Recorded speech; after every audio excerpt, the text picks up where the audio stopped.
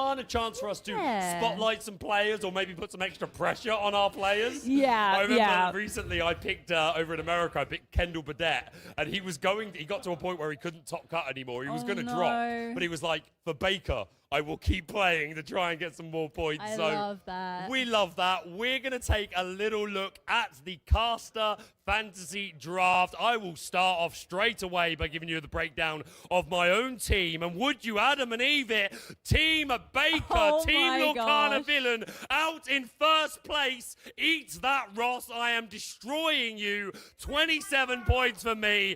What a team here. I got Jake, Quincy, a very accomplished player from the UK, already qualified for the North American Championships, courtesy of DLC Richmond, with a very, very impressive showing. Jake Quincy, someone I think this could be his breakout year. I've got Artabax. We showed him a little earlier, a legend among the community. The king has returned, the original king of Emerald Amethyst, but today playing some Amethyst Steel. We already had him on feature match. I know Artabax is going to have an incredible day. I've also got Atlantis. I've gone on record before, Jen, the greatest female player in Europe. And I think it's important to highlight the female community. We have some incredible players in Lorcana. So I'm very, very happy to have Atlantis over there. I've also got another wonderful lady. We've got Asker here. She has been putting in some incredible work over the course of Season 2, and I fully believe she will be one of the first qualified for the World Championship. And finally,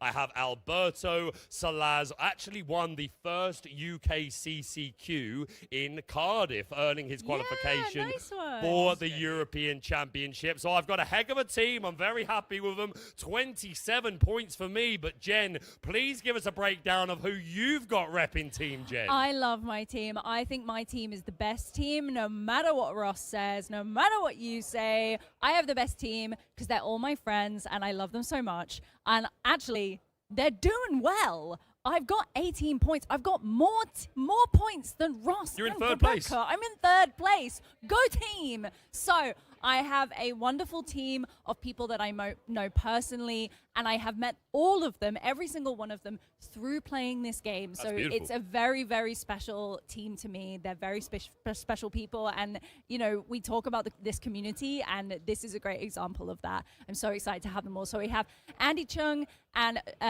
Dominic Critchley, who we featured Dominic on the feature table at Wakefield CCQ in the UK, which I casted near the end of last year. And they're both, I put them together because in my head, they're like a pair. I always see them together, but they also are both fierce players who love playing weird decks. And I love it because they play these really weird rogue decks that are really, really fun and interesting, but they also actually like do well with them. Winning in style. Exactly, It. And they are both, I don't know what Andy's playing this weekend. I know what Dom's playing. I'm not going to say it. I know what Dom's playing. Don't out him. But neither of them are playing, I think neither of them are playing their like standard Ruby Sapphire decks. They both have an affinity for Ruby Sapphire, but I don't think they're playing that. Then we have Donald Mack, another friend of mine. All of these friends are from the southeast of England, so we all know each other, and it's great. Donald Mack, who is just a wonderful person, and he gives these little like I think they're called adorables. He gives them all to the people he meets who play the game. You showed me one the other night. They were super cute. Yeah, he gave me a Benja when I first met him because I was playing the Steel Benja, and then he gave me a Hercules recently. Not Hercules. He gave me Meg, and he gave my partner James a Hercules. That's super cute. Yeah, Love that super for cure. you. And then I have Ginny Jones and Neve Stewart, who are both fierce women in this game. They're so great, and I'm really, really excited to see how they do. I feel bad because I tried not to tell any of them because you said you put the pressure on. I didn't want to tell them all that I had chosen them for my team, that they all found out, I think, one way or another. There's group chats and all sorts, and I think they found out. But I said, like, I have you guys on my team because I have faith in you, and I love you, and I don't want you to feel the pressure. Just play and have fun. But yeah, I love my team. I love that. And from one end to the other, you picking your closest friends and family, Ross going for all stats, I know. all accomplished players in Lorcana. You can't knock him for picking first round the Disney Lorcana World Champion DKP. A first round draft for Ross. Unfortunately, DKP taking a round 1 loss, but we know this is a very skilled player. I'm sure he's going to do his best to claw his way back. Also, Illy, a previous Disney Lorcana Challenge champion from Season 1. We've got Reese there, who came second at the first ever DLC in Lille, losing to Frank Karsten, and then top Swiss at the European Championship. So another very accomplished player. Also, Lucas, another player very well known in the community, a Worlds player. And at the bottom there, we have Johan Tecker. So Team Ross looking pretty stacked. Jen, give me a breakdown of another team here. Who takes your eye? Who takes your fancy? So I like Kim's team. Okay, let's hear about so it. she got Justice, who I know personally. I met him first time I met him. He lent me some cards that I needed for a He's deck. a great guy. So yeah, he's just a lovely person and a really, really good player. She's got Autumn Burchett, who do you know much about? I do her. She's wonderful. I'm not as I'm not as fluent, let's be honest. I lose track. I'm bad with names. But anyway, but Luke Smythe I do know. And we saw him recently at Le Leicester CCQ in the UK, and he was on the feature table. He did really well. Love that. And then we got Jeff Harley and Ryan Walker as well. Again, players, well-known players that have been performing really, really well. Yes. Another stacked team for Kim. She's in second place with 21 points. And then very quickly, just to round us off, because we want to throw over to our next match, of course, my co-host, Team Rebecca, Fumbles, a clear breakout star of the year. Angelina, another incredibly talented female player. Harold, Cree Gunning, also known as Cower. She stole him She from stole me. him from you. He was Alex mine. Kirk. And then Team Spessie's got Zan Zayed, Jacob Great. Frank, Dezenum, William Chong, and Vanessa, someone very close to Mr. Joe Curley. So, yeah, an incredible looking team. That's the roundup for our Caster Fantasy Draft for the Friday. We'll be keeping an eye on that. I hope I'm going to come out victorious this time. And, of course, we've got new teams for tomorrow for the Saturday portion of our DLC. Exciting. But, yeah, that's just a little breakdown of the Caster Fantasy Draft. Team Baker, Team Villain is taking it home this time. You heard it here first. But we've got more Disney Lorcana action. Casters, I hope you're ready. We're throwing it over to you. 3 Disney Lorcana Challenge champions. 3 top 8 finishes in the Disney Lorcana World Championships. 1 actual world champion. What am I describing, Joe? That would be the team that's joint bottom of the Caster Fantasy Draft right now. My team. I'm so happy with and I'm telling you right now, I ain't telling you my Saturday draft yet. I'm not ruining the surprise. I'm telling you my Saturday draft is almost as stacked as my Friday draft. We can worry more about that later. Right now, we've got round 4 action and a fantastic Judy Hopps hat. We've got Fumbles and we've got Mick 25. And we are getting ready for round 4 action here at the Disney Lorcana Challenge in Ghent with myself, Ross, and the lovely Joe. Hey, Joe. Great to be here, Ross. Hi, Ross. We've got 2 players on 9 points, which means a record of 3 wins and 0 losses up to this point. France and America, so 2 players representing different continents here, and also both players on Amethyst, but we've got Mick 25 on Amethyst with Steel, and Fumbles on the Amber and Amethyst deck, which is one I'm really excited to see this weekend. It was my rogue pick to win the whole tournament. I always like going for a slightly off-meta pick, but I think it's a deck which has some of the most untapped potential in the game. So very, very excited to see what kind of build this will be. You expect to see Grandmother Willows. Do you see Raging Storm? Do you ever see the Monstro combo? All those are things I'm excited to find out, Ross. While we saw it in the last round and it did look pretty tidy, maybe we can see it 2 rounds in a row doing quite well. And honestly, anyone that's rocking that hat on stream, I'm kind of inclined to cheer for them, honestly. Yeah, that's impressive, especially with the headphones on as well. It's no easy feat, but I appreciate them sticking to it. That is quite some hat. I think I might need to get one myself. And a matching hoodie as well. Visit Zootopia. I saw that sitting down there. So we have gone through the alter phase here where players get a chance to put cards back and redraw them. That means we are rolling here. Round 4 action, the Disney Lorcana Challenge Ghent. And Fumbles there. We are inking a Rafiki Mystical Fighter and playing an Eilon Wee Princess of Ilir. Yep. That's right, and she is very similar to Basil, which we know from Sapphire, 2-1 with support. Definitely look out for the world's greatest criminal mind as Mick inks the Olaf and plays the Diablo Obedient Raven. Yeah, this is the support character on turn 1. Doesn't seem too daunting, but when you combine it with the Amber, World's Greatest Criminal Mind, you can get some really good value out of this card. We did see that previously. My favorite player of the weekend so far, Tigger, bouncing all the way, does get inked. Mowgli Man Cub comes down. Now, the good news is Mix C25 does get a choice of what to discard. The bad news is there's only one target, so it has to be Strength of a Raging Fire. Yeah, and often that first turn ink is one of the toughest decisions in Disney Lorcana trading card game. And Mick decided not to ink that Strength of a Raging Fire, but instead going for that Olaf, and that did open them up to this Mowgli punishing them. So Fumbles with a really good start to this game with that Mowgli, getting rid of that Strength of a Raging Fire, which is, of course, one of the most powerful song cards in Disney Lorcana. Yeah, it's absolutely phenomenal. Does 1 damage to one of your opponent's characters for each character you've got in play. So if you've got 4 characters, you deal 4 damage. Wonderful. We get Captain Hook, Forceful Duelist gets inked. And one of my favorite cards, Calhoun, Marine Sergeant. If you can challenge and take out a character with this, gain 2 lore, no big deal. Yeah, being able to challenge while gaining lore is a really good way to catch up in the game, particularly when going second, as we see Fumbles inking the library and playing down that Cheshire Cat. But of course, exerting any characters now when Calhoun is staring you down is definitely a little bit risky. It's going to be Mowgli challenging the Diablo, but that does mean that Calhoun is surely going to be challenging this next turn. I feel very confident Calhoun is going to be going after Mowgli, and frankly, I think if it came down to it, if they did have a challenge, I think Calhoun could beat Mowgli. I mean, canonically, that would make sense. Regardless, we're back over to Mick. We are making our ink decision right now. It's going to be, I can't see it, it's at the wrong angle. Yeah, and Ross, this Cheshire Cat is so good against Calhoun, as we do see the giant cobra being inked. Yes. And here we see the Lexington small in stature coming down with alert.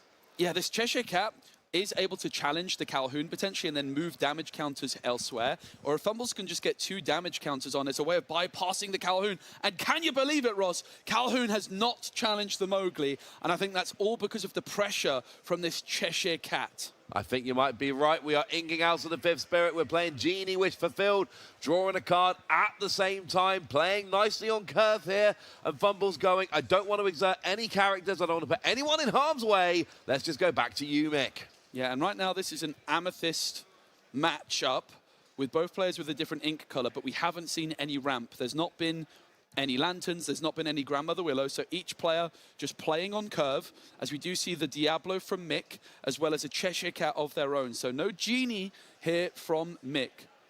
No, just see Diablo, Obedient Raven, Cheshire Cat, inexplicable, good cards in their own right, but like you say, not maybe what we were looking for. We pass back over the Fumbles here.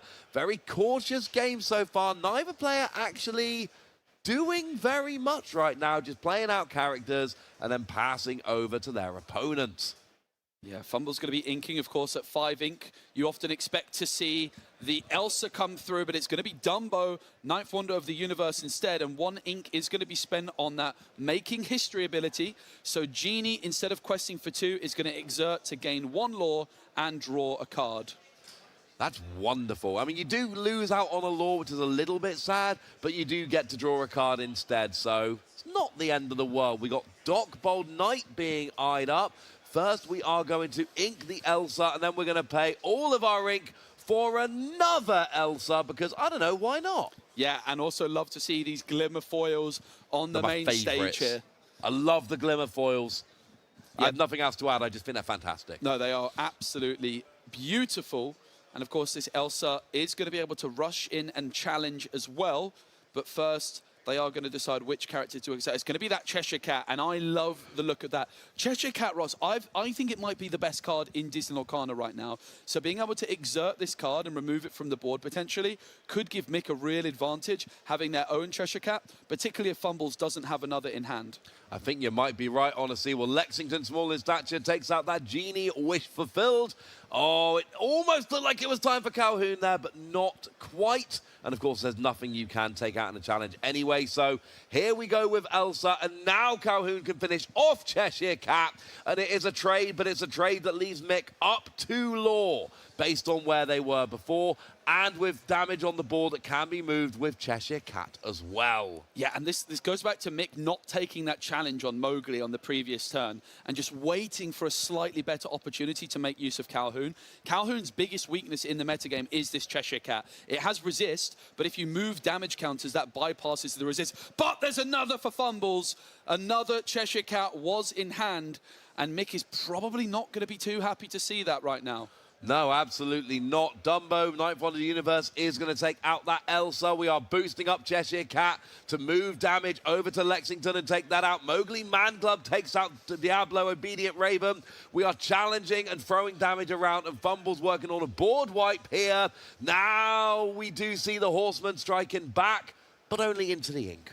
Yeah, and it's back on over to Mick with just a Cheshire Cat inexplicable left standing, which is quite remarkable considering the amount of characters they had in the previous turn. Fumbles with that second Cheshire Cat making a real splash. And Mick now, the pressure is back on them to try and answer this board for Fumbles. It's 4 lore to 2. It's very early days in terms of lore. Really, at the moment, the players are fighting for board control. Well, there's an Iago Giant Spectral Parrot, which is going to help. And then we just pass back over to Fumbles. They've done an excellent job the last couple turns, really clearing Mick's board. Do they have anything they can do here with active characters, not exerted?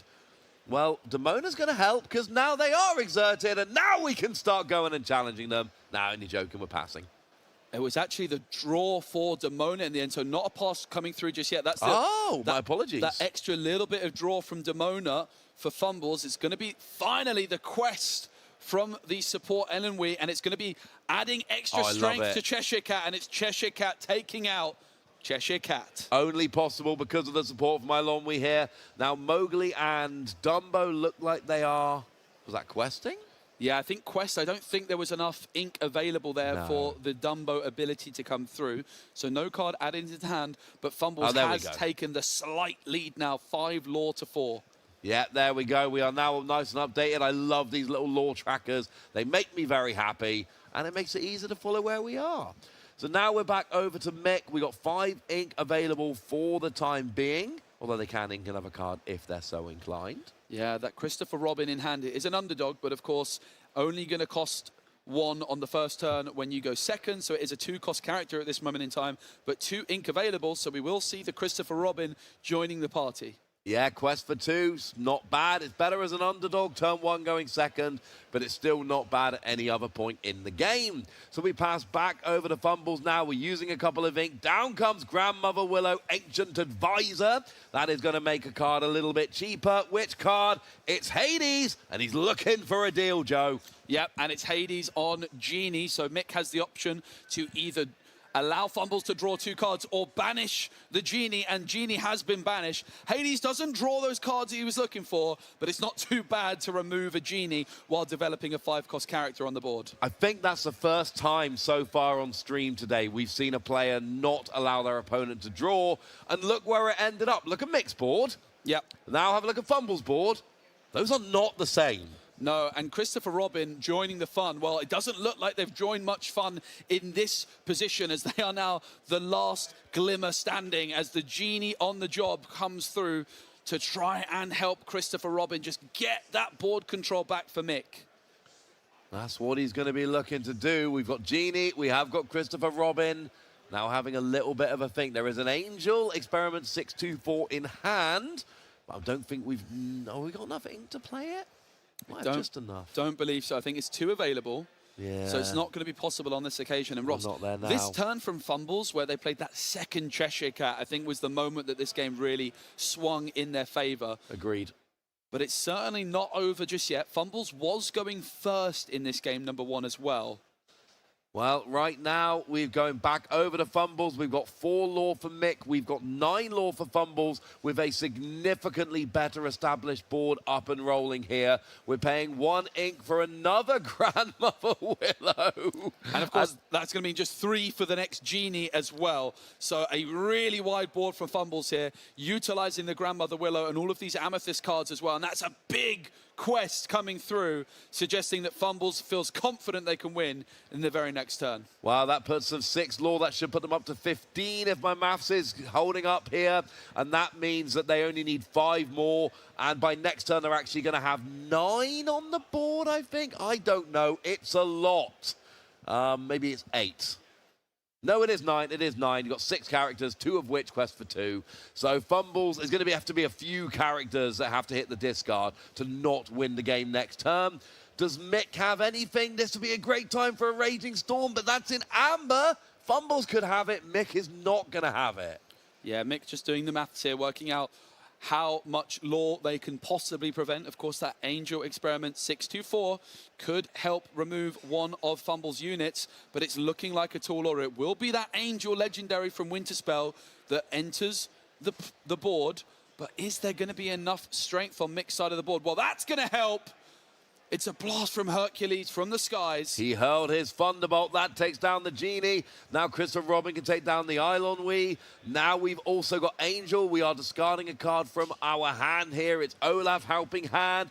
And that is going to take down the Grandmother Willow. 1, 2, 3, 4, 5. It's not enough, though. There's still 5 law available on Fumbles' side of the board, so he should here be able to just quest, and that is going to give game 1 to Fumbles. They are up 1-0 in round 4 here at the Disney Lorcana Challenge in Ghent, and I'm starting to become an Amethyst Amber believer. Well, maybe you should have considered predicting it to win the tournament, Ross. I still think Dogs is going to win. Yeah, I think that's fair. I think that's very fair.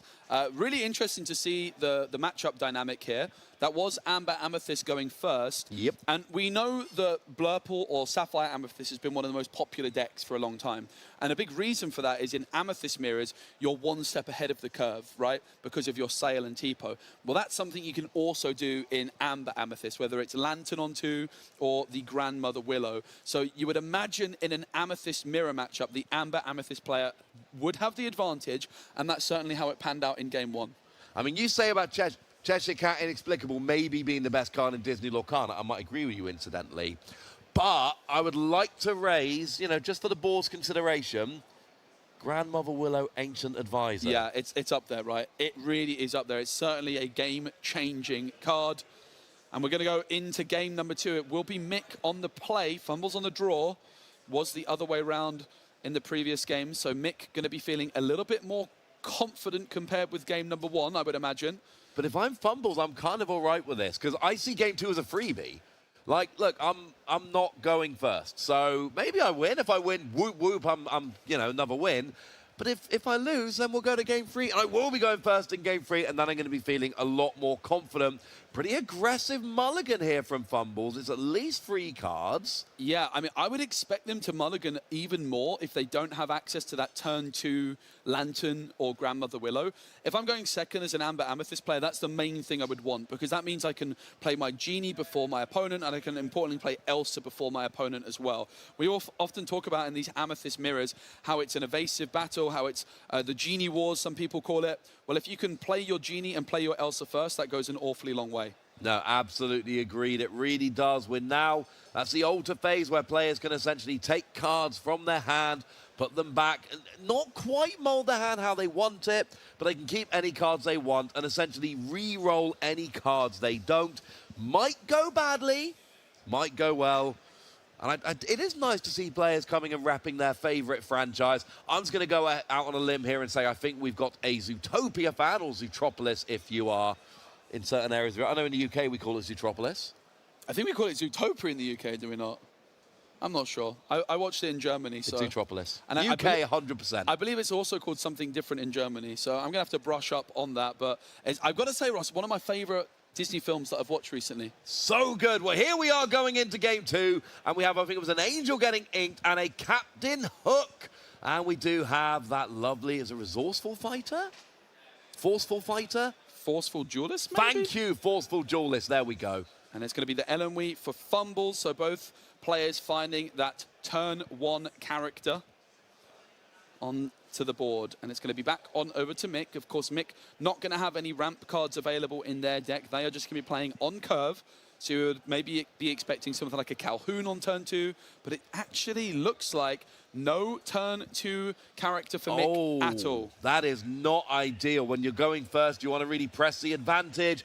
Never Captain Hook Forceful Duelist goes into the ink, but unfortunately nothing to use the ink for. We see a Demona getting ink there for Fumbles. They do have a turn 2 play. It is Mowgli Man Cub. Is there anything you can hit?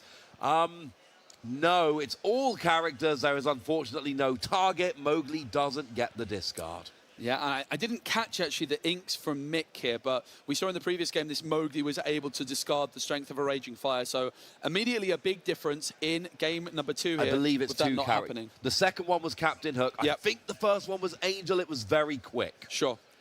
Back on over to Mick for their 3rd turn. Of course, can ink and go up to 3 ink. Fumbles didn't find that Grandmother Willow on turn number 2. Perhaps they did, but decided not to play it if that's the case. So I would imagine if they had it in hand, they probably would have played it. They probably would, unless there's something you really desperately want to hit with Mowgli, which I don't think at this point of the game there is. So over to Mick then, we've got an opportunity to ink up to 3. You imagine they're probably going to take it.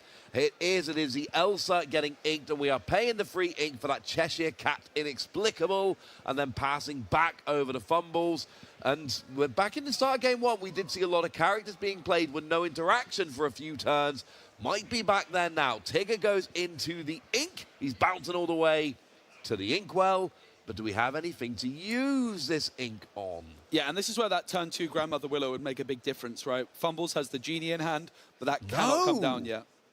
So we saw Mick did miss the turn 2 play, but Fumbles missed the turn 3 play here. Mick gets the first Genie, even though they're not playing any of these cards like Grandmother Willow that can accelerate those characters coming into play. And now it's Genie, Cheshire Cat, and Captain Hook for Mick. Fumbles with Mowgli and Eilon Wee. It's not a very threatening board right now, and it seems like we're just questing for 2 with Mick here, and then passing back over to Fumbles. Yep, Genie on the job for Mick. You would expect it's going to be the same for Fumbles. And it always comes back down to those mulligans, right? Could these players maybe in this position think, I just wish I was mulliganing 1 or 2 extra cards? The thing with the altar phase in Dishonored Arcana is you don't know if you've made the right altar until after you've already done it. No, You're kind of in an impossible position sometimes. But there comes the Genie on the job. It's a Genie on each side of the board, and it passes back on over to Mick. 2 law to 0 in Mick's favor currently. The problem here is that Mick can now kind of challenge Genie into Genie. Oh, I've done 2, you've done 2. Wait, what if I throw the 2 back at you with Cheshire Cat? Then I've got no damage on and you have been banished. Like you say, getting that first Genie down, pretty gosh darned big deal. But is that where we want to go? We're going to... Oh, we're not paying 4 ink. I thought we were paying 4 ink, Joe. It looked like it for a minute, but Mick just considering their options. I can see Strength of a Raging Fire in hand. It's going to be Cheshire Cat into the ink. It will be Elsa, but not going to be able to boost the Cheshire Cat this turn. They're going to need 2 more ink. So they actually go for the Exert on the Elenwee instead, and leaving that Genie on the job ready. But it's going to be Strength instead from the Cheshire Cat. Genie on the job and Captain Hook. Quest for 3. And that is a big moment in this game for Mick. Absolutely huge. Strength of a Raging Fire with 4 characters down, deals 4 damage, like hurling a Thunderbolt. We do see the Horseman striking back, taking out that evasive Genie. So Fumbles is striking back literally and figuratively. And now we get the Grandmother Willow. Little bit later than planned, but better late than never, as they say. We see another ink coming down. I'm afraid I didn't catch what it was. And now we are in a much better position. Mowgli Man Cub is going to be questing, just getting Fumbles 1 more. Actually, no, his first law of the game, I believe. Yeah, and also worth noting that Fumbles did spend that 2 ink, which is still ready. That was spent 3 ink on the Horseman Strikes Back, and then 2 on the Grandmother Willow. It was not exerted, but it has been spent, just to clear that up. Fumbles would have been able to play a 1-cost character still after the Grandmother Willow, but that was not forthcoming. So Mick, 5 law to 0 ahead. Can they really press their advantage here with another Genie? Well, they got the Genie down. Did Fumbles not quest with Mowgli? I think so. Because there's no laws come up on Fumbles' side yet. That should be on 1 law, presumably. Yeah, I think you're right. Hopefully that will get fixed in just a moment. For now, we've got Mick there. He's having a good think, but he's already got a Genie, and he's got an Elsa, and he's got a Cheshire Cat, and he's got a Captain Hook. It is a nice board of glimmers coming out there. Angel hits the ink. That might be the second one of the game. I'm tracking that one. And then we do just see Captain Hook taking out the Mowgli there. Yeah, and then a quest from Elsa, a quest from the Cheshire Cat as well. Mick very much pressing their advantage. We have got that one lore on the board now for Fumbles from that Mowgli quest the previous turn. So it's 7 lore to 1 in favour of Mick as play passes back on over to Fumbles. I'm glad that lore came in, because the Mowgli being exerted meant he got challenged and removed. Would have been bad to get nothing from it. Finders, keepers, just a flat draw 3 cards. It is one we see starting to creep into decks lately. One we actually revealed on a Season 1 Disney Lorcana challenge. Nice little bit of trivia for people. Yep, and Fumbles has only 1 ink available, but the Grandmother Willow, and it gets a take back, just asks if they can, and the judge, I think, confirms the lore guide, my mistake, and it's going to be Mowgli for just 1 ink coming down, thanks to the Grandmother Willow.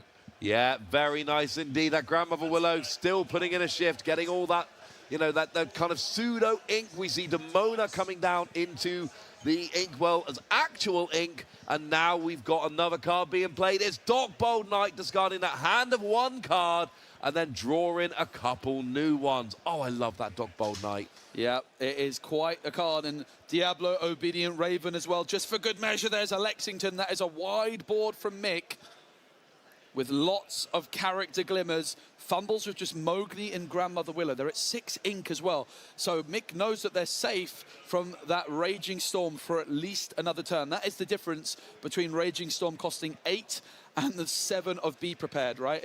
If Raging Storm cost 7, Mick probably wouldn't feel so comfortable going this wide at this stage. Well, we do have the Horseman Strikes Back taking out that Genie. I believe we've still got game on board. Wow. Oh, but they never come back. It's a bit of a lie. They actually come back after 1 turn. But they don't come back for now, and this is what Fumbles needed to do. You take out the Genie, you take out the Captain Hook, the challenge from Mowgli. 2 characters will remain exerted by virtue of that action card. They never come back. They will not ready up at the end of the turn, and that means that Mick has gone from, hey, I can challenge, quest to win the game, to, I can get like 3 lore. Ross, this was my favourite play I've seen so far in day 1 of the Disney Lorcana Challenge in Ghent, because Fumbles has just bought themselves 1 extra turn. We talked about, okay, they can't go for the Raging Storm just yet, like they would have been able to if it was Be Prepared, but they just bought themselves an extra turn. The Horseman Strikes Back removes 2 lore from the board on the Genie. They never come back, slows Mick down as well. And you say they might come back, well, not if they get lost in the Raging Storm. Then I will accept that they do, in fact, never come back. So, are we going to see it? We ink straight away. It is a Tigger. We are questing. That's often a precursor to a Raging Storm. And that is going to take every character out. Mick had a phenomenal board built up. It is all for nothing. Fumbles does lose a couple of smaller characters that have already quested, but that hurt Mick. But he does get the first chance to rebuild his board now. Yeah, which is so important. Again, if you think about Be Prepared, you think about the synergy it had with Scrooge McDuck's Manors and Queen's Castles. Well, there's no locations in play here for Fumbles. So Mick refilling the board first, but you also have to be careful not to overextend into a second Raging Storm. Yeah, back-to-back Raging Storm, always a fun play. Tigger is going to bounce. Well, we do actually have a library here, and Tigger has bounced all the way over into that library and just kind of set up shop, having a bit of a read. I like that one, Ross. I'll give you that one. That was good. Elsa, 5th Spirit, the last glimmer for Mick, but a few more available in hand. The library with 8 willpower is not going to be easy to deal with. It is a 15 lore to 4 lead for Mick, though. Mick's just looking to close out the game quickly, and Fumbles is just trying to deny every single lore. So Mick could challenge the library, but unsurprisingly, now just moves to 4 lore away as play passes back on over to Fumbles, gets that lore for the library, of course. Yeah, that is going to, passive lore is going to tick up 1 at a time. Fumbles is very far behind here. 12 lore needs to be made up. It is far from ideal, but all it's going to take is just a little bit of this. To play Elsa 5th Spirit, and then Tigger can go and take out Christopher Robin. Then we can maybe work on getting rid of that Elsa. There's a little bit of damage. It's not enough yet, but now we can move Elsa into the library. It's a book club going on, but can they find the answers in the library? Because Fumbles is still quite far behind. Mick can go up to 17 lore this turn. Yeah, Elsa with 2 damage counters, or both Elsas with 2 damage counters. Tigger also with 1. So it would be very interesting if some Cheshire Cats are in play. It looks like 2 cards in hand for Fumbles, but that could, of course, increase quite quickly with the library. And for Mick, the big question here is, do I think they have a Raging Storm in hand? And at some point, you just have to say, if they have a Raging Storm in hand, I accept that I lose. And sometimes you just have to play into it anyway. And this is like a really key decision point for Mick. They say, do I respect the Raging Storm? But look, Mick's got the Giant Cobra in hand, Ross. That gives them 2 Law reach potentially. So they're going to go for... He hurled his Thunderbolt, takes out the Tigger. But that's a card drawn for Fumbles. That is a card drawn because the character got banished when in the library. They do get that extra card. And right, so right now, game is not on board for Mick. There's only 2 Law available, 1 for Calhoun and 1 for Elsa. What has Fumbles got here? We really want more keep away, more board control. Hades goes into the ink. Can Fumbles play around the Giant Cobra? There's the Raging Storm again! And that is going to wipe the board except for the library, which means Fumbles draws a card. And Mick is 3 Law away, but they have 2 Law reach in hand with that Giant Cobra. But of course, the Giant Cobra, in order to trigger the ability, you need to discard a card. And I think, was it a Strength of a Raging Fire drawn by Mick? I think it may well have been. So Mick, forced to go for the Cobra, gets to 19. They are 1 Law away. But Fumbles, therefore, has to deal with this Giant Cobra. It is an illusion. It has the Vanish ability. Can Fumbles remove the Cobra from the board? I think it has to. If Fumbles does not get rid of the Cobra, that's it. That is game. We will be going to a game 3. We are inking that Cheshire Cat. We are then going for the Elsa, resting down the Cobra. This will not be enough. But Cheshire Cat, wow, basically free to do whatever he wants. Dumbo, 9th Wonder of the Universe, Genie Wish fulfilled. Could Fumbles make this phenomenal comeback here? It could be happening. And Mick also had a really interesting decision to go for the song there, when they could have just kept it in hand and tried to draw into a Giant Cobra. So it'll be really interesting, depending on what Mick draws here. They might just hold it in hand in case they top deck the Giant Cobra. It's going to be Calhoun. They go for it. Now, Fumbles, if they have to answer this Calhoun, Ross, do they have another answer? A Cheshire Cat would do it. An Elsa would do it. But do they have access to it? Well, they're looking at something for the time being. It's a Junior Woodchuck guidebook, which tells me they do not have it, but they are trying to dig for it. Did we honestly just see Raging Storm? We did. Is there enough ink? I think there's 7 ink available. Do they have an inkable card in hand? It's going to be the triple quest for 4 Law. And then I think there's just about enough. Look at the big side, the pressure. This is not an efficient play, just to be clear. Raging Storm to get rid of a single Calhoun, not an efficient play, but Raging Storm number 3 comes down. Fumbles is hanging on by his fingertips in this game, but that might be what it takes to get over the line. Oh, wow. But it's a Demona, and now and it's not just Demona, it's also drawing 3 cards, which Mick desperately needed here. Yeah, but that library is continuing to tick along. Fumbles is going to go up to 16 Law. The library's added some more cards into hand, but suddenly Fumbles' deck doesn't have as many answers to Demona. A Cheshire Cat will not do it anymore, and Elsa won't do it anymore.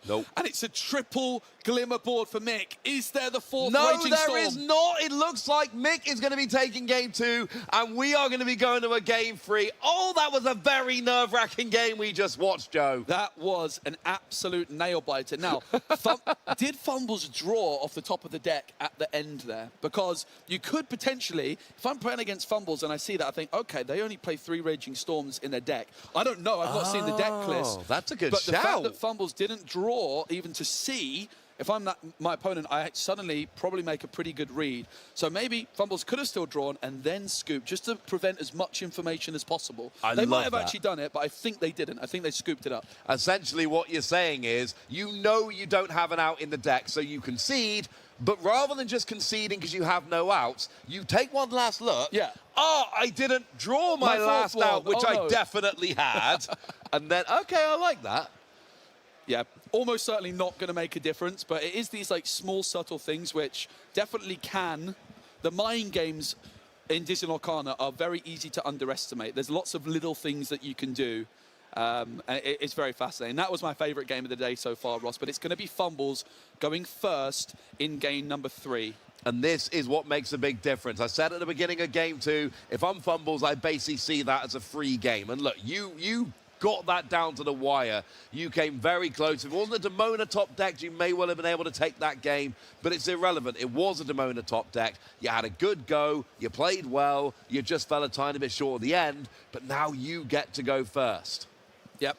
It's going to be a fascinating game, number 3. We haven't seen Fumbles hit that Grandmother Willow on turn 2 yet, have we? No, I don't believe we've seen a turn 2 Willow, so that could also make a little bit of a difference. If you can hit that and kind of have your perfect game. Here comes Finders Keepers. That's going down into the ink. Way too early to play that card. Do we have a turn 1 play for Fumbles?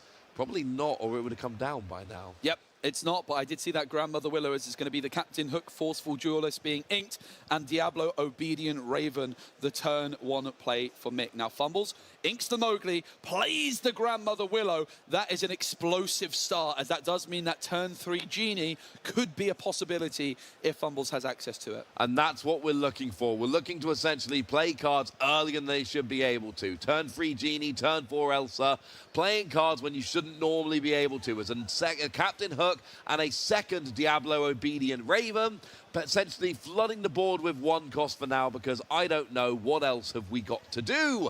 We are going to ink the Junior Woodchuck Guidebook, and it's a Tigger. Wow. It's still a 4 cost, that's not bad. That bounces the Captain Hook. Grandmother Willow takes out the Diablo Obedient Raven, and then, you know what? Yeah, not a bad little start for Fumbles here. Tigger bouncing all the way is really impressing me. It's got a great ability when it enters play, but also the stat line, 4 strength and 3 willpower, is incredibly impressive. Grandmother Willow also getting some value from that 1 strength, being able to challenge Diablo. Absolutely. Grandmother Willow been able to challenge and remove that Diablo, banish it. Good shout. Lexington, small in stature, comes down. Diablo goes and quests for 1. And then Mick is going to pass back over to Fumbles with a very slim 2-0 lead. But it is rather early in the game. Yeah, and we did see Fumbles inking that Mowgli. And we have also seen Mick liking to hold those copies of Strength of a Raging Fire in hand. With Lexington down, Mick might be trying to get a Strength of a Raging Fire through soon. So Fumbles removing those Diablos is really nullifying the potential value of that. And there comes Elsa to exert the Lexington. Tigger actually not taking the trade, though, instead leaving that Lexington, which I'm maybe a little bit surprised by, Ross, because of the potential of Lexington singing Strength.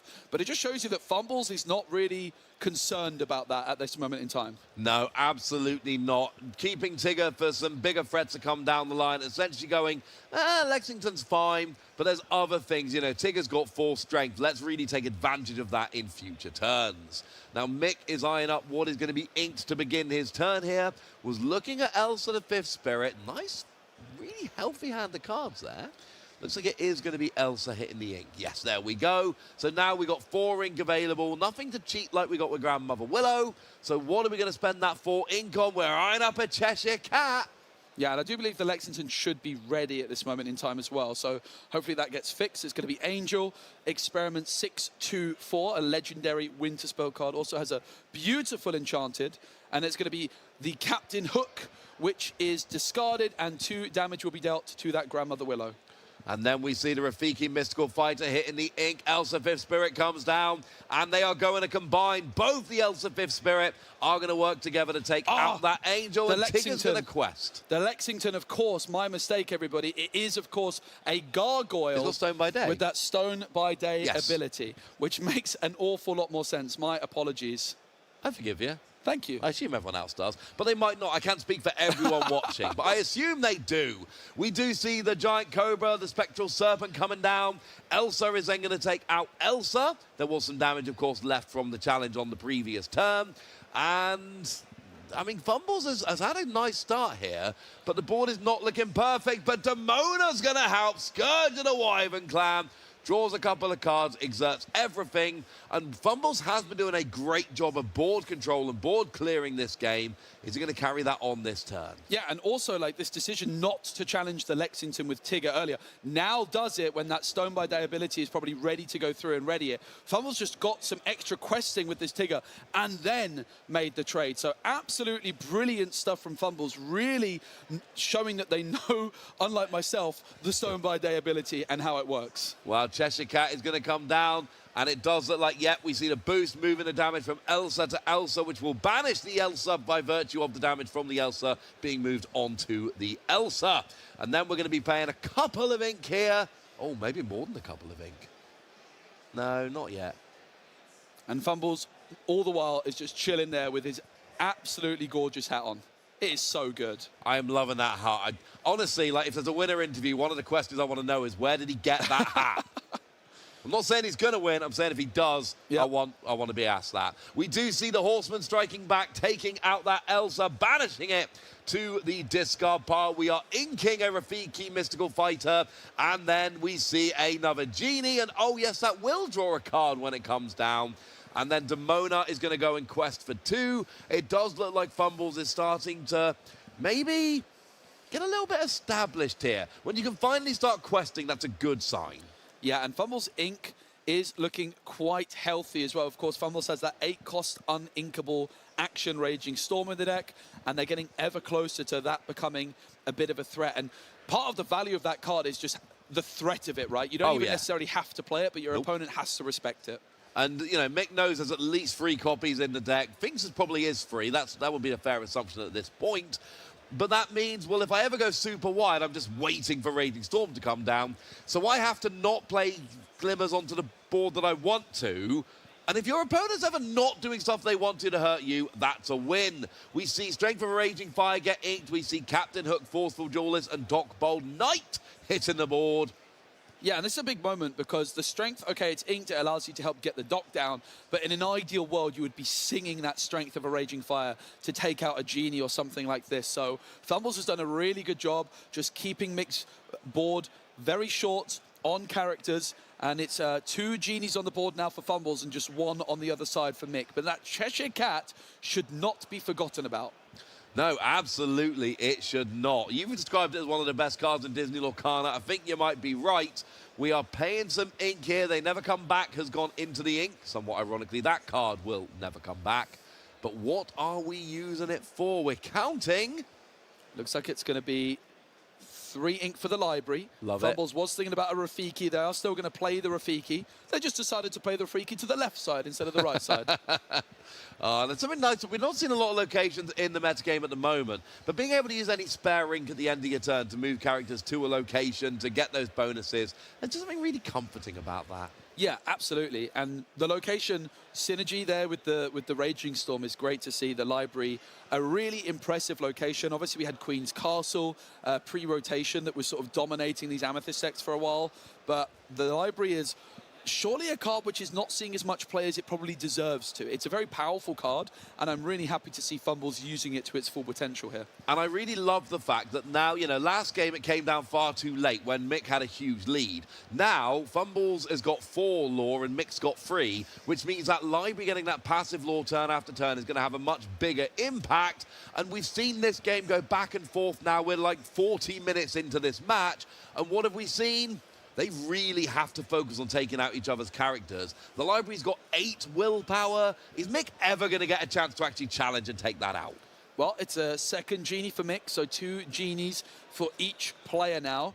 Fumbles does only have 1 card in hand, so if Mick can find a way of dealing with this library and clearing up the board, they could find themselves in a really good position with Dumbo in hand, although it looks like it might be Dumbo in ink. Yeah, Dumbo, unfortunately, is going to go into... No, it's not. It was going to. But instead, we are actually going to go playing the Giant Cobra Ghostly Serpent, and then the Dumbo is going to get discarded so that we can use that skill.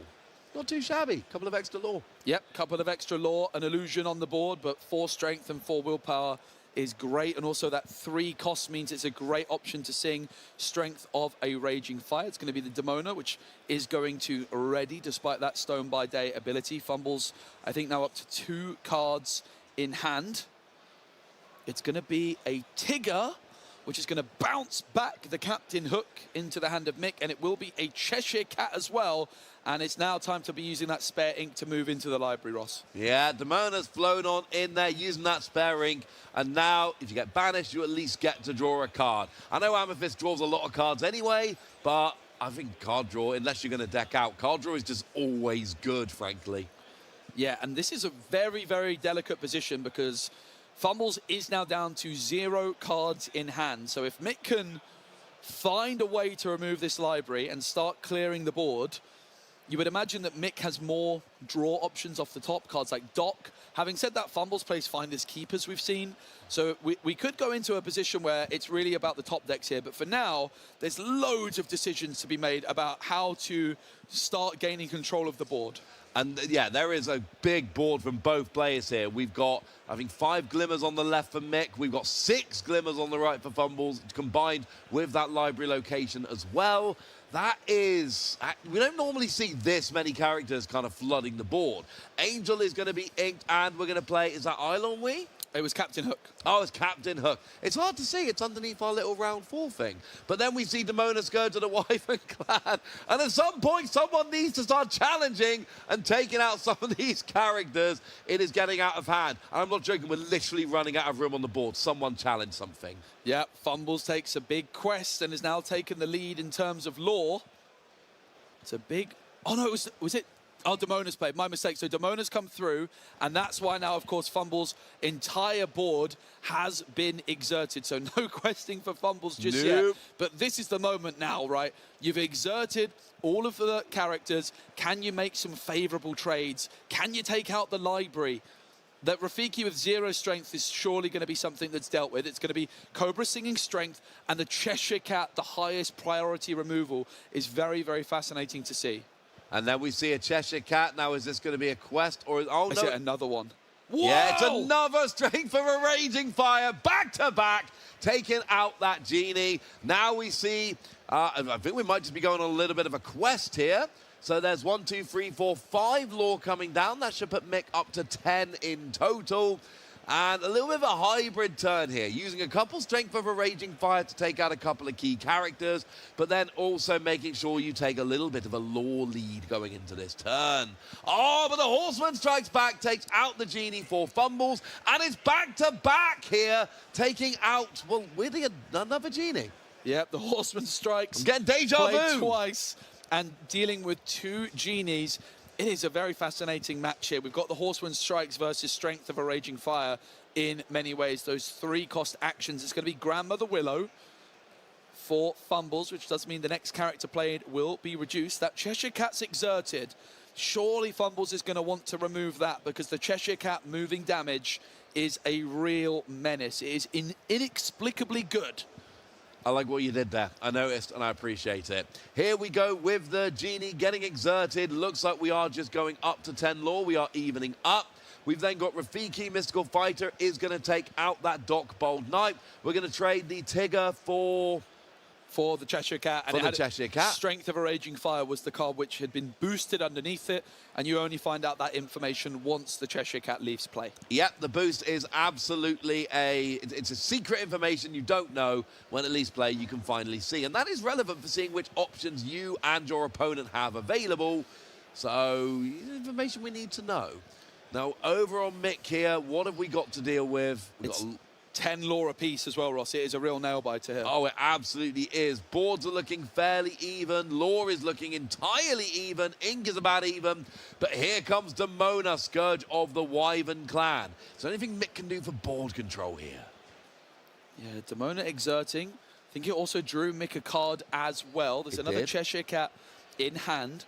That library, you haven't really seen much value from it in terms of draw, but it is just ticking away slowly in getting 1 lore every turn as well.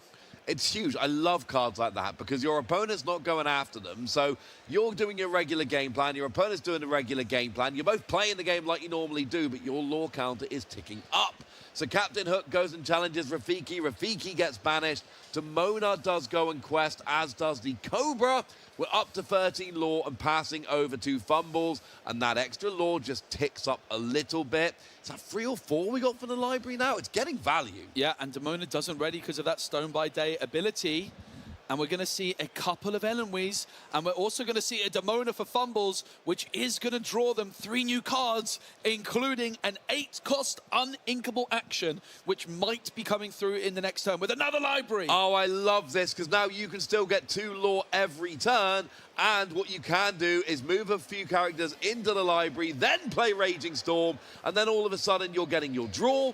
and you're getting the passive lore ticking up for the library every turn, while your opponent is getting nothing. We are a bit too close. The good news for you is Mick is not winning next turn, although they are very close. So 1 lore away on board, 2 lore away on board. Yep. There is 13 minutes left on the clock. Fumbles, instead of questing for 2 with the Genie, has to challenge the Captain Hookers. Fumbles is aware that the Giant Cobra is in mixed deck, and they need to keep them as far away from that 20 lore mark as possible. Mick also, after seeing that Demona, hasn't seen a single copy of Raging Storm in Fumbles' deck in Game 3, is surely going to be expecting that it's very likely to be in Fumbles' hand. So it's one of those positions again. Do you just say, okay, I can beat Raging Storm, and you do lots of calculating at this moment. If I play this card and a Raging Storm, can I win? If the answer is no, the key thing to do in that position is just say, I hope they don't have it, and if they don't have it, I find an opportunity to win. It is incredibly delicately poised right now, and really Mick is the one that's having to answer all the questions, and Fumbles can respond to what Mick does in this position. And that's where you want to be. I've got to point out those 2 Demona not being made ready again because of that Stone by Date. That is absolutely huge. Could have gone up to 18 lore, which means the Giant Cobra then wins the game. But unfortunately, because of that Stone by Day ability, they both remain exerted, and that means that you're too far away. Elsa 5th Spirit does hit the board here, though. Yeah, the Demona versus Demona is such an interesting situation, and I think Fumbles having access to that board clear, it really favors them. Demona is looking so strong in this Amber and Amethyst deck in combination with the Raging Storm, particularly when played against other players' Demonas. It is going to be a double challenge. Elsa and the Cobra taking out Demona. And now Mick just going to be like not wanting to overextend into Raging Storm, but suddenly now Fumbles just has so many characters themselves. And that's going to add up. That lore overtime is going to add up. He hurled his Thunderbolt into Genie, so that means that is banished. But the thing is, you're 3 turns away. If you do nothing else in terms to gain lore, you're 3 turns away from winning just with your 2 libraries. Could we just see the Raging Storm anyway and just closing it out with the libraries? Fumbles is just 1 lore away. Legitimately, I do like that as a plan. We see Elsa coming down. Oh, we're moving everyone into the library. Book club is in session. And the first thing we're going to deal with is that Raging Storm. And that is not only going to clear the board for both players, it's going to draw Fumbles 1, 2, 3 cards. And that passive lore is going up. We're up to 19. Fumbles will win the game next turn. The library will guarantee it. And that is how Fumbles takes a 2-game-to-1 victory. Amethyst and Amber starting to look very tasty.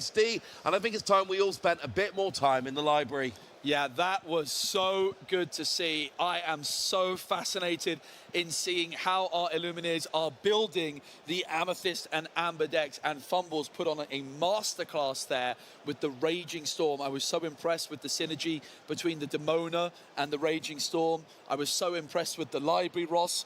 I was so impressed by the Grandmother Willow and, of course, the Horseman Strikes as well. So many amazing cards in that deck. It was my favorite match of the tournament so far. Yeah, that was an absolute nail-biter. It was back and forth. We saw some absolutely huge plays coming out over there. You know, the 3 Raging Storms in 1 game.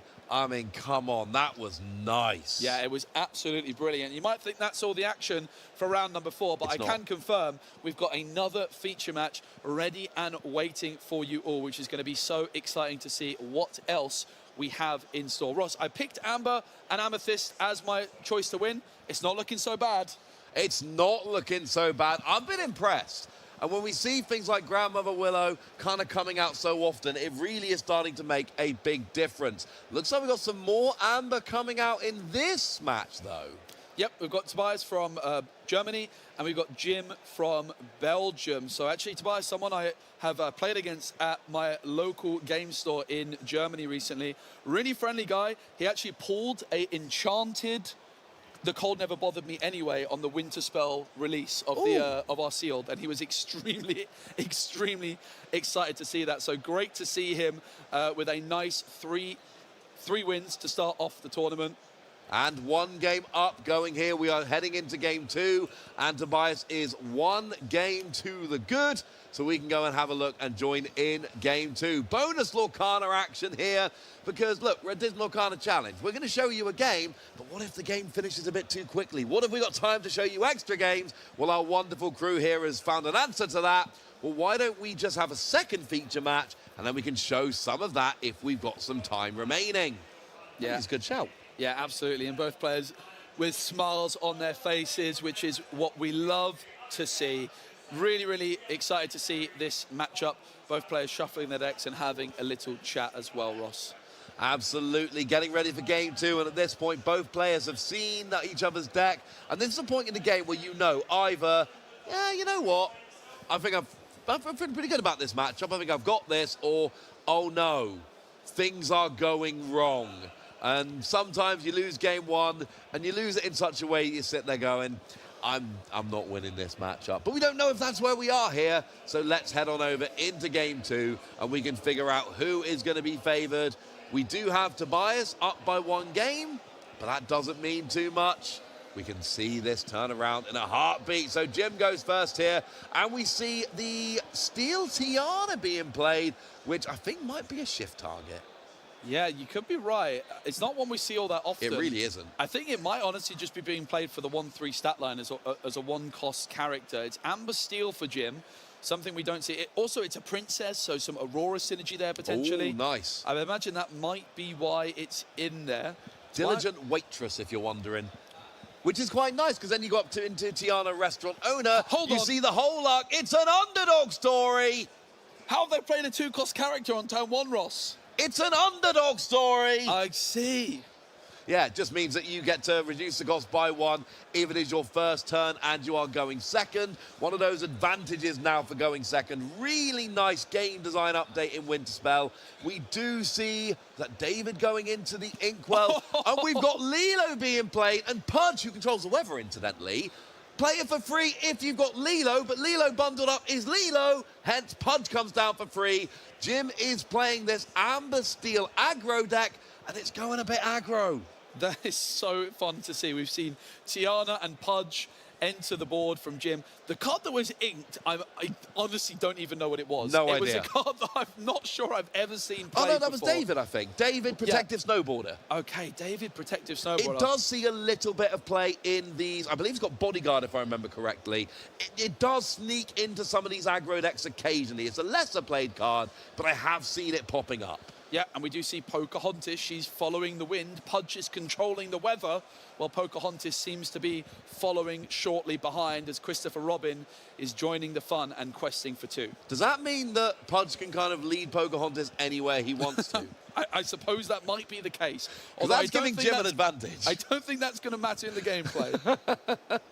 Well, we are back over to Jim. Now we see Rhino 116 Wolf, which is being... Oh, no, that's the Shift Rhino, which is being inked. And it is Tiana Restaurant Owner, which is coming down. It is a little bit of a party in Tiana's restaurant right now, and it's going quite nicely. So Rhino Power Hamster gets inked, and Tiana Restaurant Owner comes down, and you want that exerted as fast as possible. Yeah, and the David Protective Snowboarder that Jim inked on turn 2 is a 1/4 2-cost Bodyguard. So Jim decides to quest, which is interesting, because often when you have a Tiana down, at this stage, you might just decide to delay the quest for that 1 extra turn.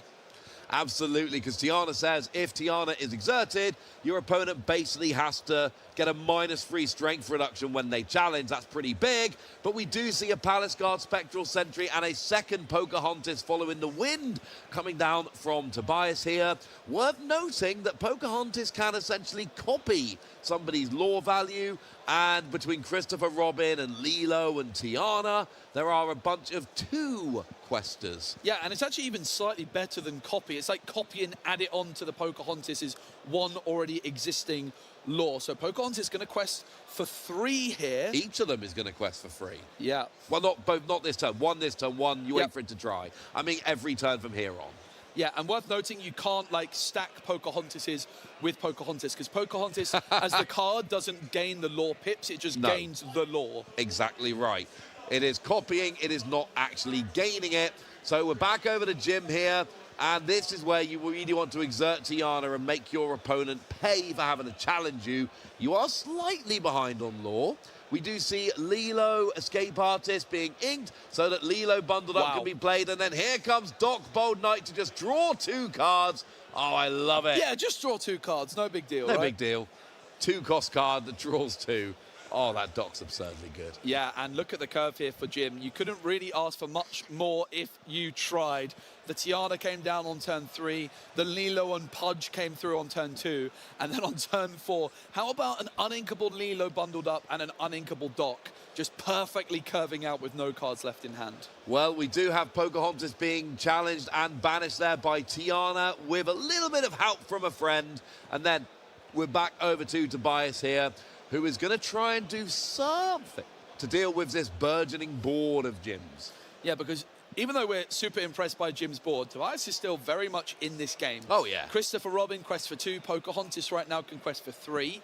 And the Palace Guard for 1. So Tobias could just decide to go down the route of questing and trying to ignore Jim. Of course, if they want to challenge, they're going to have to heavily consider the Tiana restaurant owner, giving -3 strength to anything that challenges one of your characters unless your opponent plays 3 ink. And that Lilo bundled up is also difficult to deal with, Ross, because the first time she's dealt damage, it's pretty much ignored.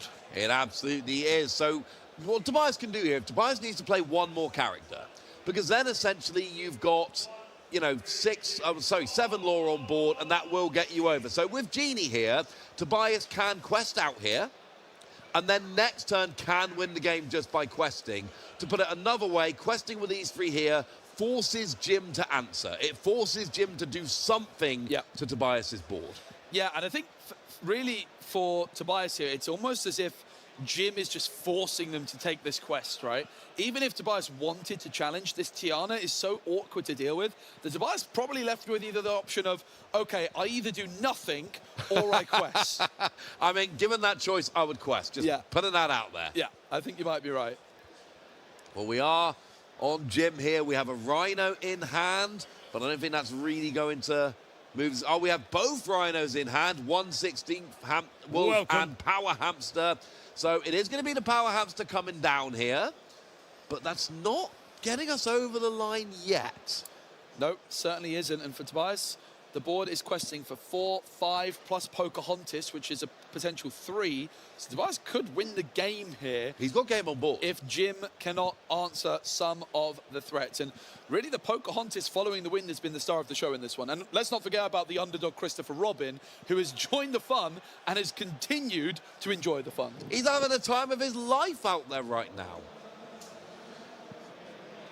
And it does seem like we are getting close to the end of this game. Here comes Tiana, and that is going to put 1 damage on Pocahontas. We then are going to take it out with Doc. We don't have game on board anymore because Pocahontas was what we needed. We would need 2, what I like to call cheeky lore. Yeah. Lore gained in a way other than by questing. And I don't believe... Well, has Tobias got anything in his deck that could do that, do you It would reckon? be the Giant Cobra. Yeah, Giant Cobra would do great here. But of course, for the Giant Cobra, you do need another card in hand. It's going to be Daisy Duck, Donald's Date, being utilized by Jim for that last sync. I mean, the fact that Tobias is really in such a good position here, despite Jim hitting this unbelievable opener, is truly impressive as Lilo bundled up quests for 2 each for a total of 4. Do we see the Giant Cobra here? That would win the game. We can go up to 18. Giant Cobra would get us from 18 up to 20. So we are questing up to 5. Now, it's worth noting, Jim does have game on board right now. So we actually do need to do something. Show me Giant Cobra. Discard a card from your hand. 2 extra lore, and Tobias takes it 2 games to 0. And it was exactly what we wanted. That big, scary snake gets us over the line, and a 2-0 victory. That was very nice. There was a really impressive way to win. Like, I looked at the curve from Jim. Amber Steel was going first in this as well. Yep. And let's think about the curve. It was a 1-drop into a Lilo bundled up plus Pudge on turn 2. Yep. Turn 3 was Pocahontas, I think. Oh, no, it was Tiana. It was Tiana, yes. And then turn 4 was a Lilo bundled up and Doc.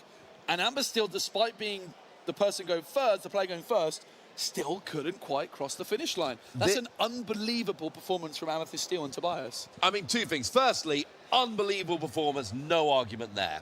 Secondly, that game backed up all of my worries about being an aggro player for so long in Disney Lorcana. There are so many games where I start going off, and because my opponent's able to take out a few characters, I'm not going to win the lore race. And this is what sets Dogs apart from all the other aggro decks. Dogs has ways to control your opponent's board a bit and give you that kind of second gear. And as much as I love Amethyst Steel aggro, I think it's a really fun Amber deck Steel to play. aggro. Thank you. Aggro Steel, Amber Steel aggro, there we go. It doesn't have that second gear. It is just aggro, and you're basically relying on Tiana to stop your opponent challenging you, which is fine. But if they can outrace you on lore, that doesn't matter. Yeah, and I think probably the key thing missing, I'm talking about how good the curve was, but Strength of a Raging Fire was nowhere to be seen. Agreed. And that's usually been that staple card for Amber and Steel as their way of taking over the mid-game, and that was really what was lacking in that one. But it was an absolutely fascinating match to watch nonetheless, Ross. What a round 4 that was. That was an excellent round 4, but look, we have winners. Seems a bit rude if we don't have a winner interview, but I think we've got a way to fix that. Disney Lorcana Challenge here in Ghent, Belgium, and I am joined by one of my favorite members of the community. I don't care, I'm just going to say it. We have the legendary Fumbles. How are you doing, my friend? Always a pleasure to see you. I have one question before anything else. Go ahead. So I have a little issue. When I pick you in a fantasy draft, nothing. But when Rebecca takes you, nothing but dubs. Do you want to explain yourself? I want you to know that's quite rude. We're aiming for 3 for 3 on day 2s. Just wanted that to be said. No, yeah, I mean, so far so good. Game plan is going according to plan. Yeah. I love to hear that. I've got to ask, I know firsthand that you test every deck under the sun. You want to know what everything does, weigh up all your pros and cons. What led you to the decision of playing Amber Amethyst today? So I want to say about a month back, I had a friend send me a similar version to this list, which is with Raging Storms and Library. Me and my friend Aaron, we tested this deck into the ground. We found it to be basically 90% into Blurple, 100%, I would even argue. Pretty good into Purple Steel, maybe like 70-30, and really good into every other thing that wasn't Dogs. So at the end of the day, that was kind of the game plan. If you could beat up on the other 85% of the room and try to dodge Dogs, that was the reason to lock it in. So. And have you dodged Dogs so far? So far, 4-0 dodge Dogs. So yeah, we're looking good. Yeah, again, it's coming. I expect it to get under the seed at least once this event. But I gave myself the cushion of at least 1 Dogs pairing, and 2 I still make day 2 kind of thing. So yeah, I think this is the kind of deck that could either win the event or die to Dogs. So. Crash and burn, but so far it's going very well for you. You make a very good case for it, having good matchups into basically every other deck in the format. Yeah. I'm not sure if there's another deck that only has like 1 bad matchup for it. Would you agree with that? Is there anything else that you considered along those lines? The spiral before this event was either pick up Dogs and feel more confident in it, which I never did, even after probably like 300 games of it. Blue-purple was my always go-to. I've played that in Richmond and Milwaukee. And then I found that blue-purple did not feel 100% into purple steel anymore. That was always my worry. And I felt like if I ran into a blue-yellow matchup or even something else, like people are expecting to be blurple when they bring their decks to this event. So it has a big target just as Dogs. So I went with kind of an underdog pick, which I believe was like 5%. So I'm pretty happy with that. Yeah, and it's working out for you so well. Can you talk us through that match you just had? Any pivotal turns that you're already thinking around in your head, or any interesting moments that you think were deciders? Game 1 went exactly as an Amethyst matchup goes when I'm on the play. You get to play Genie, Elsa, and turn sideways and kind of control the board, which is what I felt like I did. I never even inked past 6 because I never needed to. And I also drew a lot of uninks. Game 2, I think I made a lot of incorrect decisions, and that's going to probably sit with me for the rest of the day. But overall, I had a lot of outs to draw into, and I knew my opponent had a few Demonas left. I had like no Elsas left in game 2. I had like no Cats left. So I could have found something, but I felt like if I start triggering Dumbo, then I can't Raging Storm. So I put myself in a little bit of a hole there. And then game 3, it got a little scary there for a second, but once I found my first Raging Storm, I knew I won the game. So that's the plan. And then in that game 3, it did actually look like he was potentially going to turn the corner on you, Yeah. but that double horseman strikes to remove the 2 genies, is this, in your opinion, one of the reasons to be running Amber cards? Yeah, I mean, Amber is the best color into Amethyst now because of cards like Horseman Strike and Raging Storm even, because people slightly overcommit, but overall it's just a tough matchup for them because they have to play the Genie in their hand. They have to play like the Elses to attack. So either way, they're forced to play their evasives. Purple Steel has gotten a lot of evasives removed from their deck, but even then, like, you still can get the Genie and, you know, still maintain advantage. So. And I now have to turn off the professionalism and turn up the excitement because you did one of my favorite things to do in the Lugana trading card game. Wiped the board. It has been too long since I saw someone move characters to a library, Raging Storm, take the draw and just let the library stick away. That must have felt good, right? It's the best feeling in this game. Honestly, this deck was picked a lot more for vibes than anything because drawing 4 or 3 off of a library after you wipe the board is just chef's kiss. Yeah, it's great. Winning with style. So there was some talk about when Raging Storm was revealed that it was perhaps just a little bit too slow in the fact that it can't be sung, but seems to be performing very well for you. Do you think the card is a serious contender going forward in our metagame? The difference between 7 cost and 8 cost seems to be a very big difference in this game, and not being a song, which never really mattered too much with Be Prepared. But the bigger thing here is it needs to be paired with Amethyst cards, I think. Blue, we saw, was like a little bit too slow with it. Even though you have like all these big cards, you can get to it quicker, but you don't have the draw power afterwards. And where the Amethyst cards, like if I wipe the board or I play a Finder's Keepers before I wipe the board, then I redrew my hand, and I don't care how many cards I have in hand for their Demona, for example. So. Amazing. Well, it was so much fun to watch that. It was a banger of a match. I know the casters are enjoying it. Hopefully you'll enjoy watching it back. Or maybe not. You said you're already kind of punishing yourself for some misplays, but it's all learning, right? Yeah. Learning until I get to top 32, and then I could hopefully keep going, because I think I want to take this entire event. So. Absolutely, and vibes will take you the rest of the way, if nothing Maybe. else. Fumbles, my man, it's such a pleasure to always chat with you. I'm so glad to see you doing well. I'd like you to join me as we reminisce of times old, because we can't sing the El Classic anymore, but I think we can sing with our new board wipe. So we're going to say goodbye to the audience in a 3, 2, 1. Raging Storm! We'll see you soon. Well, it's always nice to have that blast of the past from Bacon out, isn't it? But such an impressive victory there, such an impressive hat, just so much good stuff going on around there. I might be being convinced. Yeah. Again, Dogs is still going to win. Yeah, I picked Amber Amethyst as my deck to win, not because I necessarily think it will win, but because I think it's got a real chance. And there's some really fun stuff going to be happening right now in the lounge before the next round, Ross. What's going on over in the lounge? Well, we just seen a bunch of drawing cards with Amethyst, so we figured we'd take that, but we turn it on its head, and we are going to be literally, I say we, I'm not doing it, we're going to be literally drawing cards.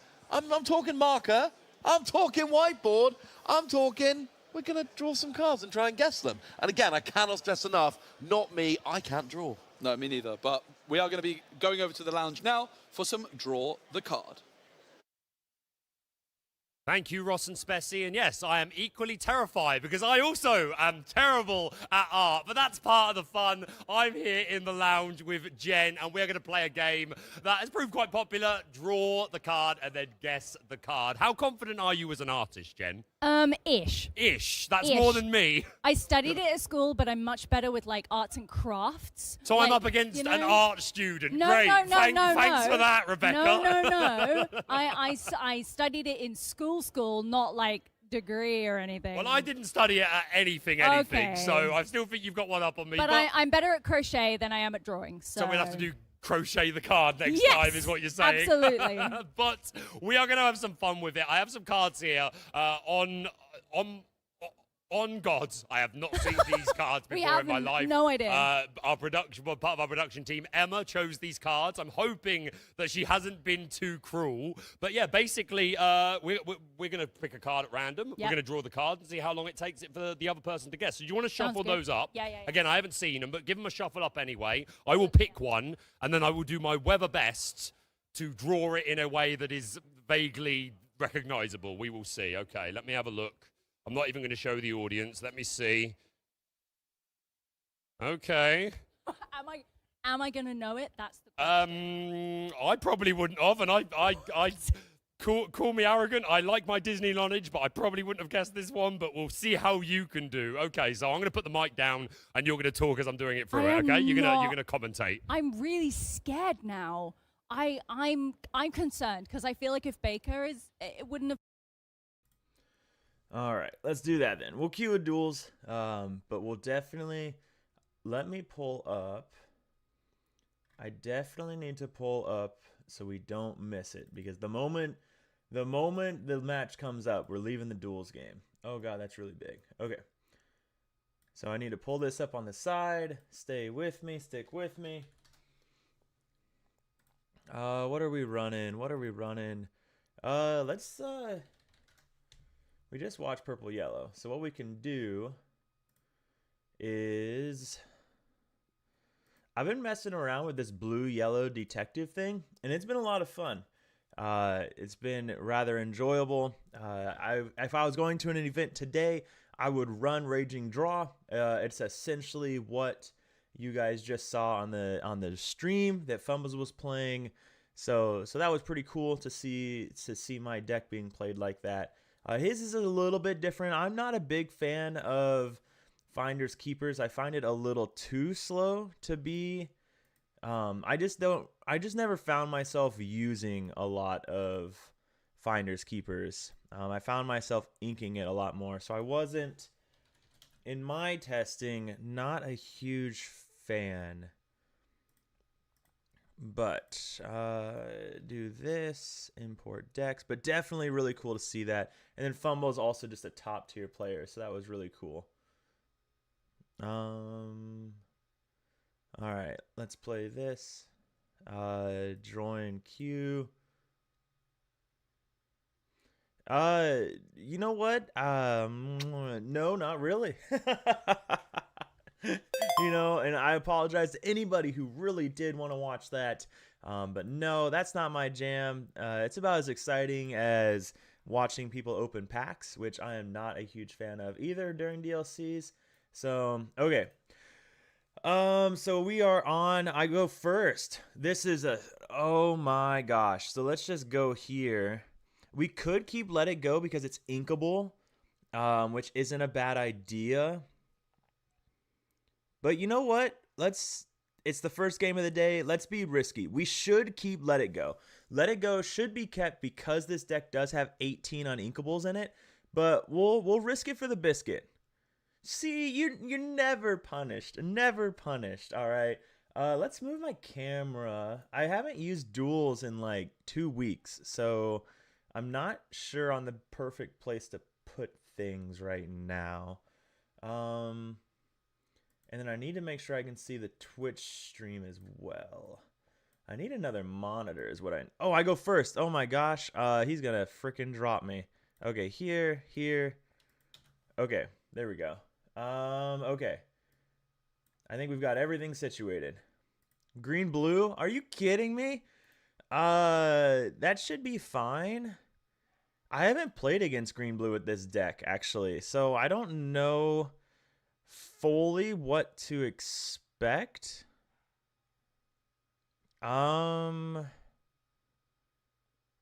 Probably I don't think it matters. We get the questing early. This is going to be interesting. We're going to ramp. That's not going to be an issue. We don't want to draw a lot of cards, and that's one thing this deck does is draw a lot of cards. So the other issue is we don't have a great way. We don't have a great way to answer. We don't need this right now, so we can go ahead and do this. Because what would he do? No, we don't need that yet. We want to save that for going into his we want to save that for when he uses Cinderella and goes into his Clarabelle turn. Donald Duck is fine. We'll go ahead do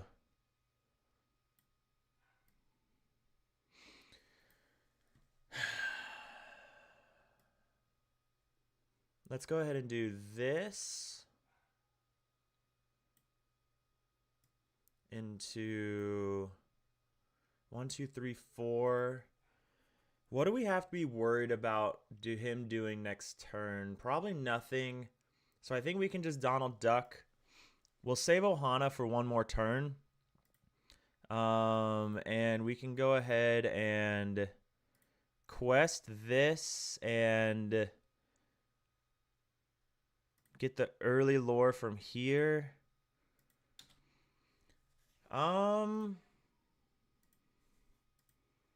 If he wants to challenge, it's fine. We'll take out the Donald Duck. For anybody that's just joining, don't worry. The DLC is still very much here. We are just chilling out. Okay, so he's going into his Clarabelle turn now. We really want to hit his You're Welcome, so we'll go ahead and knock that out. Oh, no, we're in trouble. Well, that's very unfortunate. Okay, at least we're going into our Raging Storm turn. He's going to draw so many cards, unfortunately. But it is what it is. There's really nothing we can do about that. But we can ink this. Now the question is, do we want to draw off of Chicha? And I don't think we do, because if we draw off of Chicha, that's even more card draw he's going to get. Next turn, hopefully he has to ink a Clarabelle to play You're Welcome. Oh, we're in such a rough place. So we definitely don't draw off of... Actually, what we do is we play Mickey. We resolve this. We play Nick Wild. And we ink Donald. And decline that. That feels very good. I'm very happy with that. So, because now we can go ahead and quest here. We can go ahead and quest here. We could quest to 8... But I want to force him to You're Welcome Chicha versus something else. Okay, all right. Hopefully, okay, so we decline this because he's going to You're Welcome us. He's not going to get any value off of his Clarabelles now, which is massive for us. That is so good for us. So we're losing a lot of card draw out of it, but I think we're okay to do that.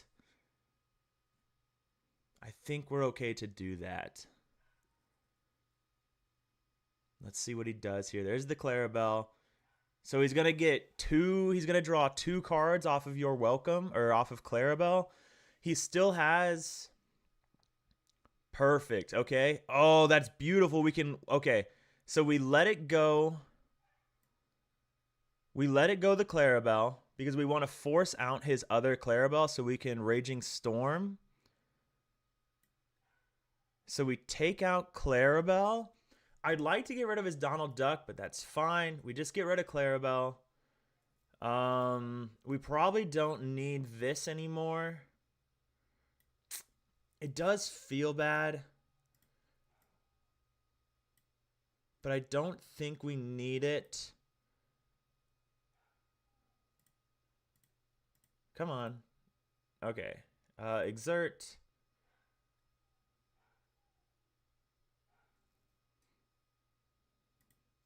We'll do this. We will draw off of Chicha this time.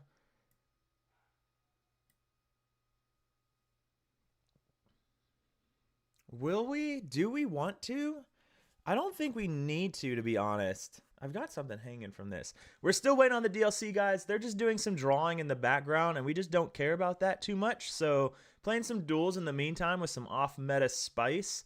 Playing green-blue with this deck for the first time, and it's interesting. He has a Clarabelle in hand. We don't know what the rest is. I think we can go ahead and decline this one. And then we can quest all the rest of it. How do you quest all now? I don't, there used to be a button to quest all, and it's gone. Where's the, okay, so we have 3 in hand. He's going to ink, play Clarabelle. We'll go ahead and decline. Where's the button for quest all? Where is it? Concede, chat, bottom left. There's no button here. Oh, wow. Okay. I don't want to Raging Storm this, but I feel like we have to. Because that's a lot. Oh, the match is coming up, guys. We'll never know how this ends. I apologize. Oh wait, quest all. There it is. Okay, the match is coming up, so we're gonna leave this game because here is the match. I hope you guys appreciate it and enjoyed the game. Let's see what we're doing.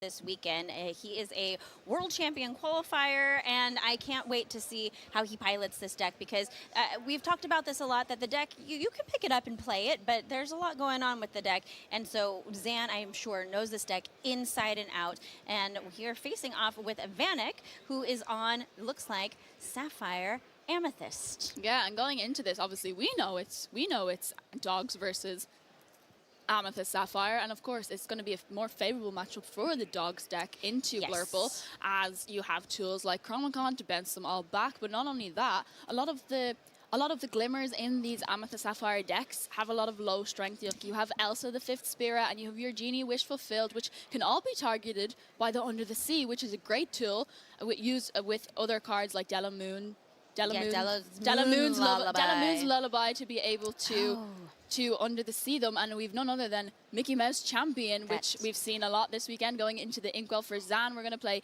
Lady Decisive Dog to start it off. We have all the ladies in this deck, and that Amber Champion, Mickey Mouse, he is so strong. I love seeing him in Zan's build. That's not a card that maybe everyone is playing in their deck. So Zan on the play, Vanic thinking here what he wants to ink. Of course, these inking decisions can sometimes make or break a game. So he has quite a few different choices in his hand here, but I know for this Blurple deck, the really important thing is getting the ramp on turn 2.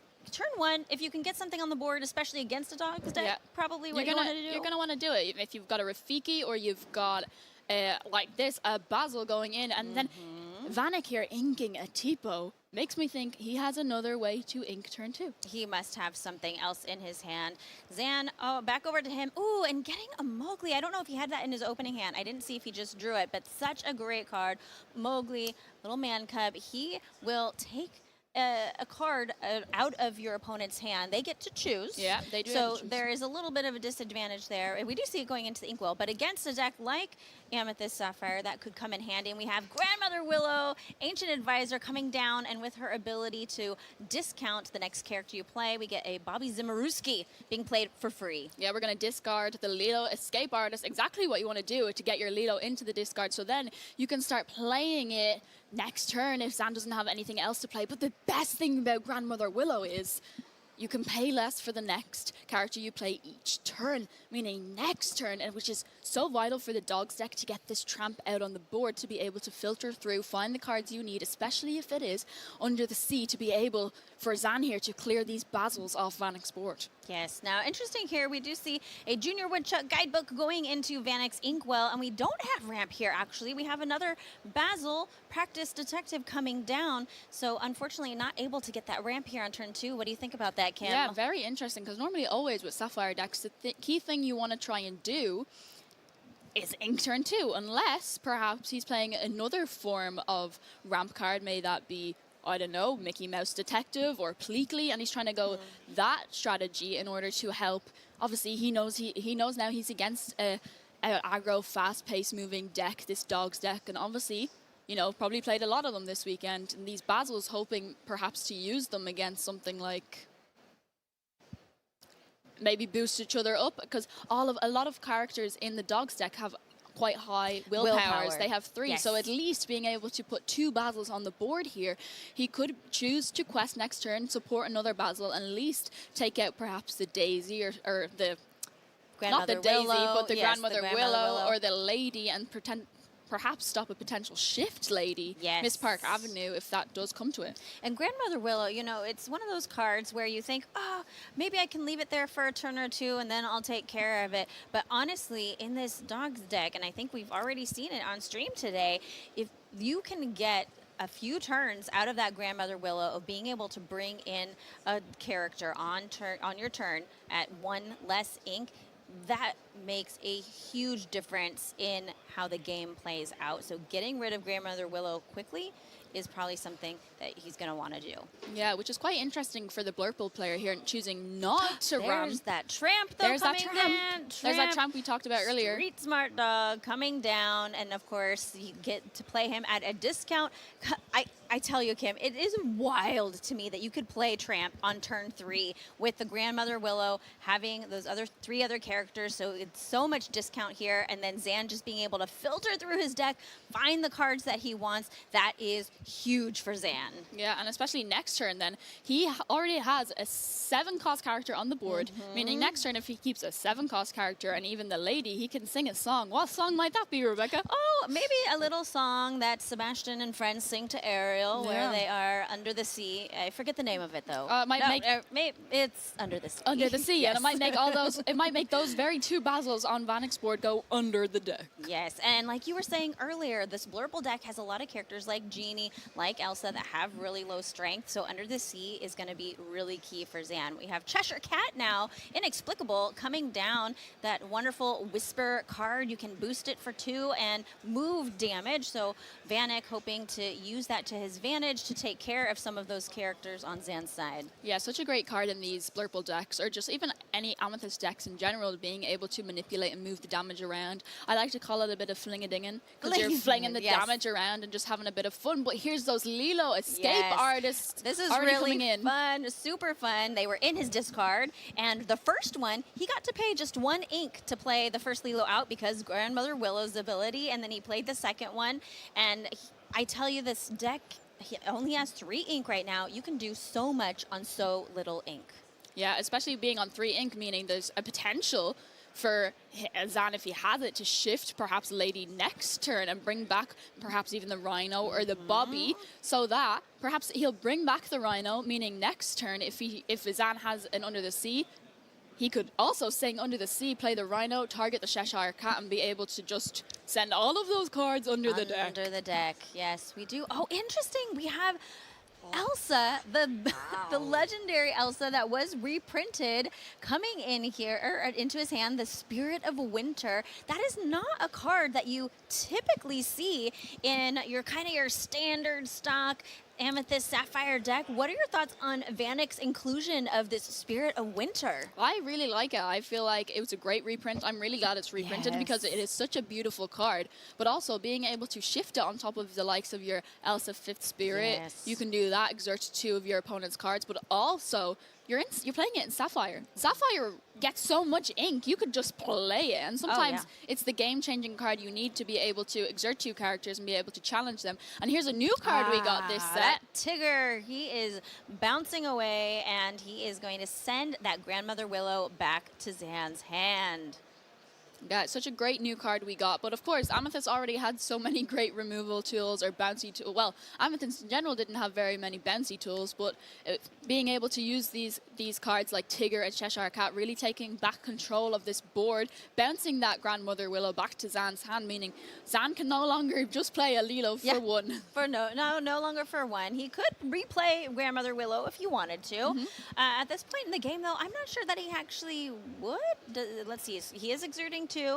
He is going to play the Grandmother Willow. Coming back down, Ancient Advisor. We are playing another 2, and we're going to play shifting Our Lady, Miss Park Avenue. Normally she would shift for 3, but because of that discount, we're able to shift her for just 2 ink, Kim. Yeah, and what we were talking about earlier, Rebecca, he did choose to take back the Rhino.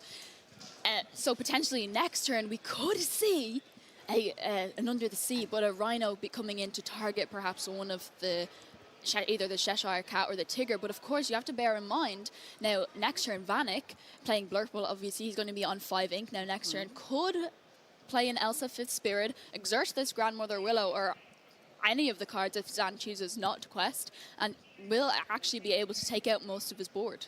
Yes, now Zan choosing to challenge here to get rid of that cat.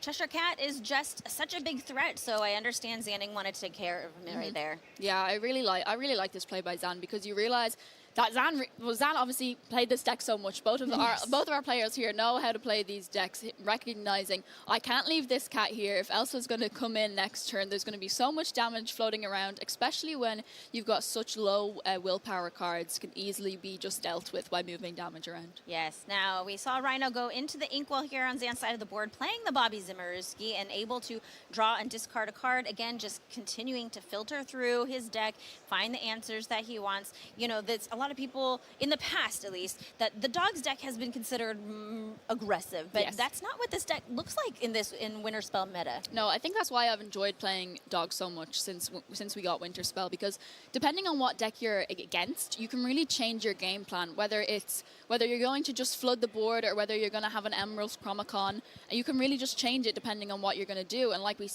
saw here, Zan was able to shift the lady, and now Vanic only has a Tigger. We saw Genie Wish Fulfilled coming in, gonna be able to draw an additional card. Interesting here that you chose to play the Genie and draw an additional card instead of inking a card and perhaps playing the Elsa to get rid of this Grandmother Willow, because we know how good this card is, and it could help Zan play a load more cards to the board next turn. Yeah, it really could. I mean, I don't know what Vanic is looking for, what answers he might have. I know he has, like you said, that Elsa Spirit. He also has the Elsa Spirit of Winter. He did draw a Demona off the Genie, but we see that going into the Inkwell, and we're singing Into the Unknown with our Tigger, and that Tramp Street Smart Dog is going into Zan's Inkwell. Yeah, so with 7 cost 2/6, you know, there wasn't going to be much Vanic was going to be able to do to challenge to get rid of that. Next turn could have challenged with the Tigger and the Genie, but recognizes, no, okay, I'm not going to play my Elsa. I'm just going to sing with Tigger because he's bouncing all the way to sing Into the Unknown. I mean, Tigger loves to sing. He loves to bounce. He loves to sing. He loves all the things.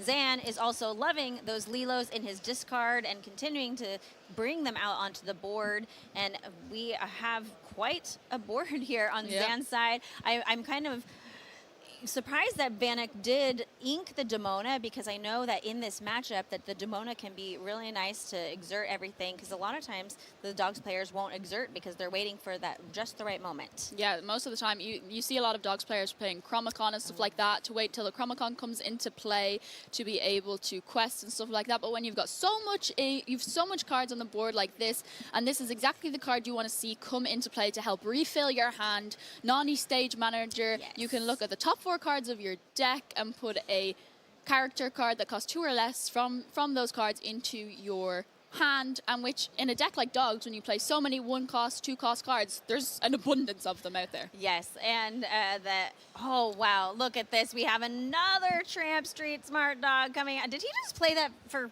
free? I believe he played that for free. He played it for free. Now what's interesting here is he didn't have any cards in hand though, right? So he got to look at all of those cards, but then had to discard all of them. And we are going to head and use Bobby Zimmerowski to take care of banishing Tigger. He's going to bounce all the way to the discard, and then we're questing here with Miss Park Avenue. Yeah, and this is exactly what Zan wants to see. He knows that Vanic has used an Into the Unknown on his Tramp. Yes. Meaning that maybe he has another Into the Unknown in his hand, but definitely one has already been used. So the only way that Vanic can get around these Lilos coming back every single turn is by using an Into the Unknown or a Hades or a Let It Go. Like Blurple now has so many removal tools, but these Lilos, unless Vanic is able to send them into the Inkwell, they're just going to keep recycling until Zan is able to perhaps find another Lady Miss Park Avenue, refill his hand, or exactly the Nani Stage Manager. Such a great card when you're in top deck mode, like I believe Zan is in now, because he's no cards in hand, to be able to find, and you're more than likely to find a 1 or 2 drop, and with the amount of 1 or 2 drops that the Amber Emerald deck plays. Yep, we are going to go ahead and use the Genie to banish one of those Lilos, but like you said, she's probably going to see her way back on the board. There's now 9 lore on Zan's side of the board, and he's already ahead 7-0. Vanic still has just been trying to keep Zan in check and not questing at all. Zan in really, really good position here to win in another turn or 2 if Vanic can't find the answers. We're going to quest. I'm going to go up to 16, I believe. Yeah, I believe it may be 16 or 17, meaning no matter what, next turn, Vanic is going to have to deal now with this massive board. Even if he leaves 2 Lilos, Zan is going to be able to quest to win. So I believe game 1 is going to Zan's side. Game 1 for dogs. Rebecca, you got to be feeling pretty good about that as your prediction. It is my prediction, and I love to see that dogs deck at work. We really saw it doing what it was meant to do. And I know that you said earlier, Kim, that sometimes that the Blurple deck can be a bit of a tough matchup for dogs, but we saw Zan pilot that deck wonderfully, and unfortunately Vanic just not able to find the answers that he would have wanted. What are your thoughts about him missing ramp on turn 2? Very interesting. I think had he played the Tipo, because him inking the Tipo originally made me think, oh, maybe he has a sail, so then he could do a sail and play the Basil. He could have done both, so that made me think, oh, maybe he has that. But perhaps playing the 2 Basil, he wanted to do more of an aggressive start. But it makes me think, had he played the Tipo, that could have been an entirely different game, because it would have meant a whole turn earlier. He could have played Elsa 5th Spirit. We didn't see an Elsa 5th Spirit come in at all. He chose to play a Genie instead to the turn that he could have inked to 5 ink, which is very interesting. So it makes me think, had he not inked the Tipo, but maybe he drew into the Basil and didn't have another inkable card to be able to ink and had to ink the Tipo, perhaps. I wasn't sure what was exactly in his hand, but definitely interesting choices. And it's so hard when you're, obviously we've got 8 rounds of Swiss. It's so many hard decisions. It's tense. Players want to do best, and obviously these players are both currently 4-0. You need a total of 18 points to make it into day 2, and day 2 is going to be taking place on Sunday. So of course both of our players are going to be trying really hard to make it to day 2. That 18 points is 6 round wins. We are here in round 5 if you're just joining us here live at Disney Draconic Challenge in Ghent. And both of these players that we're watching, Zan and Vanic, like you said, are 4-0. So they're looking for those next 2 wins to guarantee their spot on day 2 for Sunday. And Zan is looking pretty good. Of course, Vanic is going to be on the draw, or on the play, excuse me, this time. What do you think Vanic's strategy is going to be on the play going into this next match? I would definitely hope to see him hit the turn 2 ramp for sure. Let's whether hope so. it be Tipo, whether it be Sail. Ideally in this matchup, you kind of want to get your Basil out. I don't know if he's playing. We didn't see any Royal Guards. We didn't see any Rafikis, which is why I like if in a Blurple match you kind of like to see the Rafiki or the Royal Guard, because it helps you deal with the early threat when these aggro decks can put so many cards on the board so quickly. Yeah, that Royal Guard is a really great card. Of course, it boosts his strength every time you draw a card. And then Rafiki, I love because he's just a challenger. And as an early, answer to keeping a dog's deck in check, I think you're right that would be something really good. We are here back at the table. Looks like we are altering our opening hands. Vanic putting back, it looks like 3 or 4 cards maybe. We're finding a Basil, and there's that Elsa Spirit of Winter, which is not a card that you want to see in your opening hand. That is a high-cost, uninkable card. Yeah, definitely the kind of card you want to have Tipo paired up with Mong. If it's just sitting there in your opening hand, an uninkable card, especially when a lot of the time, like, Amethyst decks have a lot of uninkability counts with the help of Sapphire when you're ramping so much in cards like Tipo. But I did see Vanic did keep a Sail in his opening hand. He drew into a Basil, which makes me think we'll definitely see a Basil turn 1 into perhaps a Sail and maybe even another Basil once again. Okay, that's great. I did see Zan draw into an Under the Sea, which is I mean, you don't always want to see it in your opening hand, but it can be good. But I don't know that he has that Tramp Street Smart Dog, so I know that he's going to be looking for that because that is going to be key. Yeah, and definitely with cards like Bobby Zimmerowski, Spray Cheese Kid can definitely be used if that Under the Sea is just chilling in his hand and annoying him and wants to try and filter through to find better cards. Can definitely just discard the Under the Sea then, turn 1 if it is bothering him, or then he may draw into the likes of the Tramp, which then maybe he'll keep the Under the Sea and draw into more cards which can help him. So maybe he'll need to sing the Under the Sea to deal with these early Basil threats. Yeah, I can't tell. I think that is Lady.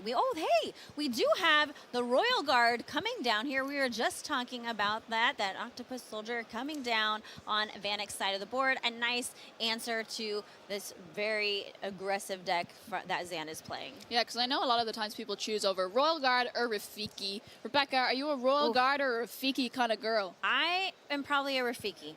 I'm a Rafiki because I like that guaranteed challenger. I know that he doesn't have that strength when he's being challenged, but it's there. Whereas Royal Guard, you have to depend on the cards that you're drawing to boost him up. Yeah, but Amethyst doing the thing that Amethyst does so well, Yes, draws cards. it does There's draw so many cards. possibilities That of it how does. Royal Oh. Guard could be. And this looked like off of Bobby Zimmerowski that Zan did draw that Tramp Street Smart Dog. Looks like Lady went into the discard, so we are looking good on Zan's side of the board. Yep. And just like you said, Kim, we have Junior Woodchuck Guidebook going into the Inkwell and playing Sail here on turn 2, able to get that all-important ramp, and hopefully he'll be able to get out some of those cards like Genie and Elsa a turn earlier than we saw last game. Yeah, and Zan here choosing to discard a Lady Elegant Spaniel and keep the Under the Sea like we were talking about earlier, obviously hoping to go into the Tramp and then hopefully sing Under the Sea, because a lot of the glimmers in these Blurple decks can be targeted by the Under the Sea, which can really help Zan get ahead. Yeah, he also has some fun cards in his hand that will lower the strength of opposing characters. He has that Rhino, 1/16 Wolf, and he has Della's Moon Lullaby, which looks like it might be going into the Inkwell here. Oh yeah, he didn't ready his ink at the start of his turn. You got to ready, set, draw. That is the start. Thinking through here what he is going to want to play, we are putting Della's Moon Lullaby into the Inkwell and playing out another Lady. Is this the Lady? Oh, 2 ladies. Oh, we have Lady Decisive Dog and Lady Family Dog both coming down here. Yeah, Lady Elegant Spaniel, Elegant I believe. Spaniel, sorry, yes. And then a Lady Decisive Dog. Coming back over to Vanic, I do see a Wasabi in his hand, which Rebecca, obviously, Wasabi teched into these Blurple decks to help deal with the threat of Emerald Chromacon, but I haven't seen one from Zan. Makes me think maybe he's playing the full 4 Under the Sea kind of version, leaning into we saw a Mickey Amber Champion kind of going in, and this is the kind of the way that people are building Amber Emeralds to deal with a lot with the mirrors, and it's more helpful because now a lot of people are teching for the item removal. Yeah, and we saw that Elegant Spaniel getting bounced back to Zan's hand with Tigger bouncing all the way, just doing all the bouncy things. Yeah, he's so fun. He is. It's that Splendiferic bounce ability. I love the name of that. Splendiferic. Yeah, it's just a great card to be used against decks like these Dogs deck, these quick aggro decks, because a lot of them are really low cost. Yes. So a lot of the characters on the board anytime Blurple's probably against a dog is more than likely always either 1 or 2 cost. Yep. And it also just really disrupts the tempo, right? And being able to play out that Tramp Street Smart Dog is what these players are trying to get to. And so if you're able to delay that even 1 turn, that could make or break the game, really. I also feel like it sets up really well for the turn after you play Tigger then to play Elsa 5th Spirit, because more than likely the card that you bounce back could be played again, and which meaning it won't be exerted, so when Elsa comes down you can exert it and then challenge straight away. Yes, and we have the Tramp Enterprising Dog, right? Is this one here who gives extra strength to a character, and I believe that has some synergy with another lady on the board, but she's not questing this turn. She's not questing. We know that she could easily be taken out because well, we've got a Tigger on the board that has 4 strength, and this Royal Octopus, this Octopus Guard on the board, you know? It's a scary octopus. He has 8 legs flying he's got around. 8 legs.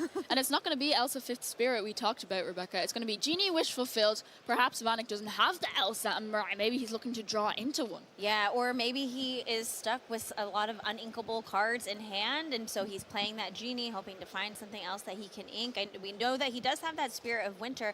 I haven't really been able to take a look at what else he has in hand. Have you seen any of the other cards, Kim? No, he's keeping it very close to his chest. Doesn't want to let anything out. No, we can't see anything. It's all very secretive, but it makes me think that maybe that Elsa is causing him trouble in his hand, and he has a lot of uninkables. He doesn't have 2 in his hand, does he? Okay, we have Wasabi going into the Inkwell this turn, and I bet he's just hoping that he doesn't see Chromacon, he doesn't see because Chromacon. that Wasabi, I don't know how many he's running. I would say that most Blurple players, if you have that in your deck at all, you're not running 4 of those. Nope. You just have maybe 1 or 2 just for that Chromacon, and if it comes down, if Zan is playing it, he's going to wish that was in his hand. And here we do see Tramp Street Smart Dog getting to filter through, look at 4 cards, and then discard 4 cards, looking for the answers that we're going to want. We do know, Kim, that Zan does have that Under the Sea in his hand. He's had it since the beginning. Right now, he could get rid of Royal Guard and Genie.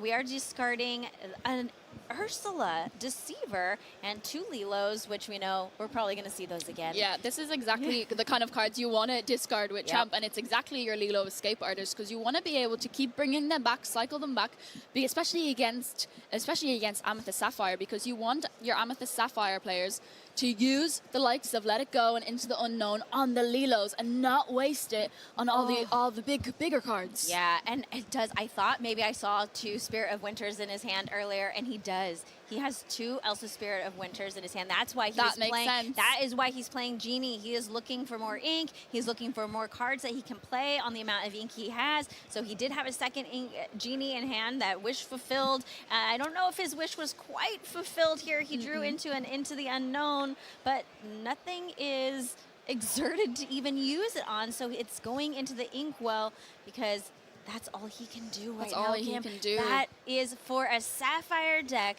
that wants to ramp. We do see a reindeer. There was a Sven. There was a Sven Leaping Reindeer, one of the Leaping. new cards we got in Winter Spell, which also is evasive, so there wouldn't be much Zan could do about that unless he's playing the likes of Horseman's Strikes, which not a lot of Dogs decks are. Yeah. But then we have the likes of Under the Sea. Now, if Zan is going to be able to sing Under the Sea here, because he didn't discard it, Rebecca, No, we he could see him didn't. sing Under the Sea here. He will be able to target the Genies and the Royal Guard, or does he have perhaps 2 Rhinos he could target this Tigger with? Or even what would be beautiful is Delamoon's Lullaby would perfectly put Tigger in the range to be under the seed with Vanic's entire board. That would be so fun. We do see Tramp and Bobby Zimmerowski. Spray Cheese Kid is getting ready to sing Under the Sea, and we do see those 3 glimmers going to the bottom under Vanic's deck, and that is beautiful. I love to see it. I love to see it. Who knew Bobby Zimmerowski was such a singer? Just leaving a Tigger bouncing all the way on the board for Vanic, but Zan hasn't even used any of his ink. Oh, and here we have Lady Miss Park Avenue being shifted with the ink that Zan used. We're bringing back another lady and an Ursula Deceiver, which is getting inked to play that lady straight out onto the board, just really keeping that board presence. There is, some characters here exerted that Tigger could challenge into, but Zan, I think, is just ready to press the gas and start questing. Yeah. It's what dogs do when they just go, go, go. And especially if Tigger challenges into something and there's damage left over, we could see Zan just quest out and maybe top deck a go-go Tamago to be able to take the win later on. We did draw into a Sail the Azurite Sea for Vanic. He could play that, take a look at another card. He has that Reindeer in hand, which Sven does have Rush, and he has Challenger 3, so he could come in and do some damage. But with only, I believe he has 7 ink right now. 1, 2, 3, 4, 5, 7 ink. So is it 6 or 7? If it is 6, he ideally wants to play the Sail if he has enough inkable cards in his hand to be able to ink up to 8, so he can play the Elsas that are stuck in his hand. Or if it's 7, he can just ink it. No, he has 7 ink. So he's 8 now. Inking. No, now he could play an Elsa Spirit of Winter. Yeah, and that might be the exact reason people are cutting a lot of Elsa Spirit of Winter, because it's just getting stuck in their hand, but not choosing to do that. We are going to play Sven, Leaping Reindeer, and he is evasive and has Challenger, meaning he will be able to challenge straight away. He has Rush and will be able to challenge the Lady Elegant Spaniel? Yes, straight away. Spaniel, all the dogs. And Zan not able to do anything back because he does have that evasive keyword, but I don't think that Zan wants to be challenging here. He wants to keep questing. He wants to keep putting characters out. We do see both Lilos coming down out of the discard here at the start of his turn. And now we know that Vanic only has 2 cards in hand, and they're both Elsa Spirit of Winter. Zan questing out here with the 4 characters that he had on board for another 5 lore. We're going up to 10. Yeah, even playing Elsa 11. Spirit of Winter here, he will be able to keep 2 characters exerted depending on what Vanic top decks next, or will he just play this is nice. Okay, we like this. And Into the Unknown can choose to play sing the Into the Unknown and an Elsa Spirit of Winter, instead going to just ink the Into the Unknown. And we're going to play an Elsa. We are hopefully going to play an Elsa. Yes. Here it is. Maybe he did only have 6 ink on the last turn. Yeah. 1, 2, 3, 4, 5, 6, 7. Oh, yeah, That you're makes right. sense. Yes, That's okay. what happened. It's, you know, sometimes it is hard to see, so I apologize for that. Yep. It was, that Our bad. makes Oopsie. sense. It was one or the other. That makes sense now why he did not Why play he didn't Elsa last turn. Yes, and we're going to challenge in with Sven into the lady, and I think that Elsa froze. Elsa froze. Elsa, I believe Elsa froze the Tramp and the Lilo, which really good for our Blurple player here. Zan will not be able to quest for that extra 4 lore. Yep. However, he still will be able to quest up for 4. He won't be able to gain 8, but he still will be able to get 4.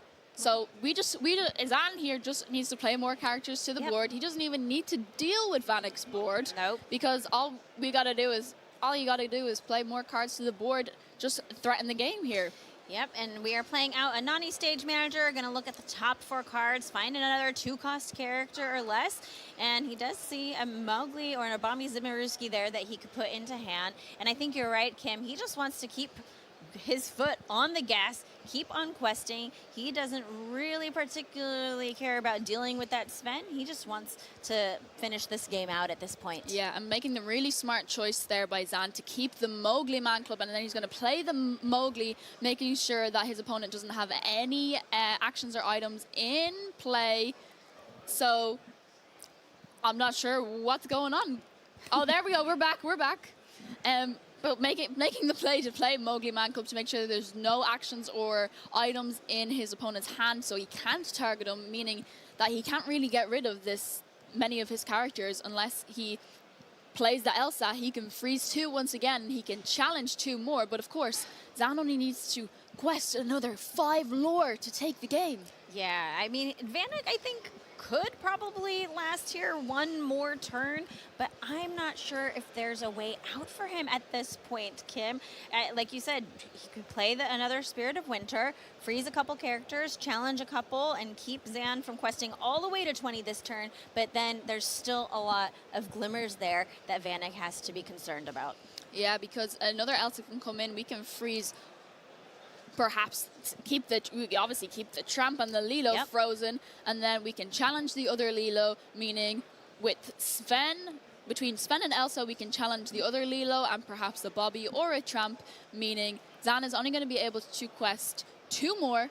Oh, interesting. So he can go to 17, but choosing to keep Nani and Tramp frozen. Oh, and we're going to challenge the Lilos. He must be wanting to challenge the Lilos, put them in the discard so they're not on the board at all. So Zan is going to have to replay them if he wants to bring them back out. So, yeah, that is good. Now he just has 3, so we're going to go up to 18 this turn. Yeah.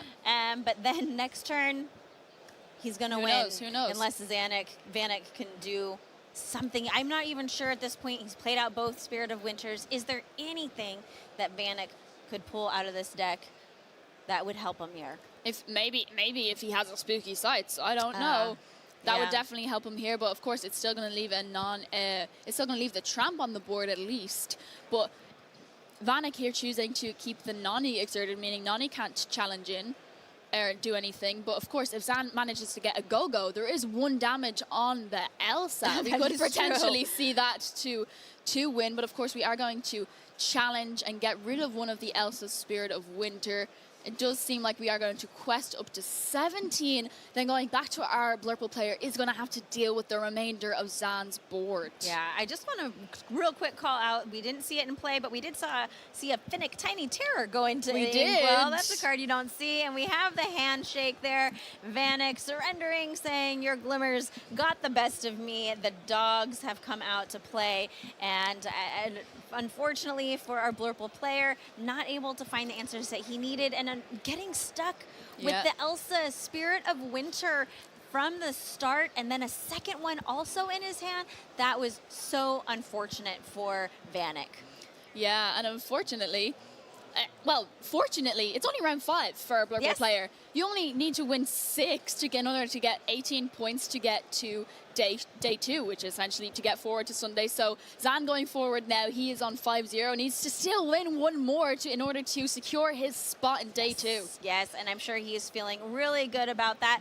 I'm feeling really good about that because I picked dogs to win this whole weekend, and so it's really great to see that deck do really well. That was such a fun match. What did you think of it? I loved it. I feel like it's really fun. I feel like it can go 50-50. Obviously, dogs is way more favored into a Blurple matchup, especially when there's so many characters that are like have low strength that can be targeted by Under the Sea, and we're joined by none other than Steve Warner making another surprise appearance. Come by and say hi. Oh, how's your day going? Looks like they turned us off. I think we're still live. I think we're still live, but we can no longer see the stream or anything that's happening. It's been great. I mean, there's been so many people running around, playing and coming and talking to us, and it's just, it's great to see. And we've got all the buttons and Oh, everything. the It's buttons like- are so fun. Yeah, I love to just see having it. a blast. Yes. Well, thanks for popping in. All right. We hope to see you pop in We'll be more seeing the you whole later. weekend. Yes. Bye, Steve. There's nothing like a wild Steve Warner sighting here at Ghent. Yeah. And there's so many game devs, so many artists, and everyone's just out there having the Disney Lorcana trading card game community vibes are immaculate. Yes, And yes. not only that, we have another feature match Yes, to jump we do. straight into. I'm and ready for some more I'm gameplay. excited. I'm excited. I have no idea what these decks are, but we're about to find out, and it Yes. is none other than Okay, so it doesn't. Yep, we have a Blurple player on the right-hand side of the screen, and then it looks like maybe it might be an Amber Emerald, but you never know. We do have Emerald out on the board. They are, I think, just production let us know that we are just a few minutes into this game, so it looks like our Blurple player was on the play. We have a Basil and a Royal Guard down, which, if this is a Dog's deck, 2 cards that we would love to see there that can have some early control, and we have Romain here on the left playing down a Lewis. Lewis. I have a sneaky suspicion, Rebecca, that perhaps this is not an Emerald Amber deck, but perhaps this is an Emerald Steel deck. Oh my goodness. If it is an Emerald Steel deck, that would be something fun to see. I mean, I love dogs, I do, but I know that our Lumineers who are watching at home would like to see a variety of different decks, and there are so many different decks in the room. As we saw in the meta breakdown, actually, every single of the 15 different ink combinations that you can have are represented here in the room. In some cases, some ink pairings only have a couple players, Yeah. but my goodness, yeah, this Lewis, so fun. Yeah, and we'll be sure to get those visuals fixed. So I believe maybe it's a mono Emerald deck, who knows, but it is definitely against an Amethyst Sapphire deck for sure. It does not seem like our Blurple player here did manage to hit his turn 2 ramp, because it looks like either Royal Guard or Basil was played turn 1. And then Royal Guard or the Basil, another 1-drop was played turn 2, and then obviously turn 3 we've seen Cheshire Cat comes into play, meaning next turn, if our Blurple player chooses to, can boost and will be able to move damage off of the Louis onto something else. Yeah. But of course, this Webby has ward. She does have word. Lewis, also, I believe it looks like he did give the Reckless to the Basil, since Basil did challenge in, which is smart there because of that support that Basil has. That can come in really handy, and so being able to get that character off the board. And what do we have here? Oh, it's a Snow Fort. Okay, I have a sneaky suspicion. It may not be. It may be Snow Fort. Amethyst Emerald. Yes, we said it backwards. Emerald We said Amethyst. it opposite way around. I think you might be right. It looks like the card is in another language, and so I didn't. I was looking at the name. I'm going. Fort of Snow? That doesn't say Snow Fort, but it is a Snow Fort, and this item is so much fun. It gives all your characters 1 extra strength, and on your turn they get resist. Is it on your turn or on opponent's turn? Excuse me, on your opponent's turn. Yes. So that way, when they're being challenged, there's that resist there. It's such a fun card, and it's definitely one that we are starting to see a lot of play, especially in, like you're saying, this Amethyst Emerald deck, which is likely what we are seeing here. And it does look, I see a Dumbo. I see a Dumbo. It is. Dumbo We got it right. Dumbo spotted. Oh, and a Flynn Rider. Just that Whisper Flynn Rider going into his inkwell. This is going to be fun. That Dumbo, 9th wonder of the universe, coming down into play. This is going to be fun. I can't wait to see how this game plays out. Yeah, I'm really excited. I've actually been really excited, so excited about this deck coming into play that I actually themed my outfit Yes, today you did. for Amethyst Amethyst Emerald, Emerald. because I just think it has so many possibilities, especially with Snow 4, obviously, has so many of these Amethyst package cards like Dumbo, like Elsa. It's going to play all these similar cards as our Blurple deck player here. But unfortunately for our Emerald Amethyst player, that Elsa 5th Spirit from our Blurple player coming in to exert this Dumbo, and then Iago was able to take it out. Yeah, that giant spectral parrot has evasive. He does have the illusion keyword, so he could be banished just by being targeted by an action, but 4 strength, 6 willpower. Iago can do so much damage and easily able to take care of Dumbo. Of course, that Dumbo also did have resist because of Snowfort plus the extra damage, so Iago took 4 damage back, and we have a Robin Hood. A Robin Hood.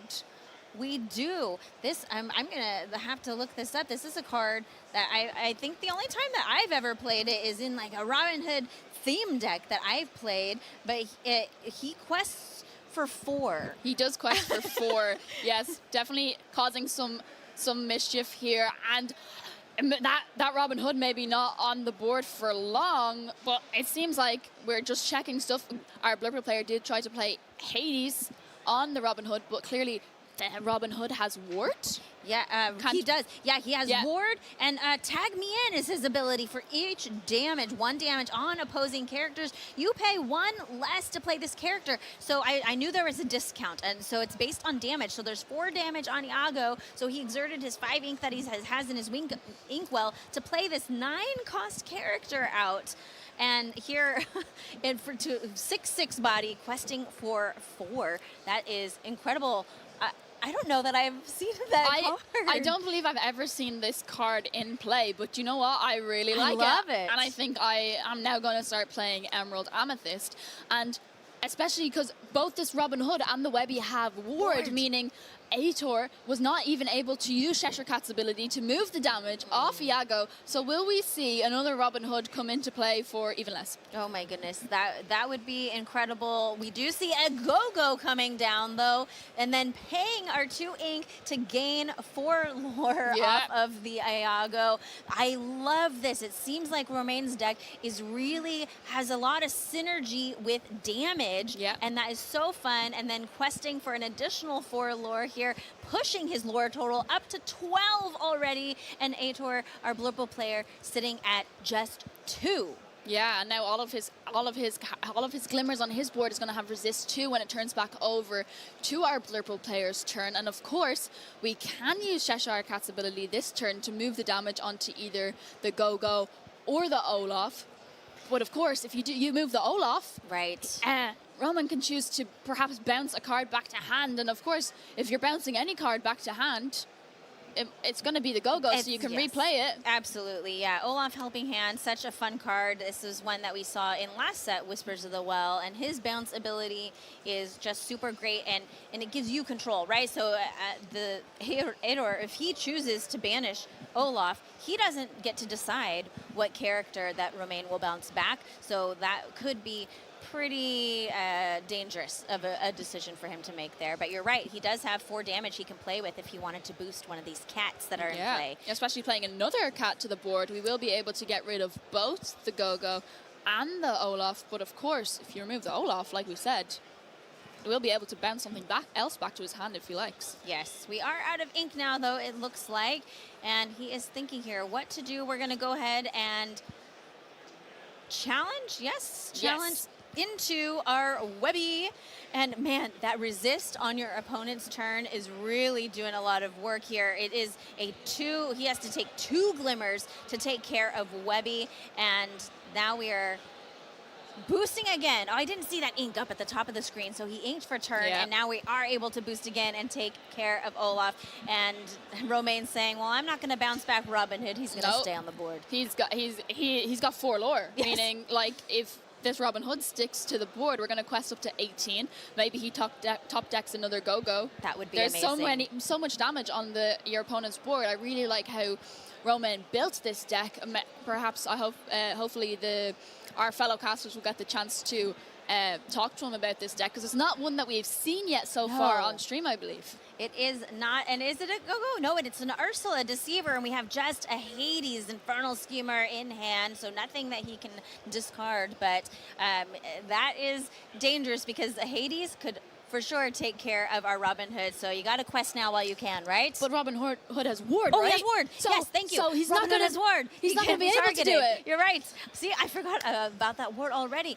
And plus we have the resist going on here. We are going to quest pushing up to 18 now. He just needs 2 more lore to win. We're going to go ahead and pass the turn. Romain, unfortunately, no other cards in hand though.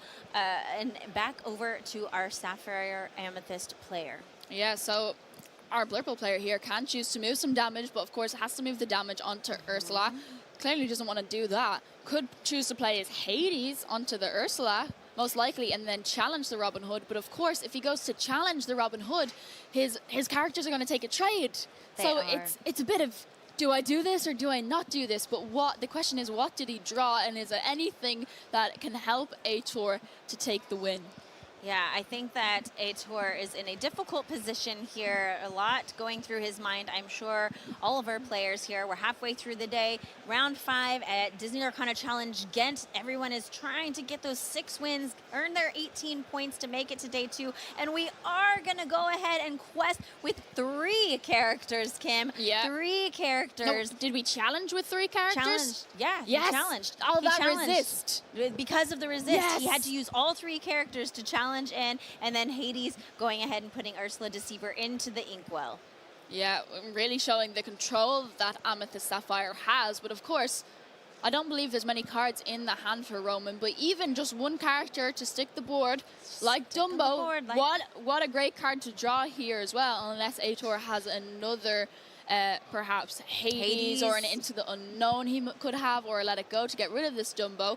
Roman will be able to use his Breaking Records ability. He does have Let It Go. He does. Singing it with Elsa and Dumbo going into the Inkwell and hanging on for one more turn. Romain would love a top deck go-go right about now, Kim. That he would indeed. But what did Roman draw, and is it going to help him? Does it have Exerting 2 lore? 5, it does not. We are exerting, and we're going to challenge into that Elsa 5th Spirit on his side of the board. Unfortunately, that does leave Elsa open to a challenge, but Genie would not be able to take him out between the 5 willpower that she has plus the resist from Snowfort. Yeah, and also stops the possibility of, if he does draw that go-go, like you were saying, to be able to take it and win. But of course, it doesn't matter, because if Elsa says no more, Hades' Infernal Schemer going to be able to come in and send it into the Inkwell. Is there a downside to this? And Aitor says, nope, there's no downside for me. I get to clear your board.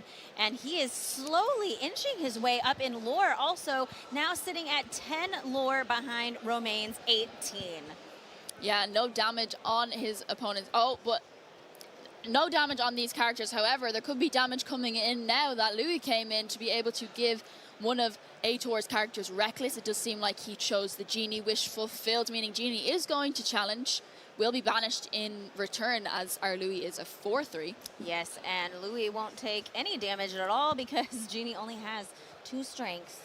He's not a very strong Genie. He's not a very strong, but you know what? He fulfills wishes. He does. Usually, it depends on the card you draw. Yeah, it depends on the cards. Depends on the cards, but he does fulfill some wishes. And we are going to. Interesting. So we are challenging with both Hades into our Lewis. So Genie doesn't have to challenge now. No, Genie does not have to challenge, but that in turn means both Hades has 5 damage, which leaving Roman open to that go-go. We want to see it take the win. Top deck go-go, top deck go-go. I want to see it. I mean, it's one of those things that is just so fun to see in Disney Arcana, honestly. A top deck go-go is so much fun. Yeah. And we are exerting 2. We are exerting 2. It's we're going to draw a card. Hypnotic Strength, but Yes. nothing on the board to be able to give the challenger +2/2, but we did draw into a Cheshire Cat, which means we will be able to boost it. We can boost right away, move 2 damage over from one Hades to the other, and say goodbye to that Infernal Schemer. The cat doing some damage there. Yeah, and definitely if this cat is able to... But Aitor didn't play a single card his previous turn, which makes me think all the cards in his hand are perhaps removal cards. Yes, we do have a Dumbo coming down here now at 9th Wonder of the Universe. We are going to pay 1 and exert Genie to draw a card and gain a lore. Of course, that's that ability that he gets from Dumbo, that breaking records, making history, that gives all your other characters that have evasive that ability to do that. Yeah, and then he did seem to play another Royal Guard as well, leaving the Cheshire Cat on the board, it seems. So Roma will be able to quest up to 19. Can he keep in this to be able to last another turn to be able to quest out to win? We are playing down a Christopher Robin. This is our little boy who is joining the fun, and he has that underdog ability, but he quests for 2. He quests for 2. Right? So that's not bad, I will say. Aitor is at 13. He has 6 on board, so he wouldn't be able to win next turn. And Romain just choosing here to pass, keep his characters upright and ready to quest for the win next turn. Does Aitor have an answer here? Yeah, very interesting as well from our Emerald Amethyst player, choosing not to, when he had an ink available, choosing not to boost the Cheshire Cat to move the damage onto perhaps the Royal Guard to be able to get rid of it. But of course, Aitor will not be able to quest to win this turn unless he has, I don't know, plays a crazy card like White Rose or something in this purple deck. I don't know, I've seen it before. Right, you never know. But first we're going to use Dumbo's 9th Wonder of the Universe ability, Breaking Records. We are going to pay 1 and we will be able to draw a card and gain a lore. Really just looking for answers here. He needs to get that Christopher Robin off the board. That's what he needs to be able to do. I mean, if he can get rid of both, even better. But if he can at least get Christopher Robin off the board, that will ensure that our Amethyst Emerald player can't win next turn. And he finds an Elsa, and he's able to use her ability to exert Christopher Robin when she comes into play. Royal Guard, it looks like he's thinking about how many cards he drew this turn. I believe he drew for turn, and he drew for... he drew off Dumbo. Off the Dumbo. So currently, yes. So it is a 3-2. 3-2 character. We could easily take out... Well, no, because of that resist. But yeah, because of Snowfort. Oh, but we are able. Okay, so he must have drawn enough cards here where he could go in, and we are going to quest up here to 17, 18. Oh my goodness. So just a Cheshire Cat left on the board for our... Oh, and there it is! That's what we were talking the top about. deck go-go. I heard the crowd over in the other room all exclaim. We are all abuzz here. That is, I mean, what a way to win the game. That's what that deck does, though. That's what that deck Amethyst does. Emerald does the thing. It pulls a go-go off the top, and there is all that lore sitting over on the other side of the board, and he is able to take the win, Kim. Yeah, you have amazing cards from the Amethyst package, like that draws cards, all the evasives, but then you have all of these key cards from Emeralds that aren't seeing a lot of play, like the Webby, which is included in some decks, but we haven't seen it much. The Webby and the Louis to give Reckless to make the pairing up of Louis to make the opponent's Glimmers Reckless, so then they have to challenge, so then they have damage on them.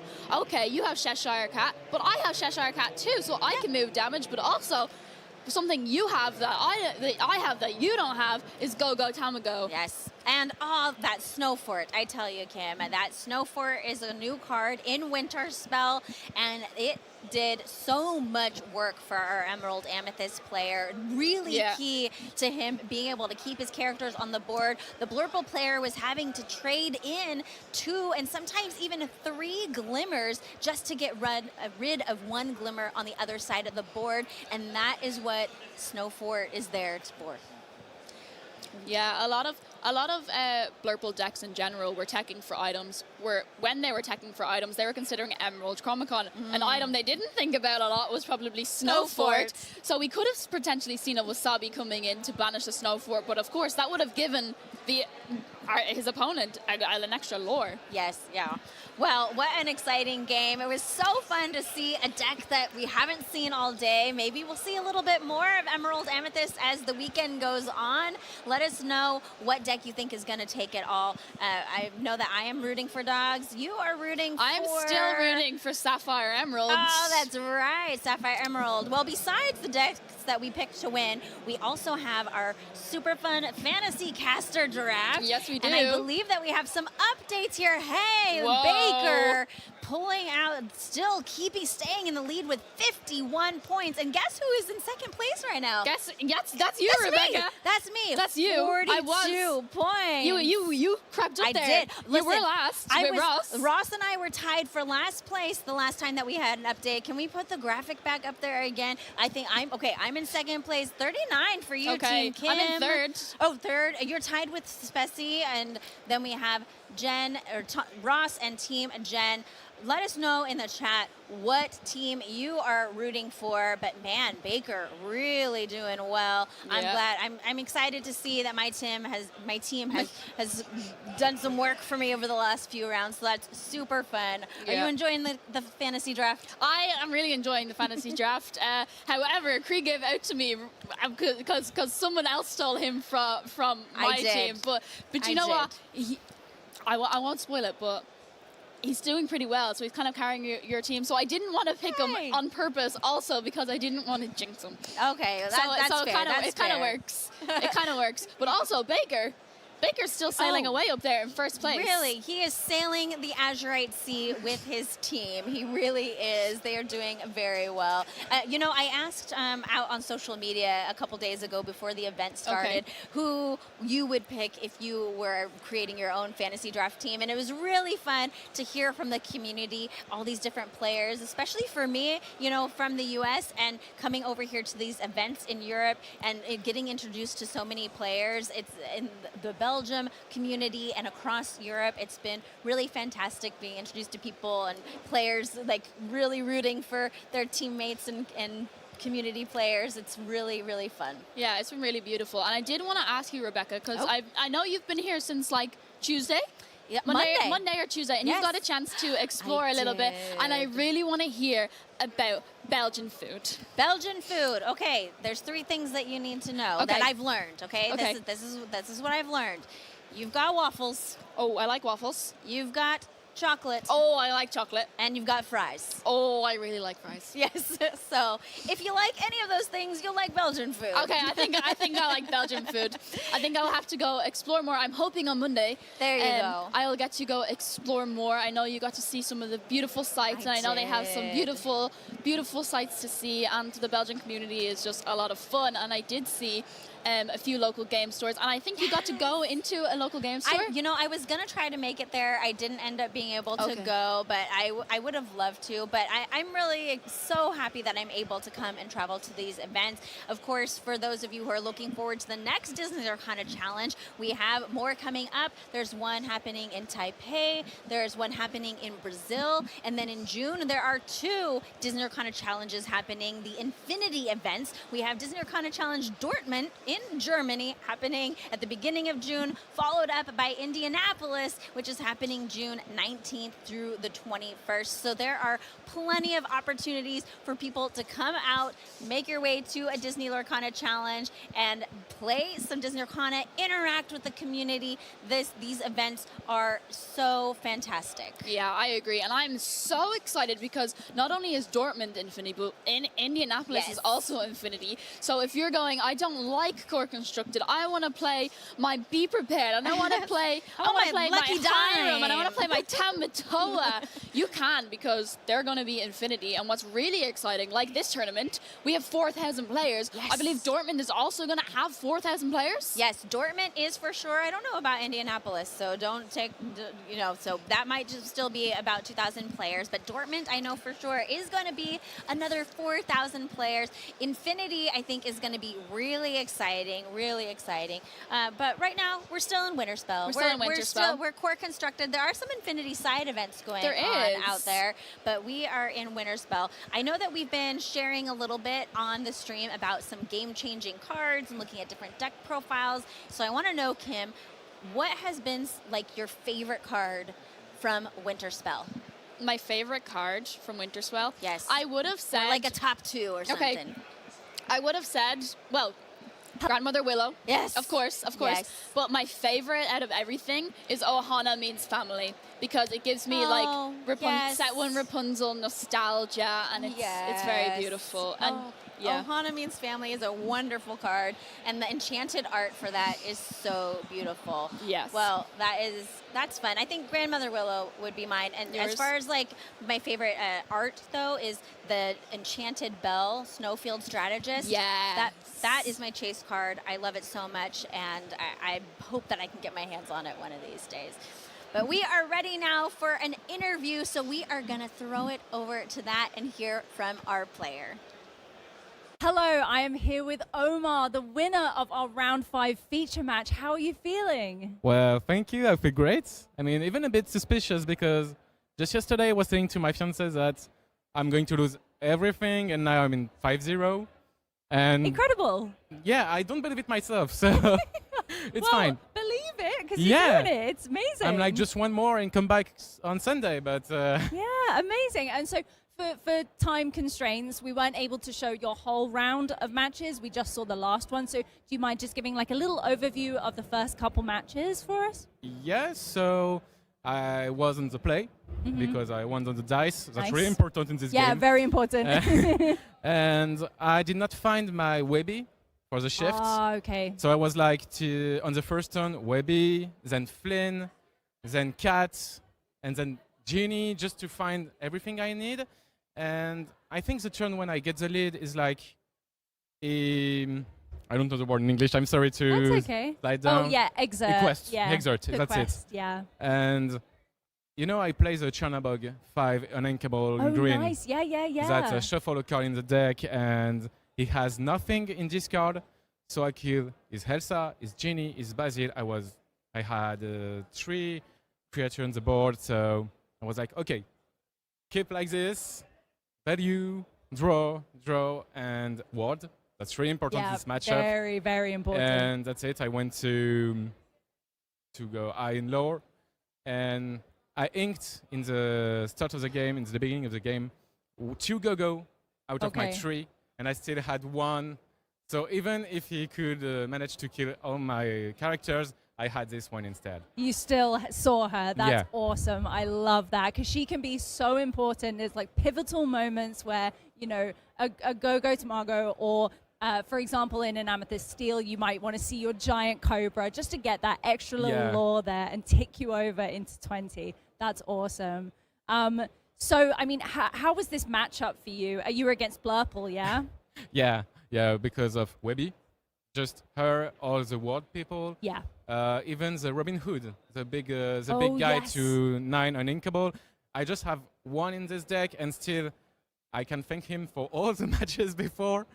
Amazing. And I feel very lucky because this deck is doing great against blue. Yes. And I had only this today. I'm afraid a bit of dogs. It's even against PS, but it's fine.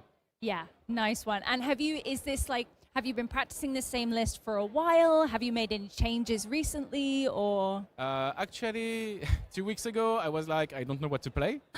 Because I'm like, I don't like to play Blurple, Dog, PS, because everyone is playing it. And I feel like lots of people are like me on this way. Yeah. And I saw this guy in Vernon, tournament in France, like 2 weeks ago, playing this deck. And I was like, I want to play this. I love And that. I made some change for me, like the Chernabog, especially the Chernabog because I needed some blast in this deck. Yes. And that's it. Now I'm here. So I don't know if he will hear me, but thank you for your list. And that's it. Yeah, thank you. Appreciate it. That's awesome. I love that. And it's always really interesting talking to players about, you know, their process with a deck when they're preparing for a tournament like this. Because I feel like there are so many times where even just a couple days before, everyone is like, they're umming and ahhing about what to play. Do I make this change? Do I make that change? So that's like, I love that you saw a deck and you were like, I want to play this. And then you made it your own, you know, because everyone has personal changes that they might want to make. So that's really awesome. Do you think will you make any other changes after this tournament, or are you feeling you must be feeling pretty good about it? You're doing well. Yeah, I have this genie, the cost 3 that you Okay. can boost and Yes, lure a the lot. magical researcher. Yeah, I feel like I don't know what to do with this card Yeah. because on turn 3 you hope you add Wabies so you can play it on 4, or maybe I don't know, the cat, and I never played it. So I was thinking about another ward because people Okay. love playing against ward, and Yeah. I'd see. Yeah. Okay. Interesting. Well, I'm feeling positive for you about you. the rest of this tournament. You're doing incredibly well so far, Thank you. obviously. And I wish you all the luck for the rest of this tournament. Thank you so much for chatting with us, and good luck for the rest of it. Thank you. We're going to throw back to our casters for some more gameplay. So fun to hear from that Emerald Amethyst player. I'm so glad that we got to see that deck in action. Sounds like we didn't see all of it, though. No, we didn't see all of it, but it sounds like it was eventful, and I'm really excited to see how well that Amethyst Emerald deck does in the rest of the tournament. But we don't have another game right now, but we do have something else that we really want to talk about. Yes, we did talk about it this morning a little bit, but we just wanted to highlight this again because it's new here at Disney Arcana Challenge Ghent, and it is so fun. And it is this little quest book that all of our attendees are getting. So whether you're a competitor or just an attendee, you get a quest book, and then you can Yes. go around and get stamps. And some of the things on here are super fun. Playing the main event, pick up your badge, participate in the community jigsaw puzzle. What are some things that stand out to you on this, Kim? Collect all 6 ink color button badges. yes. So if you go around, I think there's a table, there's like a little fan experience place near the jigsaws, and you can go and get little badges, and you can collect 6, one of each color. So they'll give you 6 Of the and same then color. The best thing is that you get to go around and make friends with loads of random people because they're giving different colors to everyone. So you have Yes. to go, hey, trade, go make friends, and it's just beautiful, and it's really just showcasing the magic of Yes. of this game, the magic of the whole community in general. It's beautiful. a really great activity for extroverts. Yes, yes, it is. But also the best part about it, you don't have to complete all 8 tasks, I No, believe. yeah, you there's only 8 have to here. complete 5, and then you get a special promo. We Yes. don't know what the promo is, so somebody let us know. Somebody what promo go it is. complete it and let us know what the promo is, because I'm intrigued. One of the things that you can do on here, Kim, I don't know if you saw this, but you can participate in a Disney Lorcana TCG quiz. No. So I had the pleasure of actually hosting the first quiz time earlier today with a whole bunch of Illumineers out there, and there's 20 questions, Whoa. and they are doing that quiz each day. Tomorrow Baker's going to be hosting, and then I'll be hosting it again on Sunday. And there's questions about Disney, and there's also questions about Disney Lorcana. And I have a couple questions that I'm going to ask you right now. Okay. I think you're going to get them. I Okay, think you're I'm gonna ready, get them. I'm ready. Okay, ready? Here's the easy one. What character made their very first appearance in Disney Lorcana trading card game in Winterspell? Oh, Pocahontas. Pocahontas. There you go. That was it. That's it. Yay. Okay. Okay, now I have a Disney-related trivia question for you. Actually, Okay. it's a two-parter, okay? Okay. Do you know what year the very first full-length feature film was released by Disney? Do you know? It's earlier than most people think. If you're in chat, let Let us know in Let chat. us know in chat and if then, you know. And then somebody yell it at Kim. She's thinking. 19. Yes. So far, you're good. 1936. Oh, so close. 1937. Oh! 1937, and you know which one it was. Snow White. Snow White, yes. Okay, and the next one was Pinocchio. Okay. Okay, and what was the third full-length feature film from Disney?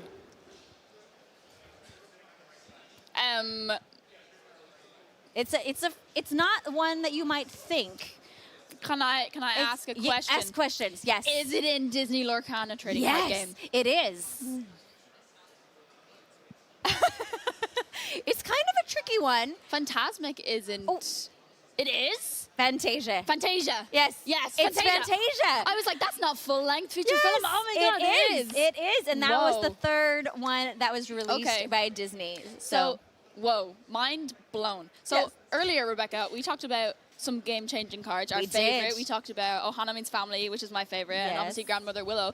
But now we are going to go over to Baker and Jen, and we're going to find out more about Ruby game-changing cards. I can't wait. Let's see what game-changing cards we have. Welcome back to the Disney Lorcana Challenge here in Ghent. I am joined by the wonderful Jen, the newest member of the team. It's great to have you on. I want to pick your mind a little bit, Jen. We're going to talk about some more game-changing cards, and we're going to feature an ink color that is very sentimental to myself, Ruby. But I know you're a Ruby girl as well, right? I am, yes. I have played my Ruby Steel deck, which I think I got a little bit known for a long time, but then it got destroyed by set rotation, and I miss it so much. I mean, you beat me with it at set championship a couple of sets back on my classic Ruby Amethyst, so I know that deck was very well handled by you. But yes, we're in a brand new format now. Ruby may be struggling a little bit compared to its former heyday, but there are some cool cards that we got introduced in Winter Spell, and I'd like to talk to you about a few of them. So the first one on this screen that I'm going to just jump in and talk about is the new 7-cost uninkable Wreck-It Ralph Raging Wrecker. This is a big boy, Jen. He is a 3/4, quest for 3, count them 3, and he is a Whisper. So he has that new boost mechanic. This is boost 1, and for every card under Wreck-It Ralph, he gains an additional strength. So we can pump him up to be even bigger than he already is. But wait, there's more. When this character is banished, banish all characters with strength equal or less to Wreck-It Ralph. This is the closest that I can get to a Be Prepared these days. I can't get a board wipe to save anyone, but Wreck-It Ralph is a way to potentially do it. Talk to me about Wreck-It Ralph. Do you like him? I do. I think he's really fun, and I genuinely think that like a boost 1 is so good. Like it's so cheap. It's so cheap. So yeah, it's really easy to boost him up, I think, because of that cheap boost cost. And yeah, as you say, like it is the closest we have to a Ruby board wipe at this point. And we did see it at the recent CCQ in Leicester in the UK. We saw it happen on the feature table, and it was a wonderful moment. It was very, very cool. But yeah, I think he's just so fun as well. He's just such a fun card, I think. I think the only potential problem is, like, how are you banishing him, right? Like, if you're sure you can just challenge, or if your opponent challenges, but if your opponent challenges, they're probably going to try and play around that board wipe a little bit. Maybe they won't play a character until after they've dealt with Ralph. So really, we want ways to be able to remove him ourselves. Shout out to a member of the community, Taris, who presented a Ruby Amethyst deck playing Wreck-It Ralph, and the new Lonely Grave, which is an item card where you can banish one of your own characters. So that's a nice bit of synergy to be able to work with Wreck-It Ralph. And as we said, if we can get his strength nice and high, boost him up a couple of times, then there's a lot of characters we could remove. 3 is already pretty relevant, right? Yeah, definitely. Like, yeah. So I'm a big fan of this Ralph, plus Whispers and the boost mechanic has synergies with, like, if you return the Ralph to your hand, then you get the cards under him. So I'm a big fan of Wreck-It Ralph, but another card with the boost mechanic, Jen, that I'm going to ask you to talk to us about. But this one is not a Whisper. Talk to me about Scrooge McDuck. Yeah, we have this 2-cost uninkable Scrooge McDuck, a Ghostly Ebenezer. Also a boost 1, so again has that really cheap boost cost, which we love.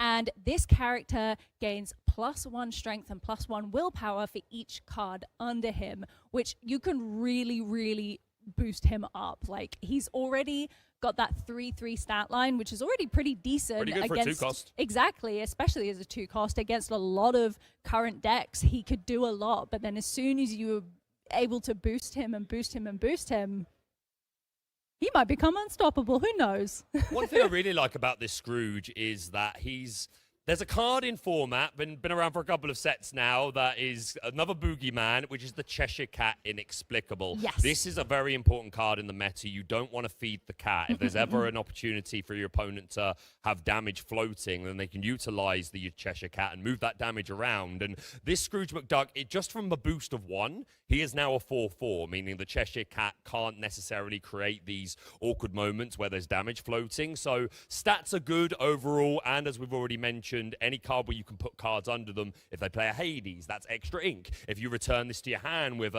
1-cost Olaf or something like that, then that's extra cards to your hand. So I think Scrooge is pretty well situated. Would you be playing it this weekend? I think I would be, to be honest. I got him I did a sealed event when Winterspell first came out, and I got him, and he did a lot for me. He really did. I really, really like him. And as you say, yeah, like I think as well, if you were playing Ruby Amethyst, you might have your own Cheshire Cat, and the bigger he gets, the more able he is to hold damage for you to use your Cheshire Cat for. So yeah, I think he's really cool. Yeah, a couple of community members already putting this card to good use. Shout out to Raymond, another experienced Ruby Amethyst player who's doing exactly what you just said, combining the Scrooge with things like Cat, and even Bell, accomplished Mystic. Yes. And shout out to Sky, second place at the DLC in Richmond. Had a pretty good run at a CCQ not too long ago where he was playing Ruby Steel, playing the Scrooge McDuck. He went 5-0 and then lost 4 in a row. But he said that he felt like he got a little bit unlucky in those last couple of rounds, and Sky, very well known, respected. If he says it, I believe him. He's not someone that I think is going to make excuses. No. So maybe there's some more gas to the Ruby Steel deck, which I know you'll enjoy. I'm so excited. In particular. I looked at that deck list, and I have to play it. I have to play it. I'm going to play it. I'm so excited. We're going to get it built for Jen. But moving on to our actions that may be game changers for set 11 going on. We've got a couple of very cool ones. First of all, we've got Marching Off to Battle. Amazing song. I love this song from Mulan. This is a 4-cost inkable action song. And if a character was banished this turn, draw 2 cards. Ruby has always lacked in the card draw department. Not something that we do very well, unfortunately. But marching off the battle can be pretty good. Again, just getting to draw 2 cards is nice. And the condition of a character has to have been banished that turn isn't the hardest thing to fulfill. No, I feel like especially in Ruby, it can work really well because you've got a lot of challenger cards. You know, you've got your Mulans, your Mushus, etc. So I agree. I think the condition could be tricky, but I think in Ruby of all colors, it's definitely easier to meet that condition. It's funny because the top players always talk about if you can draw first, draw first. When you have a turn and you're weighing up your options, if there's a way to draw a card, always try and do that first so that you've got all of your options. Yes. But this marching off the battle, you have to have banished something first, either your opponent's or one of your own. So you have to commit to a game action and then you get the 2 cards, but that can be good enough in a deck that doesn't have a lot of draw. I expect us to see some play in Ruby Sapphire decks as well. Don't know how popular that deck's going to be this weekend, but it is certainly some card draw that they could utilize. So any card that says draw a card is definitely worth a look, right? Definitely, definitely. And then the other action we have here is Grab Your Bow, a 5-cost uninkable action song, and banish up to 2 chosen characters with 2 ink cost or less, which of course going to be very, very good in certain matchups. For example, against those pesky dogs. Lots of small characters in dogs, any aggro deck like Amber Steel, and even mid-range stuff like Genie, that's 2 strength. Elsa, that's 2 strength. The Tramp Street Smart Dog, that's 2 strength. So a ton of characters very relevant for this song. This was actually my reveal card, actually. So I know. I have a tenderness towards this one. It is uninkable, but it can be sung. We know singing is very powerful in Lorcana. Yes, very much and it's so. 2 for 1, right? Like you gave up 1 card and you hopefully took out 2. Yeah, exactly. No, I think it has a lot of potential to be very powerful in certain Ruby decks, and as you say, being a song as well is very important because I think there are a lot of actions which it would be really nice if they were songs as well. If we could just exert a character to pay that cost, that would be Yeah. amazing. But yeah, I think this card could absolutely surprise some people this weekend. Again, Ruby not so much in its former heyday, but I think it's better than people are giving it credit for. I There will be agree. people out there in the room today that brought Ruby and are looking to do the most with it. So yeah, plenty of potentially game-changing cards for Ruby. Again, not in its former heyday,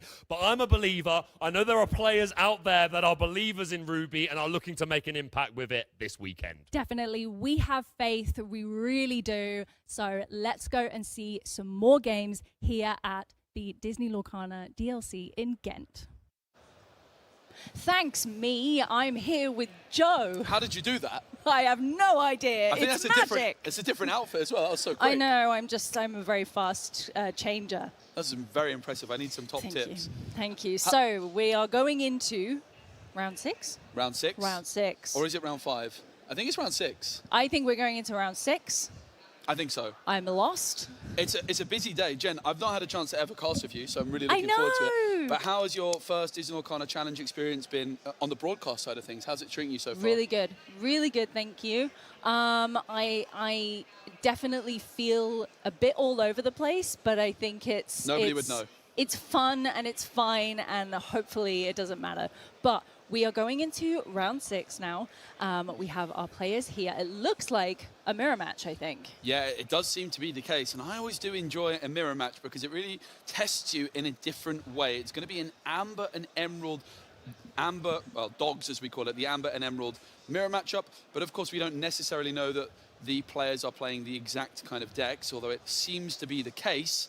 But what's important to recognize is that the players are not going to know that they're in a mirror match until that first card hits the inkwell. So this opening mulligan is a blind mulligan. You don't have that information, and that can definitely change a few things, Jen. Of course, and as you say, we don't know that it's unlikely they're playing exactly the same list. Yep. But we've also been seeing this variation with the Mickey Mouse Amber Champion. That's it. Yep. Forgot the word completely. Which we've been seeing quite a bit today. I've heard people talking about it, which is a really fun card. I mean, how do you feel about that addition to this deck? It's a really interesting one. It's got like a couple of bits of utility, right? It can become a Singer 8, which is great for Under the Sea, and also giving your other characters extra willpower is fascinating. I think the fact that you can play it on turn 3 with Grandmother Willow makes it a lot better. Like turn 4, it's a little bit slow. But you know what isn't slow? It's Daisy Duck for Patrick on turn number 1. And Fabrice probably knows when they see that Delamoon Lullaby, okay, it's an amber card. But if you see that Delamoon's Lullaby and that Daisy Duck, I imagine Fabrice is fully expecting the mirror matchup. I'm quite interested to see the facial expression of Patrick here when Fabrice inks and realizes that they might be in a mirror match. Now, an Amber Emerald mirror match is all about who can get the Under the Sea through.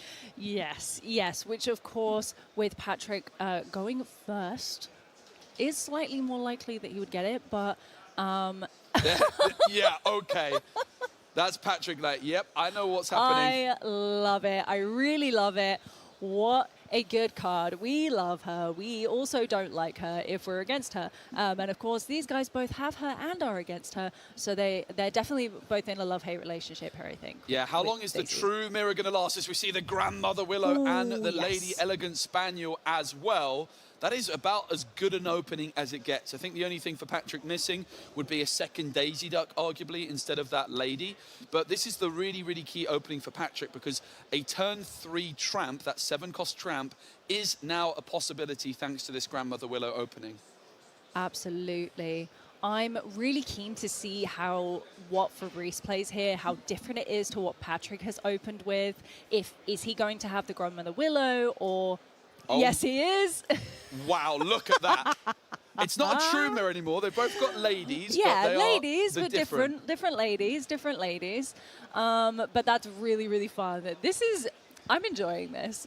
Yeah, both players have hit the best opening possible, really. But the big question now for Patrick is, does he have that tramp available? That is the key card to add into the mix at this point. Ink, tramp's going to cost just 3 thanks to the Willows. Yes. And can you speak to that in terms of the tramp? Because we know it is a key card for this deck. So can you talk a little bit about why that is? Yeah, it's a 7-cost character, which helps sing Under the Sea. And you can also just dig for all of your other cards, like finding the Under the Sea. As we actually see, Fabrice does not find that tramp. Oof. And instead goes for the Grandmother Willow and the Go-Go, which means that there's no threat here of Under the Sea in the next turn, unless Fabrice was able to shift in a Lady. That would turn that Under the Sea online. And I mean, if Patrick has the tramp here, we're going to see the instant difference in situations, right? One other thing that's really interesting about tramp is because you're digging into the deck, you can potentially play around cards like Ursa the Deceiver, right? You don't need to have the Under the Sea in your hand. You can dig into it and then sing Under the Sea later down the line. So it's an extremely powerful card. You get to filter your deck. You get a big, high cost character for song singing on the board. It just does it all, really. Agreed, definitely. And as you say, because he has that first ability that for each character you have in play, you can pay 1 less to play the Tramp. And then, of course, if you have a Grandmother Willow in board, you can play even less for Tramp. It feels almost just broken to be able to play a Tramp when you only have like 2 ink. You're playing a 7-cost card. It's just crazy. Very fascinating decision from Patrick off this Nani, because there was the option of an Ursula Deceiver, but goes for the Bobby. Perhaps now I see that there's an Ursula Deceiver in Patrick's hand already, I'm less surprised. Yes, But this Nani cost just 2, thanks to that Grandmother Willow. Very nice. Love that. Love that. Nani, a stage manager, another new Winter Spell card that has had a lot of discussion, and we've seen a lot of play going into this new meta, this new format. But that Ursula Deceiver is going into the Inkwell. Maybe he has another one in hand, or maybe he just has other plays he's maybe planning to do instead. But using the Bobby to cater the hand, draw a card and then discard a card. Yep, Fabrice draws the Rhino off the top, so still neither player, they started off brilliantly, but neither player going for that Tramp just yet. Fabrice certainly doesn't have access to it, but Bobby will be played for 0 ink, thanks to that Grandmother Willow. Of course, the card will need to be discarded. 2 Rhinos for Fabrice, which are so good with the Under the Sea, but without it, they are rather lackluster. So we could be going into a bit of a top deck battle here for, certainly on Fabrice's side. Patrick with that extra card drawn being the player going second, as well as that card added to hand from Nani, has a few more resources in hand available. Definitely not the best position you want to be in, I think, when you're relying on a top draw, a top deck. But of all the decks that you could be in that situation with, I don't think this is the worst one, because you are likely to get a lower cost card that is still really powerful within this build, within this deck, within this current board state. So yeah, but both players with really, really wide boards here. Fabrice is also actually threatening that Under the Sea at the moment. The Daisy and the Willow is 3, Lady 4, Grandmother Willow 6, Go-Go up to 8. So even if one of the 1-cost characters was removed, Fabrice has 9 cost worth of characters on the board, so he's certainly threatening that Under the Sea. Of course, doesn't have it in hand, but there's always the potential to draw in it off the top. It's going to be Lady, I think, played there down by Patrick for 0 ink, though, thanks to that Grandmother Willow. And there's the first Tramp of this mirror match. Now, is there enough for Patrick to sing Under the Sea immediately? I think so. Because, of course... It is. It's 8 exactly. So if Patrick can find it, that Under the Sea, and we talked about it, it's all about being the first to sing Under the Sea. The Tramp digs so deep, but it hasn't been found. No, what a shame. What a shame, because, of course, as we know, Under the Sea is an 8-cost, but it has the Sing Together ability, which means you can sing it with multiple characters that equal up to 8 ink costs. So, but that is such a shame to not see it. I think it was pretty clear that's what he was digging for. Yep. Very unfortunate to not have seen it. Yeah, absolutely. But also for Fabrice. Fabrice has been unfortunate not to find that Tramp Street Smart Dog in the first place. So, but there's another Tramp coming through. So there is more opportunities to find that Under the Sea. Surely at some point, I think it's been found. I think that's it. I think that's it. Oh my gosh. It looks like Patrick's found it. He got One card left in hand, but that's all you need. There it is. Sing Together, Under the Sea. Wow, there it is. There it is. Yep. And I think that's every single card. Yes. Yep. Wow, every single card on the opponent's board gone. Under the deck. Under the sea. Fantastic stuff. And Fabrice, I mean, look at this. I don't think there's much coming back from this, but look at this, Jen. This is so fun, because what Fabrice is doing here is a really subtle but important thing. He knows that he's losing this game, right? He's ready to scoop. But what he's just doing is he's just looking through the information from Patrick's discard to just try and work out what kind of card count might be in Patrick's deck and just gain every little bit of information possible for game number 2. So a really heads-up decision from Fabrice. I would imagine that they don't think they can win from this position, but they just want to get as much information as possible, I think. I agree. And I'm really curious to know, because we saw there, as he was looking through Patrick's... That's a scoop. Oh my gosh, there it is. Fabrice is winning that first match, I think. Sorry, Patrick winning that first match. Sorry, my bad. Well done. What an interesting first game. I mean, with a mirror match as well, you never quite know how it's going to go.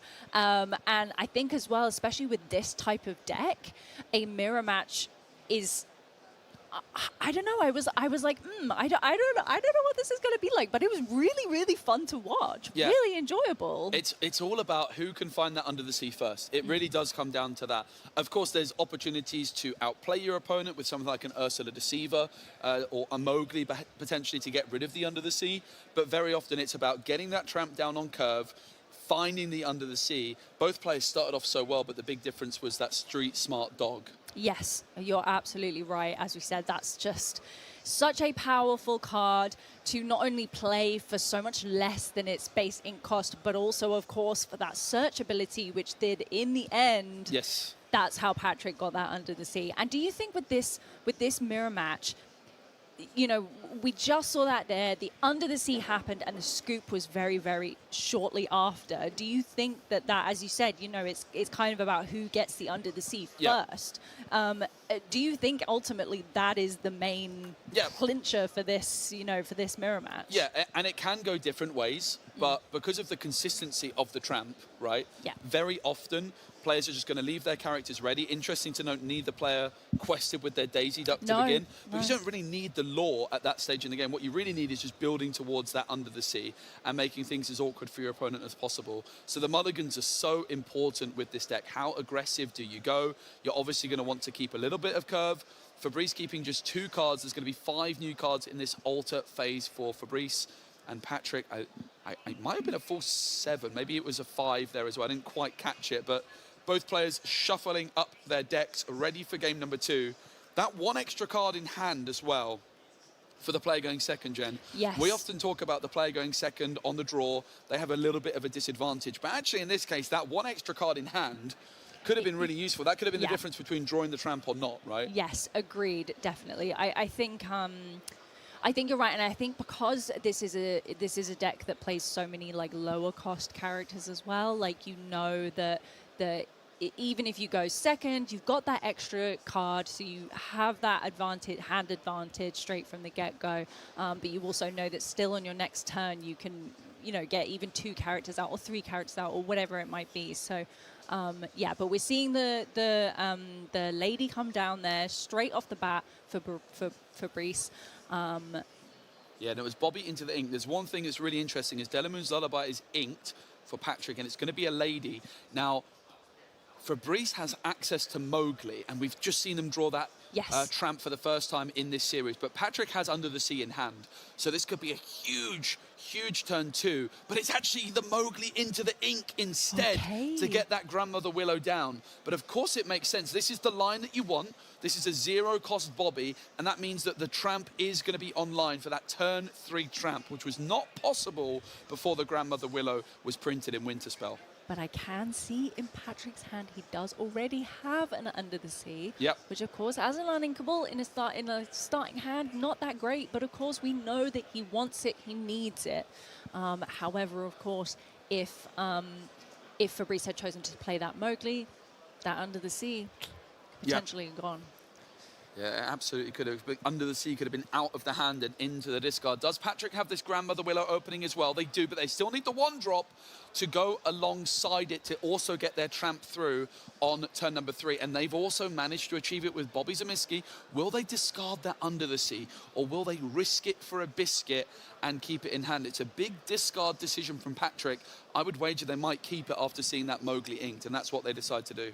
I loved that absolute mirror right there on the board. Look at that. Beautiful. Like, look at that. The only difference gorgeous. is a couple of ones are foil, one's a non-foil. Yeah. But it's almost perfect. I love it. It's so fun. Twinsies. We are actually not going to see the tramp, but instead the lady shift, and it's Under the Sea. Turn 3 Under the Sea. Surprise. Patrick likely wasn't expecting that. I certainly wasn't. I wasn't expecting that straight off the bat. I didn't even realize, but of course, we're putting that shift lady down, which is an ink cost of 5, immediately makes it with the 2 from the Grandmother Willow and the 1 from the Bobby. That's 8. That's 8, baby. Yeah, you I get said- that under the sea. And I say Patrick wasn't expecting it, but to be fair, Patrick is undefeated at the moment as a Dogs player. There's a good chance he's played some Dogs mirrors in his time. And now that I'm seeing it, it makes total sense as a line. If you can get a 1-cost lady down, you don't have to go for the tramp under the sea play. That lady shift becomes a real option. As we do see the Nani come through, add a lady into the hand for Patrick. Can Patrick mount a comeback here? Because that wasn't early under the sea. Patrick might have an opportunity to regain some board control, but Fabrice is certainly in the ascendancy here. Definitely Fabrice on the upper hand here. But as we know, and we saw earlier, and we can see now, Patrick does still have that under the sea in his hand. So if he can get enough characters on board, there's a potential to then wipe out Fabrice's board. But yeah, will it be enough? Will it be enough? But, you know, it is tricky as well, not wanting to quest in this situation, because you don't want to make your characters vulnerable, of course, to challenging. So, you know, neither player really being able to actually gain any lore in this situation, which is quite unusual for this deck. Could we ever see a second Under the Sea? I actually think Fabrice has no cards left in hand here. So all of those cards were sent straight to the discard. But importantly, it does include a Lilo Escape Artist who might be able to escape that discard pile at the start of Fabrice's next turn. But Patrick, with just Nani as the only character left on the board, is going to need to try and build towards that Under the Sea very quickly. Oh yes, not an ideal situation for Patrick. And we've got that big old boy tramp down on Fabrice's board there. I'm like, ooh, I'm excited. It's a I'm tense excited. one. I really like it. It's so different to the first game, it feels already. So I'm really keen to see how this pans out. We've got that Rhino there. Give the -1 strength to the lady. And the Tramp combining with Lady, which is quite fitting, of course, Lady and the Tramp. This Lady now has the opportunity, it can't quest, of course, or challenge, because it was just played this turn. So play passes back on over to Fabrice. No cards in hand, but that Lilo Escape Artist sat in the discard waiting. It's going to cost, I believe the Grandmother Willow does contribute towards the cost reduction. So I think this Lilo is going to cost just one to play. Yes, I believe you're correct there. But you do have to decide on the Lilo in the set stage. So it goes ready, set, and then draw. Yes. So if you want to play this Lilo from your discard, you have to do it before you draw a card. But Grandmother Willow will reduce the cost of the Escape Artist. 1 card in hand for Fabrice right off the top. What's it going to be? Does it cost 2 or less? Daisy questing first for that extra little bit of information to see what card is added to Patrick's hand, if any. It will be a Rhino. Another Rhino. Okay. I really want to know what Fabrice drew, because you're absolutely right. You have to make that decision about whether you're going to play Lilo from the discard before you draw. And we can see it's a lady, and there she comes down. Okay, that worked out quite well for him. And we talked about, Jen, it's all about who gets the Under the Sea through first. But there's a real possibility here that if Patrick could do some shifting, like a shift lady would be the obvious example in this moment in time, and Under the Sea, there's actually a real opportunity to claw their way back into this game. Potentially, I mean, the lady shift, if you could get Rhino down in the mixer as well, you would need 2 Rhinos, though, to set that lady to 2 strength. So the Floodborn lady is probably going to be safe. But is there a chance Patrick could claw their way back into this one? I think there could be. I agree. I think there is a possibility. And there's, you see this shift lady. Is there the Under the Sea available for Patrick? I think it's been there right from the start. Fabrice inked that Mowgli, remember, on turn number 2. Yes. And I think this could be a big moment. This game is not over. It's 12 lore to 0. But I think we might be about to see an Under the Sea, if I'm not mistaken. I think we might be as well. He's definitely got enough Goes for characters Tramp. to sing it with them. So, okay. Rhino's going to take out the lady. And it's Lady and Nani combined. Yes, there it is. Under the Sea. Can you believe it? The Under the Sea from Patrick. We said it's all about whoever gets the first Under the Sea through first, but Patrick is proving us wrong, because suddenly they have the total board control. Fabrice has no cards left in hand. Yes, okay, they're 11 lore behind, but it's total control, but that is about as good a top deck as it gets. Definitely. I was thinking, you know, Fabrice clearly did that under the sea, cleared Patrick's board, and then thought, hey, okay, this is my opportunity. I'm going to get my board as wide as possible. I'm going to do a lot of questing because I'm on 0, so I'm going to get all the way up to 12 and just hope that Patrick doesn't have that under the sea, which of course we already knew. Yep. It was already in hand. It was but there you the whole have time. to, because if Fabrice had not chosen to quest, he would still be on no or very little lore, and then would just immediately lose all of those characters. So I think in that situation, I completely understand the risk of going, yep, I'm going to quest, I'm going to make my characters vulnerable, I'm going to get this lore in here, you know? Yeah, so Gogo was the card selected. Of course, Patrick is privy to that information, so he's going to be playing around Gogo. Now, a lot of people at home, Jen, might be saying, Fabrice, what are you doing? You had Mowgli in hand. Why don't you just play it and discard the Under the Sea? Well, the thing is, everybody, Fabrice doesn't know that Patrick had that card in hand. Often when you play a card like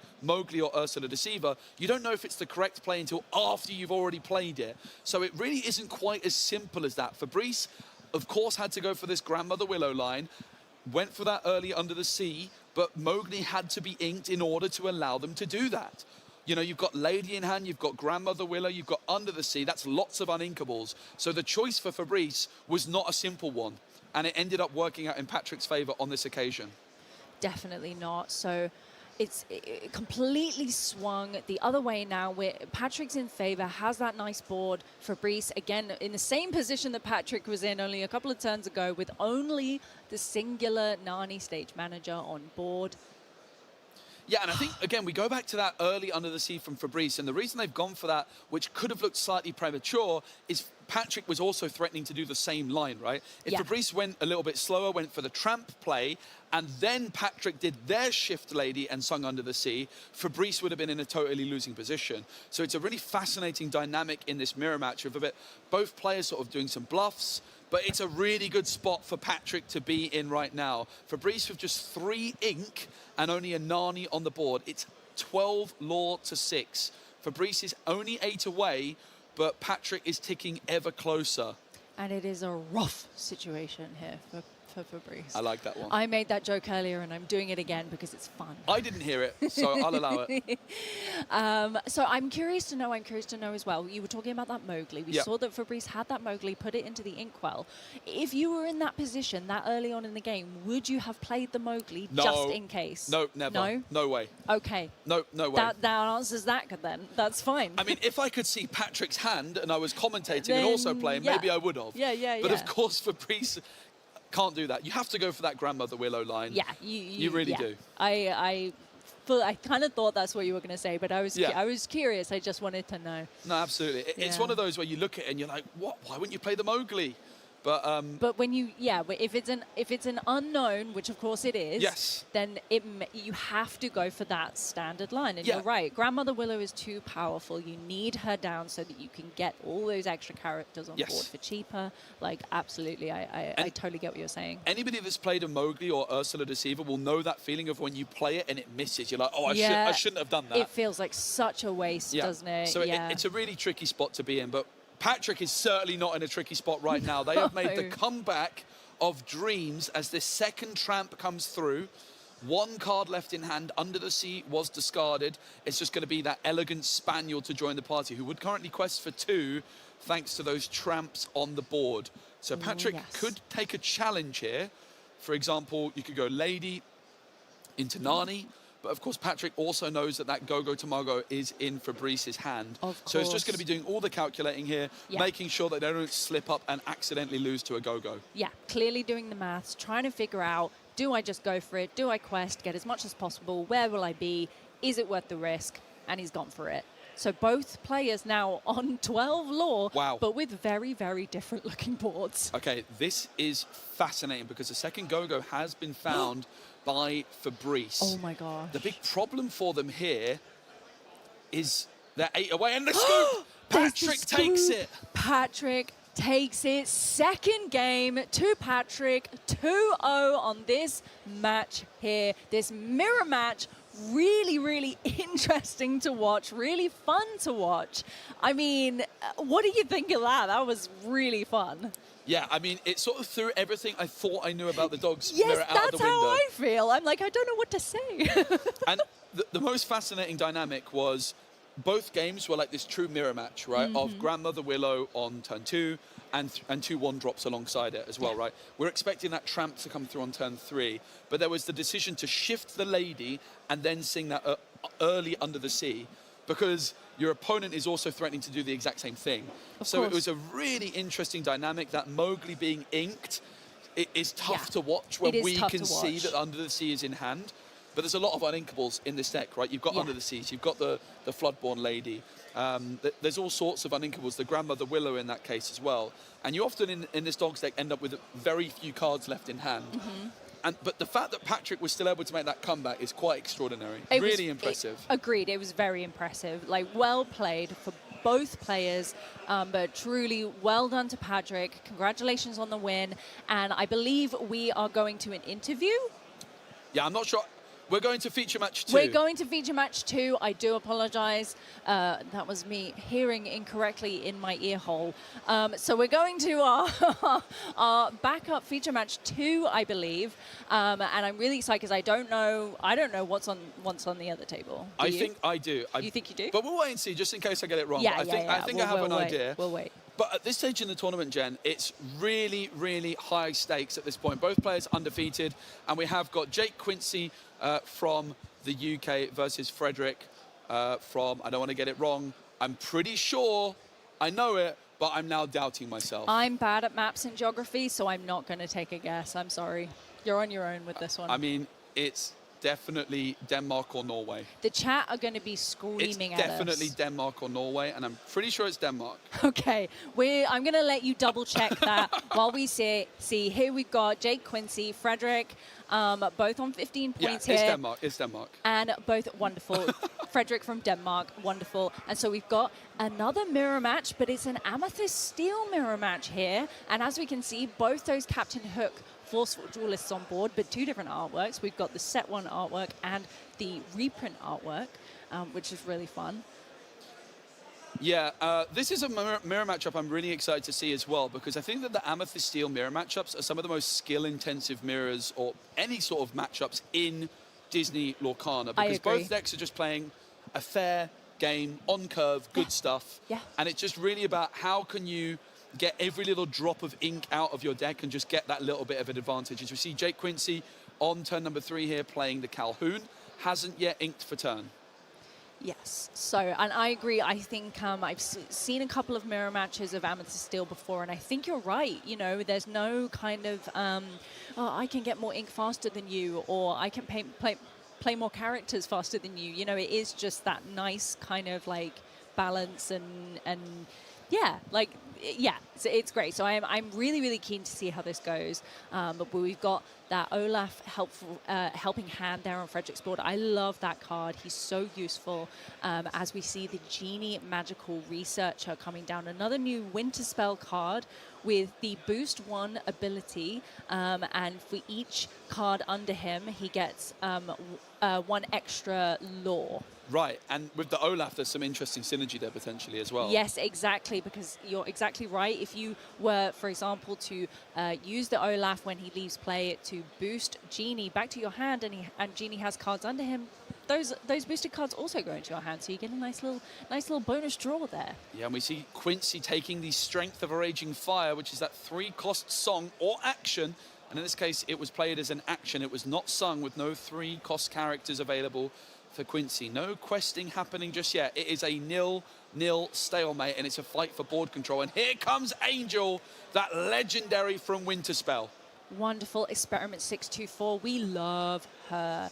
Turning those snowballs, turning those cards into snowballs, making damage. She's just so fun. Her ability is so useful, and we see a lot of play with her going into this newer format, this current meta. Yeah. And I think because it's just such a cool ability. Like, it's really powerful, but it's also really fun. Yeah, I love it. It's really good with Doc as well, right? You want to empty your hand at certain moments. We did see the Giant Cobra discarded to deal 2 damage to a hook. Quincy responded with a Genie and pass. Quincy not interested in exerting any characters at this moment in time, but that was then Pocahontas discarded the good aim from Angel. Another snowball finds its way onto Quincy's character. Absolutely. So, both in a kind of similar situation here. I mean, obviously, one less card on Quincy's board here now, but there's a dock. It doesn't look like it's going to be triggered. I don't think he's going to do the ability, no. So not going to discard the hand to draw 2 cards. He's still got 2. Oh, there's another one. Dock. And that's why. And that's what you want to see. Are we going to see no trigger again? Oh. Is there potentially a third dock in the hand You're of Quincy joking. here? We're going to have to wait and see. Cheshire Cat into the ink for Frederick, and it's going to be the Calhoun. And there's the dock triggering, and Frederick seems to have gotten that slight advantage. I mean, imagine if Quincy had had an 3? Angel of their own at this moment. They could have discarded a dock to deal 2 damage with the good Angel ability. Yes, exactly. So You're exactly Angel's right. really shining here in the Yeah. Winter Spell meta as Quincy draws a card for turn. Yeah, that's another bonus, I think, with Angel that I think we've spoken about before is, of course... There's the third dock. It is a third dock. That's not ideal. That's really not ideal. Poor Quincy, 3 docks in hand. Not what you want to see. But, I mean, now he does have those 2 extra cards in hand, so hopefully there's something good. Yeah, and it's certainly far from over. While Frederick has had the slightly better start, Quincy was the player going first in this one, and it's still a long way to go. Frederick does have that first 2 lore on the board, thanks to the Genie on the job. Magical Researcher there going into the Inkwell. Yep. And passing turn, okay. Yeah, Quincy's still not interested in doing any questing. Just wanting to see if he can force Frederick into a mistake and allow himself to make some favorable trades. Yes, and having... Oh, okay, so Hades looking for a deal, choosing Quincy's Genie Wish Fulfilled. Genie on the job. I think. Yeah, it's Genie on the job, this one. Oh, is it? Yeah. And it goes to the bottom. Goes to the bottom. No.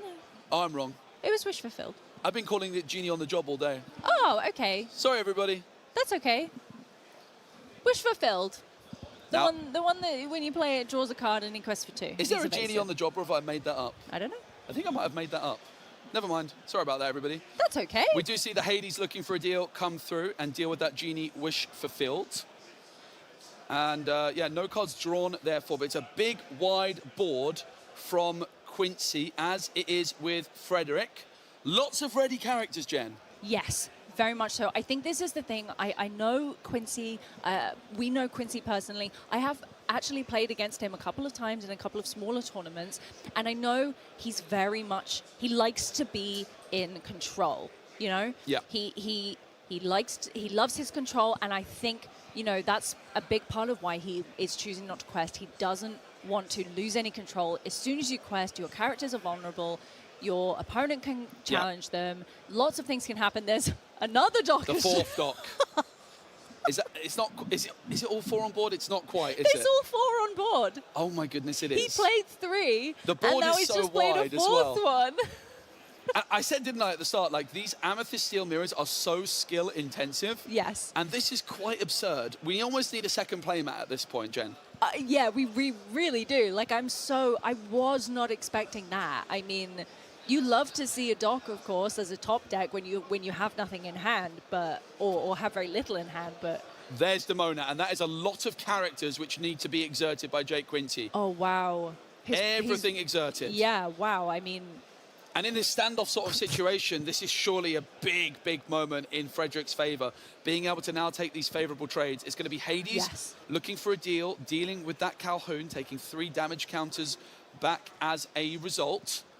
Calhoun is going to challenge a dock, gaining 2 lore. Get that 2 lore, yep. Love Calhoun. Such a great ability. Captain Hook getting rid of one of the other docks. So we've only got 2 docks left on Quincy's board now out of 4. One dock left. Another dock going. One dock to go. And Angel's going to seal the deal. 4 docks on the board, 4 docks in the discard. Go away, you bold knights. There's too many of you. Yeah, Olaf also has been banished. So Jake Quincy does have the opportunity to trigger that ability, but it doesn't look like it's going to happen. And then it's going to be Genie actually challenging the Hades, which you would imagine there's going to be a follow-up play to make use of that. Perhaps that good aim from Angel, the snowball.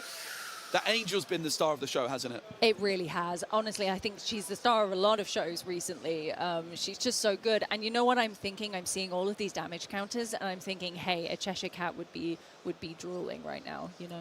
Yeah, I think you could be right. So we've got a lore guide on the job, just making sure everything is A-OK.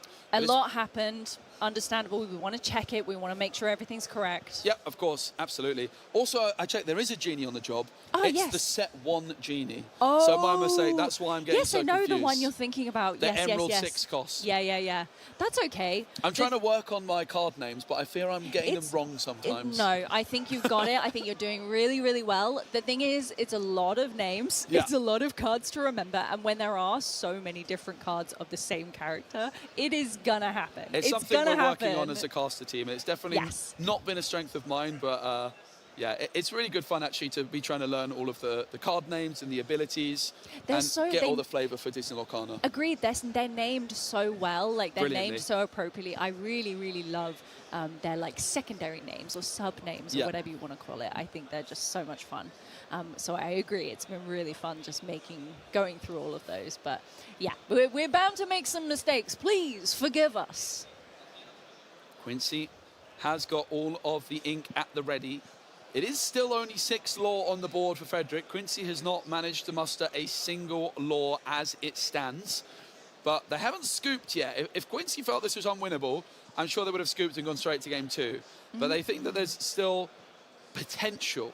Now, of course, with Frederick's board exerted like this, it's now Quincy's opportunity to make some favourable trades of their own. But they don't have many characters to work with, as Angel has been removed. Yeah, I mean, a Cobra with the 4/4 stat line, as we just saw, can kind of bump it to something really powerful like Angel and still stick around. But yeah, it is a tricky situation for Quincy with not much on board. You know, can't really deal with all of these these exerted characters, all with lots of damage. It's a difficult situation, I think, for Quincy. But he's a fierce player. He's a fierce player. Yeah, and Quincy's really going for that European Championships qualification. They've already qualified for the North American Championships. They made the trip over to Richmond, getting top 16. So I know it's something that they're very, very hungry for, to get that European Championships qualification. And I believe he can do it, definitely. He really is a proven strong player. Yeah, he's beaten me at locals quite a few times, actually, I've got to say, yes. Every time I've been against him, he's beaten me. He's absolutely destroyed me. I stand no chance. I just have fun with it because he's a nice guy. We have Angel comes through. Angel comes through, experiment 6-2-4. Some snowballs for Quincy now. Yes, absolutely. So I think it's going to be, I'm not sure exactly how many cards. Is it 3 cards and he's got in hand? I can't quite tell. I think you might be right. I think it's 3 cards in hand, so he does have some fuel there for that second Angel ability to turn into snowballs. It's going to be the Cheshire Cat into the Ooh. ink. Cheshire Cat inked, and Quincy still just considering their options. It's interesting. I think a lot of people... Oh, okay, I was going to That say, I makes think a lot of sense. people would play the Cheshire Cat in that. There's so much damage on the board, but it's because he had a second one. So, of course, he's still... Yeah, that made sense. Yeah, and doesn't go for that good aim. Does still have 1 card in hand, I believe. Probably wants to keep it. You know what it's not? It's not a dock, because we've already seen all 4 of those. It's definitely not. We know that for sure. It's going to be Elsa Fifth Spirit coming through. Of course, exerting a character. It's going to be Angel, who doesn't have resist as it stands, as Quincy does still have that 1 card in hand. So Captain Hook cleans up Angel. Elsa can still challenge with her rush, and it will be taking out the Black Heron. Yeah, Black Heron, a 2 ink cost, 3/3 stat line. Really good stat line for a 2 cost card, I think. Even though vanilla, no ability, but still really, really good. Yep, and then it's going to be Captain Hook onto the Cobra. Frederick just looking to get a full board, a nice wide board here, get that full control. Cheshire Cat, the only glimmer remaining for Quincy. Not an ideal situation, Joe. Yeah, but it's early days in this match. It's still It is. game number 1. Frederick does seem to be in the ascendancy, it's fair to say, as we do start seeing some big questing Go for power. it. Go for it. Olaf's going to join the fun as well with a helping hand. Yay, I love that because of course then, you know, if Quincy did choose to get rid of the Olaf and banish the Olaf when he leaves play, then Frederick can bounce a card to hand. So he could bounce the Genie, wish fulfilled, and then get another card draw. But there's a Demona, Scourge of the Wyvern Clan on Quincy's board. Yeah, and I think there's still enough ink for this Cheshire Cat boost. Could take a believe challenge so, with yeah. Cheshire Cat and then move the damage from the Cheshire Cat elsewhere. Yes. Would be a nice way of dealing with that Calhoun. But also with that evasive Genie, there's not really many opportunities to get rid of that. So Quincy's going to have to do some maths here, make sure that they don't allow Frederick to win if possible. And they have to consider that Calhoun could take a challenge as well, which Yeah. can always change the maths. And Calhoun will be challenged by the cat. Don't want him to get that 2 extra law, but he did have a lot of choices. As you say, he could have hit the Genie, also could have hit the Elsa as well, because she's already got 3 damage, so only 2 more willpower left. But I understand the Calhoun choice. Yeah, so challenge the Calhoun and then use the boost ability to deal with the evasive Genie. Oh, yes, yes, yes. As play passes back on over to Frederick, whose board currently quests for 5, which is not enough to win the game. Not but quite. Demona is exerted. So in fact, the board is only questing for 3. So yes, Quincy good point. making sure that Stone by Day ability keeps Demona frozen. Absolutely. We see another Angel Experiment 624 coming down there on Frederick's board. It's going to be a strength on Demona. 6 damage dealt to Demona in a single swoop. That might be the end for Quincy in game number 1. I think that's that scoop right there. Wow, what a wonderful card to draw in that moment. It's Yep. a Strength of a Raging Fire, the perfect card that I think Frederick needed to remove that Demona with, of course, with a 6 willpower. And it's like, well, hey, I've got 6 characters, so bye-bye. You know what's not an ideal draw? A non-ideal draw is 3 docks in hand. That is not great to see, especially with that Angel. Yeah. But we are going to be going into the second game in this backup feature match. It's not a backup feature match. We've got like a double feature match. It's a second feature. We Yeah. give you the first and we give you the second because who doesn't want more Disney Lorcana gameplay in their life? Yeah, and both players, remember, I believe undefeated up until this point. Certainly 15 points is a really good record. Yes. Yeah, we're in round 6. Each player is 5-0.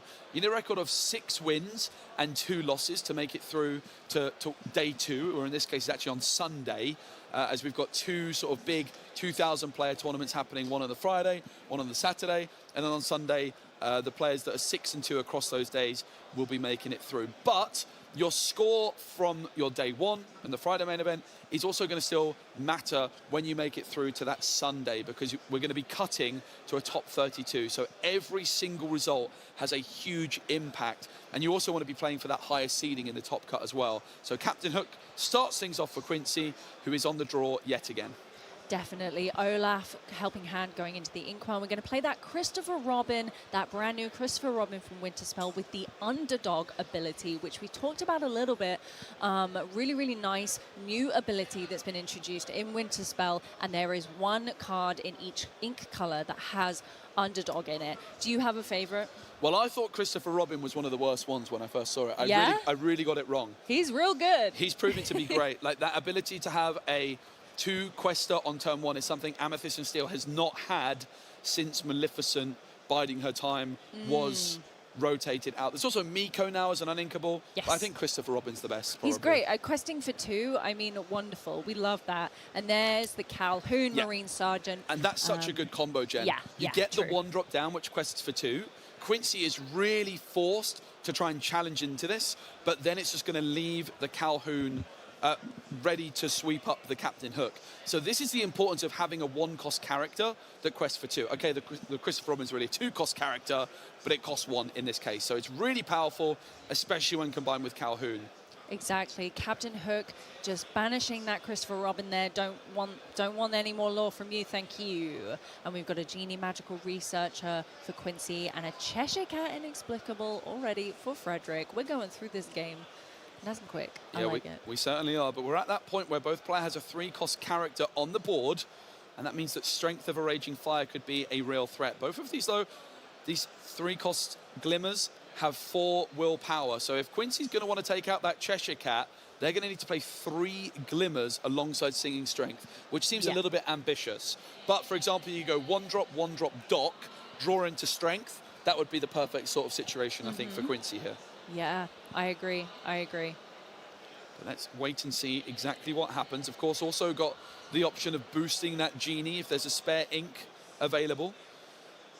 It's going to be a challenge on Calhoun. Okay, fair enough, fair enough. I think, you know, at this point, I understand, you know, as we said before, Quincy likes to feel in control. He likes to control the opponent's board. Wow. But there's the Vanderchill. We're going to exert the Cheshire Cat there.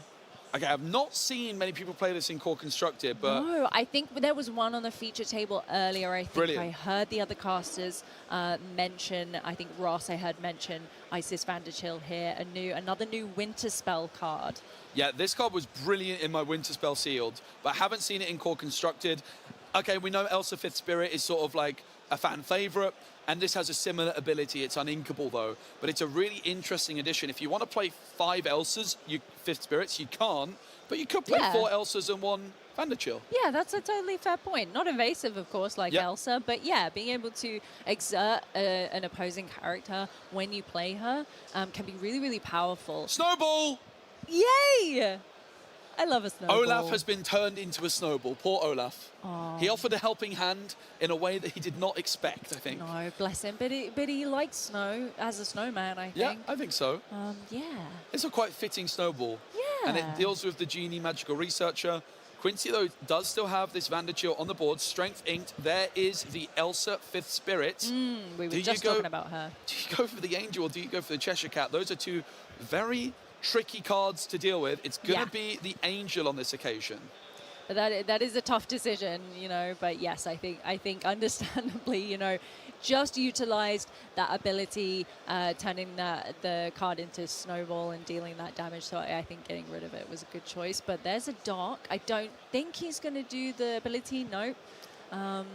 But he has another Dock in hand, of course. So yeah, that makes sense. We like to do that. You get that little bonus body. You don't do his ability, but then of course you play the second Dock. You discard your empty hand, and you draw 2 new cards. Very nice. Yep. Frederick passes.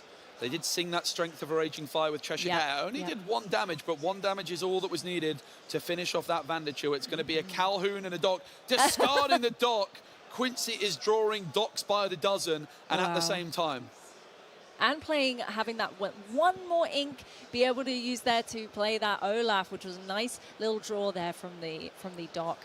Only a 1 cost there, so got that helping hand there in case he needs it. Might be able to bounce that Dock back to hand and play it again. Yep, and we're going to go Hades. He's looking for a deal. Elsa selected, so Quincy either decides to banish the Elsa or allow Frederick to draw 2 cards. Really tricky decision. I would imagine he might get banished, or it's rather put to the bottom of the deck rather than banished. But not allowing Frederick to draw 2 cards at this stage, but the value from the Hades is just outstanding there. Dealing with an evasive and getting a big unit down on the board. A big character, I beg your pardon, as Olaf then joins the party and lends another helping hand. Agreed. You can never have too many helping hands, I think. And Frederick seems to be in a good spot. Yeah, I was going to say, I think strength. I saw another Strength of a Raging Fire there being drawn into hand. And I think he might have an Angel. Yep, there it is. Angel Experiment 624, another one down on the board. Yeah, and there's no cards in hand available to be discarded. But that does mean that the Angel is untouchable. Well, she is. She is touchable, but her ability untouchable gives her resist 2 when you have no cards left in hand, which is going to be extremely difficult to deal with. Yeah. Of course, now the tricky situation, I think, you know, for Frederick, having no cards in hand now, will, of course, next time draw a card into hand. But then it's like, you know, do I play the card or do I discard the card to turn it into a snowball with the Angel's ability and deal some damage? Yep. I think it depends so hugely on the card that you draw, I suppose. Yeah. But of course, if you then play the card, you can't do her ability. Unless maybe you play a Genie and you draw another card. I mean... Yeah, or like a Dock off the top or something like this. Exactly. So it's going to be a big top deck moment for Frederick. Quincy, considering their options. Remember, Quincy went first in this game, but Frederick is in the ascendancy. 5 lore to 0 ahead. Those Strengths of a Raging Fire, I think, have made a big difference. Yes. Yeah. But, you know, both good sized board. Has the opportunity to utilize the Olaf here. Olaf on to Cheshire Cat. Calhoun cleans up the Cheshire Cat, giving Quincy his first 2 lore of game number 2. Choosing not to bounce anything with the Olaf, which I think is understandable. Look at the tension on Frederick as well. Yeah. This is a big moment in this game. They're playing for a lot. Every player here, we've got 2,000 players today, 2,000 players tomorrow. There is a lot on the line with the wonderful pricing we have available this weekend. So, understandably, taking their time. Very important decisions, but we see that Christopher Robin. He's joining the fun. He's joining the fun, exactly. Fun snowballs all around. And I think maybe he's thinking about trying to get rid of the Hades here. With Yeah, both considering of it. them. I mean, at this point in the game, right, Quincy knows Frederick has no cards in hand and is in top deck mode. So if Quincy can gain back some board control, yeah, it's a very interesting spot. What's the card after? Oh my goodness, it's I the knew wish it, fulfilled. there it is. You predicted it. I did. That never happens. Wow, yay. Angel, of course, could discard the card, as you mentioned, yeah, but drawn off it, I but think decides passing not turn, to. yeah. Christopher Robin with that 3 willpower means it's not the best snowball target. No, I wonder what that card is as well. Yeah, but that is a big top deck in a big Yeah. moment. Oh, yeah. Quincy just looking down at the board state, sees 2 docks, an angel and a genie. Christopher Robin is joining the fun, but isn't going to be having much fun just yet. It's interesting. I was going to say, I want to ask your opinion. So I was looking around earlier, and I noticed, and I heard some people talking, that I think Genie Wish Fulfilled is seeing a little bit less play. Yes, I've heard about it too. Yeah. As Demona comes through, Ooh. Christopher Robin will be exerted, but Quincy draws 2 cards. Christopher Robin taken out by that angel. No glimmers left. Frederick, big questing. He's in a very good position here, shooting all the way up to 12 lore there, having cleared Quincy's board completely, and has a nice, wide, healthy board himself. Yep. Frederick is just a giant cobra away from victory if they quest out the entire board. Can right. Quincy do anything to stop this?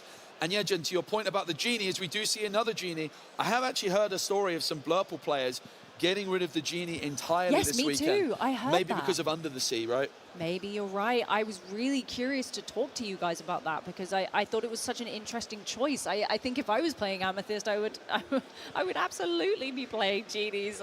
It's really interesting because it just seems like such a staple Amethyst card. It's really, really interesting to hear that it's seeing a lot less play. I think a big reason and why we're seeing it in Amethyst Steel is Amethyst Steel has a pretty good Dogs matchup, but the Blurple players wanting to make their matchup into the Dogs deck a little bit better, and Genie can be a bit of a liability as an uninkable 2-strength character. In that matchup, there's probably things you would much rather play. And I think that's why we're seeing some Blurple players remove it entirely, which is fascinating to see the development of the Winter Spell meta. It is. It really is. And it's interesting as well. Oh, there is the Giant Cobra, but it's being inked, playing a Palace Guard, and passing turn. So Frederick at 12 lore, the board quest for 7, so it would just only need a Giant Cobra to seal the deal for Frederick. Hasn't gone for it immediately. Of course, can also use the good aim ability of Angel and turn one of those cards in hand into a snowball to deal with the Olaf, for example. And he has Or a the lot. Palace. I wouldn't actually work on the Palace Guard. The Vanish has to be an action. He has a lot of cards in hand. There's another Demona coming down, going to his all 3 of Quincy's characters. It was actually discarded by the Angel. The I'm Demona so in the end. sorry. I'm so sorry. No, of course. It was a bit confusing, but Demona the Snowball. There's just so many cards on the board. I completely misconstrued what was happening. Yep. Apologies. And it's Pocahontas, and it's the Genie as well, boosting Boost just it. for good measure. And it's time to quest. And Quincy needs a miracle. Yes. That's there the it is. game. There's the fist bump. It is done. 2-0 to Frederick. Wow. Wow. I mean, well played from both players, but congratulations to Frederick. What a game. What a game. What a match. I mean, how do you feel about that? We were talking at the start about how interesting an Amethyst Steel mirror match can be. I mean, did that live up to that expectation for you? It was honestly like so fascinating. We had 2 mirrors, right? They were both 2-0, and they both went to the player that was on the draw both games. Yes. So we just watched 4 mirror matchups of Disney Lorcana in a row, and every time it was the player on the draw that won. 4-0 for the player on the draw. We talk a lot about the play-draw disparity in Disney Lorcana, how maybe it's very advantageous for the player going first, but fascinating to see in these mirror matchups, maybe it doesn't have as much of an impact. And maybe the underdog, Christopher Robin, contributing towards that as well in this second game. So really fascinating stuff, Jen. Yeah. And I do believe we're going to be having an interview with the winner from that last round, Frederick. Yes. Okay, ladies and gentlemen, I am back with a player that you might have just seen do very well on stream. We've got Frederick from Denmark playing Amethyst Steel, just won a mirror match. What's your record right now? 6-0. So that's 18 points locked for day 2. Yes, it's so nice. Yeah, that's pretty impressive. What does that do when you finally lock that day 2 invite? I hope my heart rate falls a bit. It has been quite high. It's my first real DLC, so... Oh my word. Yeah, I've been to one other tournament with 200 players, that's it, and this is the first time. So first Disney Lorcana Challenge then. Yeah. You know, 2,000 people today, 2,000 tomorrow. What did you expect coming in? Not that much. I just had very high hopes that I would get to this point. So. I mean, yeah. right now, I hate to break it to you, you are one of the best players in the room. You are absolutely crushing the competition right now. Apparently. I mean, so how is your deck feeling? Does it feel like you're a 6-0 player? Has it been smooth sailing? The mirrors has been quite hard. But the other matches has been against control, and that has been pretty good. So what about the control matchup makes it quite nice for you then? I have built quite a lot into making it a bit aggro, I think. So nice. Getting around those later games, yeah. And then you're getting through that. So tell me about the mirror match then. Obviously, you've not lost a mirror match yet. No. You've just gone and beaten one. What's your strategy in this Amethyst Steel mirror match? Trying to get some early questings in while keeping the pressure with something that can take out their characters when I have laid mine down and exerted them. Very nice indeed. So is there anything about your list that you've brought this weekend that you would consider a little bit different, a little bit spicy, a little bit not so standard? I put in 62 cards. 62 cards? Yeah, I don't know how many put in more than 60, but I have put in a bit more. So I've splashed some cards just to be able to do different stuff in different matches. Well, usually people say never go above, never go above. I know, but I'm a 61, 62 player guy. So this is a standard thing. You're usually almost. But see, this is an important question. Do you think it actually hits your consistency, or do you think you gain enough of an advantage? Right now, it seems like I get a lot of the advantage, but I don't know. The last bigger tournament, I don't know. The consistency might have been better. Okay, so you're rocking 62 cards. You're winning. Have you got an MVP so far for the tournament? A card which is particularly excelling? Pocahontas, I think. Oh, following the wind. Yes. Oh, yeah. How often are you questing for? What are you questing for most of the time with that? What are you hitting? I have been doing quite a lot of Christopher Robin into Pocahontas, so getting 3. 5. Oh, 5. Yeah, 2 for the Christopher. Yeah. And then in one of the control matches, I had 2 Pocahontas and a Christopher Robin. So 10 that turn, almost. Oh, that is absolutely beautiful. I absolutely love it. So you're sitting at 6-0. You've got day 2 locked, but we're not done with the tournament yet. We have a couple of rounds to go.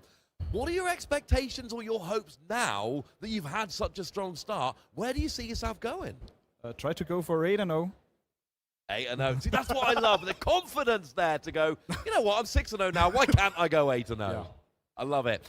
Any shout-outs you want to give before we finish here?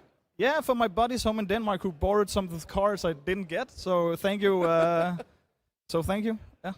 I love it. You've got all the profile of, you've got 62 cards, which is not that normal. You've borrowed some cards. It's your first tournament, and yet you've gone past all of that. You're 6-0. You're locked for day 2. Congratulations. Yeah. Thank you. Thank you very much. And long may it continue. Well, there we go, ladies and gentlemen. One fantastic player locked for day 2, but there's still plenty of others, so keep watching because we need to fill up that day 2 on Sunday. Thank you, Ross. We are now going to talk about some upcoming events that we have, and there are still tickets available. You've got to grab them soon. For now, exactly. Disney Lorcana events do tend to sell out quite quickly, so I think you want to grab them really, really quickly. So we have the upcoming Disney Lorcana Challenge in Dortmund. Yes. First time we've been to Dortmund for a Disney Lorcana Challenge. Not too far away from Bochum, which we did in Season 1. But Dortmund, in that sort of part of Germany, there's lots of cities. Really nice part of the world, I've got to say, Jen. So you can get tickets, still available. I believe it's a big event. It's going to be that Infinity DLC, and you can still get tickets available. Let me tell you, even if you're just interested in doing the side events, there's so much going on here in the building. There's Disney Lorcana artists, Disney Lorcana content creators, there's side events, there's developers, there's all sorts of fun things happening, Jen. Yeah, I know lots of people who are here today who are either just here as attendees and not actually playing, or people who are playing in tomorrow's tournament, the 2,000 players. But today they're just kind of doing some fun side events, you know, getting some prize tags and doing all sorts of fun things. There's always stuff to go on, including as well, important to mention, the giant jigsaw puzzle at the other end of the hall. I'm really excited to go and see the progress on that. But yes, they are so worth coming to these events. There's so much fun, it's so much an amazing community, and there are still tickets available for Dortmund Infinity format, which is so much fun. And I believe it's in June. Yeah, yes. I think early June. It's going to be a really fun event, that's for sure. It's going to be the last European Disney Lorcana Challenge of the season before that European Championship. So really looking forward to that. But we've still got plenty of action here in Ghent. Of course, we're on the Friday main event, 4,000 players total. So we're doing another main event on the Saturday. And then all the players who have a record of 6-2 or higher will be battling it out on Sunday, where we're going to kind of keep the Friday main event together as one pool. We're going to keep the Saturday main event together as one pool, and then the winner of each will be playing in a grand final to crown themselves the best of the 4,000 players here in Ghent, Belgium. Yes. First time in Belgium for me, Jen. Me too. What's been your experience of it so far? Really wonderful. I've mostly been in this venue, but it's been a wonderful time. But you went in, you got to see a little bit of Ghent the other day. I actually had a Belgian haircut as well for the first time. You did, I know. But no, I had a really good time visiting Ghent. It's a beautiful, beautiful city. I'm so impressed. Lots of brilliant architecture. Agreed. Castle was just in the middle of the city, and the food smelled brilliant. There was lots of waffles, lots of fries on the go. Yum, yum, yum, yum, so yum. I think I need to try and go back to Ghent on Monday and sample some of the waffles, that's for sure. Me too. I'm hoping to do the same. But I think we have a little deck profile for you, which is very relevant to the first feature match that we saw in this round 6 that we just had, because we're going to go and throw over to a Amber Emerald Dogs deck profile for you. Perhaps we're not. Perhaps we're not. We're going to have it pretty soon, though. But the Amber Emerald Dogs deck is definitely looking like one of the best decks in the format right now. Yeah. I've been really, really impressed by it. Now, what was your prediction to win the event overall this weekend, Jen? My prediction, again, very relevant because of what we've just seen, Amethyst Steel. Yeah. What's yours? I actually went for the rogue pick of Amber Amethyst, Oh, which yes. has been pretty impressive so far on stream. Cool. We are now ready for that deck profile, so we're going to be sending that on over. I was too excited. It happens to the best of us. But let's have the deck profile. All right, ladies and gentlemen, we are here at Disney Lore Challenge Ghent, and we are asking the question, who let the dogs out? And the answer is a significant proportion of the players here, because this dogs deck is going off all over the board.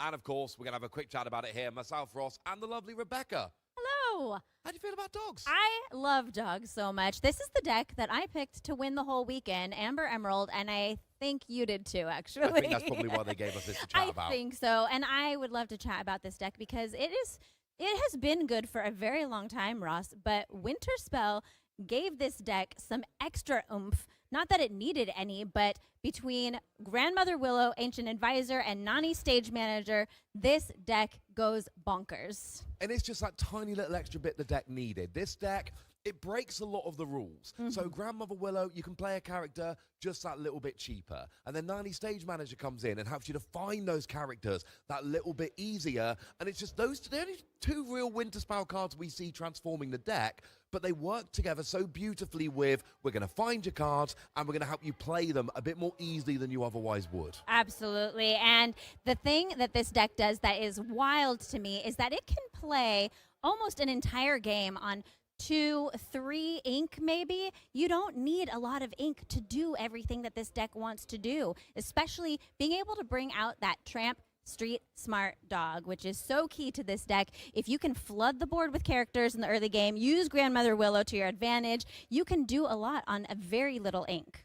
Yeah, you absolutely can. That cost it's 7. It looks very high. Yes. It's inkable, which is nice, but 7 looks very high. But it's reduced by 1 for every character you've got in play. So you look at your Grandmother Willow, Ancient Advisor, makes characters that little bit cheaper. Look at things like Lilo Escape Artist, so you can keep playing from the discard pile over and over again, making it easier to keep those characters on the board. And then all of a sudden, you got a whole bunch of characters out, and then Tramp Street Smart Dog comes down, and then, of course, you're filtering your deck so nicely. You don't get a card advantage, but you draw a card for every character you've got in play, discard that many cards, you just fix your hand to have the perfect hand, so you get it out early and then fix your hand to be basically perfect. That sounds unfair. It is unfair. This deck is doing a lot of unfair things, but in the right pilot's hands, I think we're going to see some really fun things on stream this weekend. I know one of the cards that people are filtering to look for is Under the Sea, that all-important song. Yeah, it is such an important card in this deck, and in fact, we see in this deck, that there is Emerald Chromacon in there, but some people are cutting out Emerald Chromacon altogether to bump up their copies of Under the Sea because it is that good right now. It just takes out all of those low-cost characters, but it bottom decks them. Yes. So they're not going to the discard pile from where they can be recovered and replayed by certain other cards in the meta. They are going under the deck, which makes them so much harder to get back again. But it is a bit of a double-edged sword because it's a card that actually works really nicely against this dog's deck. So it's a card which we are seeing all over the place. But if you get it first...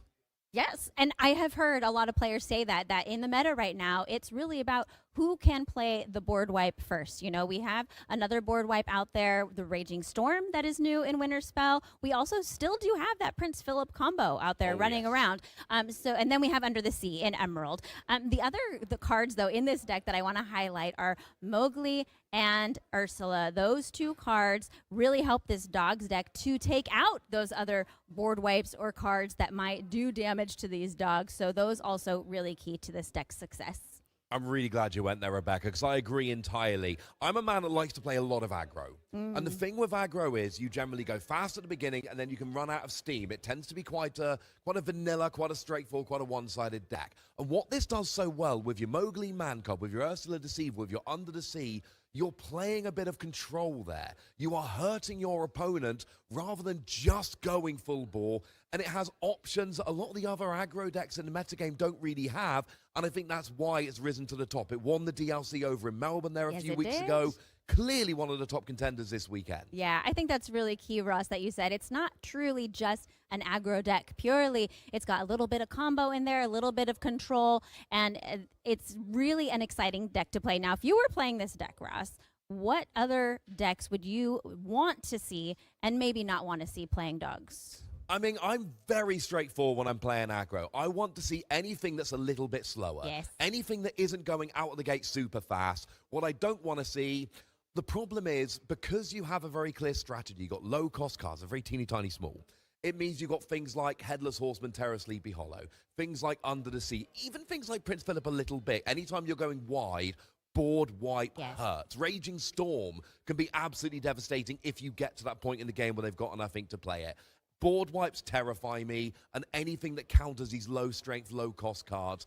And unfortunately, there are a lot of really explicit counters, and they don't make me happy. Yeah, I think that dogs, like you or someone said, that it's a bit of a boogeyman this weekend. People know it's good, Yep. and they are coming to Disney Arcana Challenge Ghent ready to beat dogs. Well, they are getting ready to beat the dogs. Can you do it, though? They're out there running around, though. Here, is it going to be 2 DLCs in a row, or is there something that can take it out? Keep watching, because we're going to find the answer.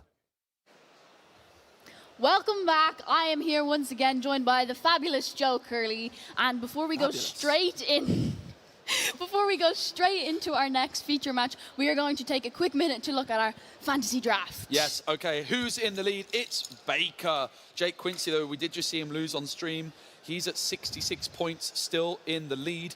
In second place, we're tied, Kim. We're still Look at that. tied. Originally, we were tied third earlier, but now we are back up at tied at second. Yeah, Zan Syed, I think, is doing a really good job for my team, it's fair to say. Rebecca's not far behind, though. We did see Fumbles winning on stream earlier on. And, of course, Cree Gunning, someone you know quite well, is on Rebecca's team. You didn't fancy picking Cree?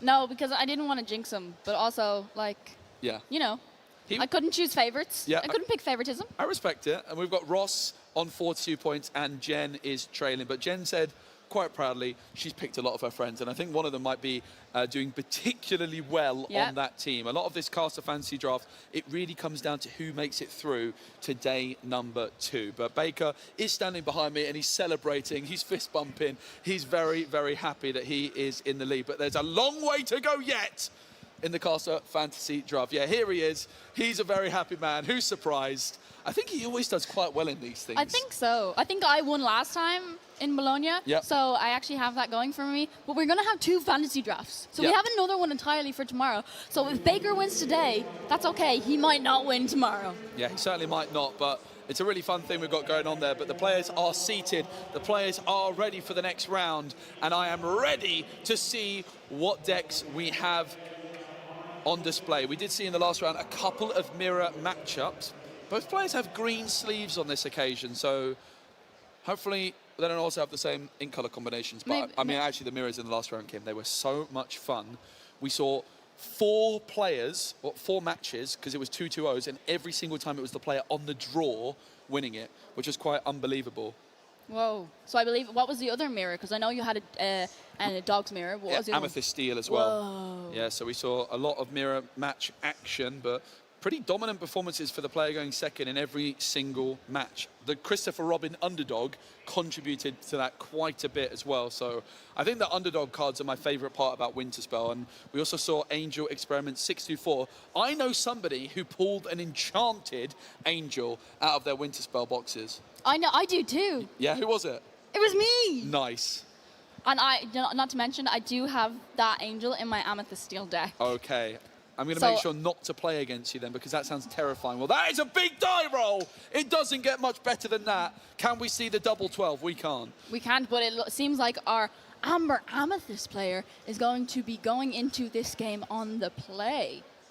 Yes, we've got 2. We've got, it looks like Amber Emerald and Amber Amethyst. I think it's the Amber Emerald deck going first, if I'm not mistaken. I could be wrong, Kim. I have no idea. We're going to work it out. If I'm not mistaken, Joe, is Amber Amethyst not your prediction to win this weekend? Yeah, it is. It's a bit of a rogue prediction, admittedly. But, yeah, I think it's a deck that's got a lot of untapped potential, Kim. It's one I've been most interested in seeing what kind of route the decks go. Can they play Raging Storm? And I think it seems to be the general consensus, yes. Yes, they can. They've sort of ditched the Monstro combo for now, and they're going a slightly heavier control route with that Raging Storm. I'm really curious if we do see any Monstro combos in the top tables, because that is something we saw Zan Syed utilizing very effectively in the previous format. I think that Amber Amethyst is just a very diverse, interesting deck. It's certainly one, if I was playing this weekend, I would be exploring. Yeah, I don't think we've seen a lot of Monstro combo in Amber Amethyst being explored, especially since the inclusion of Grandmother Willow, being able to utilize Lanterns and Grandmother Willow. We had an Amber Amethyst deck on stream earlier that I had the privilege of casting, and they had 3 Lanterns on board, I love Lantern. and they paid 1 for Genie Wish Fulfilled. That sounds pretty outstanding. We do see the fist bump from the players, and we are ready to go here. Round 7 of 8 on this Friday main event, but there's so much more Disney Lorcana TCG action to come this weekend as Gogo Tamago enters the Inkwell for Kuan from France, and it's going to be that lady on turn 1. Yeah, I would definitely love to see that Grandmother Willow coming out now for Kiwan next turn, because obviously with dogs, you never know what you're going to play against, but that's why I love it so much, because you can just change your game plan. If you don't play the Chromacon version, you just get your Tramp down and you sing the Under the Sea, or maybe you do a Lady Miss Park Avenue shift to be able to challenge and take out your opponent's Glimmers. Yep, it's going to be that Bobby Zemisky Spray Cheese Kid on turn number 2, and that means no Grandmother Willow. So the main line you're looking for as this Amber Emerald player is Grandmother Willow on turn 2, because she's also going to allow you to still play that 1-cost character for free on your second turn, and that's what sets up that turn 3 trap. So no Grandmother Willow is less than ideal, but certainly not disastrous, as Daisy Duck has been discarded. Yeah, we could definitely choose here to ink a card and perhaps play another Lady Decisive Dog. And yes, that's exactly what our Amber Emerald player is going to do. Unfortunately for our Amber Amethyst player, they didn't seem to have a 1-drop in play. But could we perhaps see a turn 2 Lantern come into play here now this time around? It's going to be World's Greatest Criminal Minds going into the Inkwell, and we're going to exert 2. Yeah, so Keke with this Iago on turn number 2. That is not something you see every day, Kim. No, not at all. Our turn 2 Iago, it's not a Lantern, but it's still a 0-3 with Challenger, I believe. I think it's like Challenger 5. Yes. And Challenger 5 Challenger is huge. 5 can definitely give this Dogs player a bit of hesitance. He's not going to want to quest because this Iago can, with Challenger 4, Challenger 5 is going to be able to take out anything on this board if Kimon chooses to quest here. Yeah, one weakness, though, of that Iago, it only has that 5 strength when it's challenging, which means it can be hit by Under the Sea. Clarabelle Contented Wallflower. I know someone that revealed that owes me. I revealed this card. So it's a card very close to my heart. But we don't always see this Clarabelle in the Dogs deck. Nani's kind of outperforming it, I think it's fair to say at the moment, but still finding room for the Clarabelle to get that extra card draw and have a nice singing body on the board. Well, there is the Lantern, turn 3 Lantern. Usually it's going to be a turn 2 play, but that Mowgli then for just 1 ink. And guess what it's found? Under the Sea has entered the discard. Mowgli is doing the business. Yeah, exactly what Amber Amethyst here wanted to do, being able to... You know what? You can make them choose between the Under the Sea or the Emerald Chromacon. In this case, they did have Under the Sea in hand. It's going to go straight into the discard. But we do see that Grandmother Willow in hand, and it is going to come into play, meaning this Lady Decisive Dog is going to be able to play for free, and we're going to play 1 for our Tramp Enterprising Dog, meaning one of our ladies is going to quest for 3, and we're going to get going on our lore board here. That is a big, wide board for the Amber and Emerald Dogs player. Keke, though, does have, of course, that Iago to do some challenging. There's going to be 4 ink available, but thanks to that Lantern, we could actually see the Elsa 5th Spirit coming in with Rush, trying to stabilize the board a little bit. It's going to be the Junior Woodchuck Guidebook into the ink. Are we going to see that Lantern being exerted, combining with Elsa? Of course, Elsa might not be available, but you would imagine that is the ideal play in this position. Yeah, another card that we did get in Winter Spell is Sven Leaping Reindeer, which could also come into play, but it seems like he did tap the Lantern, and we are going to use 4 ink to pay for Elsa 5th Spirit. It just seemed like we exerted Grandmother Willow, and Iago is going to challenge into Lady, and the Elsa and Mowgli being used to use. Yeah, no, absolutely. What a combo. The Elsa Glimmer Foil as well, Kim. You a fan of the Glimmer Foils? I'm a big fan of the Glimmer Foils. They're so beautiful. And not only that, because they're like foiling around the edges. Yes. Oh, I'm a big fan. I have a full playset of my Lilo Escape Artist. Yeah, I actually have the Glimmer Foil. I have the Lilo Escape Arts as well. I need to get myself some Elsa 5th Spirit Glimmer Foils, actually. That's one thing I'm lacking. I believe these might have come out like the day of Bologna, because I remember seeing so many people going over to the vendors to get their hands on them and making sure that their deck had as many Glimmer Foils as possible. Well, speaking of Glimmer Foils, Kim. Yeah, there's one there on the board. That is Lilo Escape Artist, and I love this card in Dogs in particular, because especially if you're not against Sapphire, there's no way they can really get rid of it, because that Lilo Escape Artist, well, she's going to escape and just keep cycling and cycling. Yeah, absolutely. We do see the Mowgli entering the discard, as will Iago as well. Big moment in this game. Pretty interested to see how the board is now looking after that as the turn is passed. Kiwon seems to be in the ascendancy, but that Elsa 5th Spirit is still on the board for Keke. Yeah, the Under the Sea here would have hit all of the characters on KK's board, but didn't even need it. Kiwon here just building such a wide board to make Kiki have to deal with it then, and only an Elsa 5th Spirit left, but what does he have to play with now? Yeah, Elsa, 2 strength, could take out the Bobby, of course, but it's going to be the Lantern again being exhausted and exerted rather, with the Hades looking for a deal. The Lilo's the option. Now, Hades would not put this into the discard, but rather on the bottom of the deck, which means that the Escape Artist would not really be able to, well, it says no place I'd rather be, well, not the bottom of the deck for that Lilo Escape Artist. But of course, Kiwon has the option of keeping Lilo on the board and allowing Keke to just draw 2 cards instead. So Kiwon doing some calculating, seeing what the questing power is, and actually a big decision to allow the card draw to come through from the Hades looking for a deal. That is a great deal. 2 cards added to hand and a 5-cost character on the board with 3 strength, 4 willpower. Seems like a good deal to me. Seems like a pretty good deal to me too. And then KK is going to have more cards in his hand now, thanks to that Hades to be able to play with. I do see another Mowgli and a Lantern, and perhaps we may even see the Stitch Carefree Snowboarder coming in next turn. There is the Emerald Chromacon. In fact, it's the first one I've seen a Dogs player play this weekend. I've casted about 5 or 6 Dogs matches already. Haven't seen a Chromacon yet. No. Now, if we think about Amber Amethyst as an ink color combination, probably a weakness of it is it probably doesn't have access to much item removal. You think about Benja, you think about Fred, you think about Archimedes, even Wasabi, but I'm not sure that there's much item removal that comes to mind in an Amber and Amethyst deck. A lot of Dogs players have been cutting that Chromacon. Well, Kiwana's still got it, and that is going to be a real problem to deal with. So the Emerald Chromacon, for those that aren't familiar, Kim, can you tell me a bit about this card? Yeah, in the Emerald Chromacon, during your opponent's turn, whenever a character is banished, you get to choose a character to bounce back to their hand. So meaning now, if Kiwon really wanted to, he could choose one of his own characters to bounce back to his hand, or like what's happening here, he is going to choose the Hades to bounce back to his hand. And ideally, I kind of like this play because you don't really want to send back the Elsa, because he could replay that Elsa and play it again. Whereas he could also replay the Elsa, or he could replay the Hades here. He won't be able to. It will be Kiwon's choice whether or not it will go to the bottom of the deck or not. But it's already 12 lore to 1. Yeah, it's a huge swing, and it is going to be the Cheshire Cat Inexplicable, which comes through. That boost ability likely going to be used immediately, moving the 2 damage counters from Elsa onto probably the Lilo, but potentially the Grandmother Willow. But that also means that the Emerald Chromacon will be able to trigger again. And with the Emerald Chromacon coming down from Kiwon, it makes even more sense why they decided to just allow Keke to draw those 2 cards off Hades and keeping that Lilo on the board. Lilo will now be in the discard, no place she'd rather be.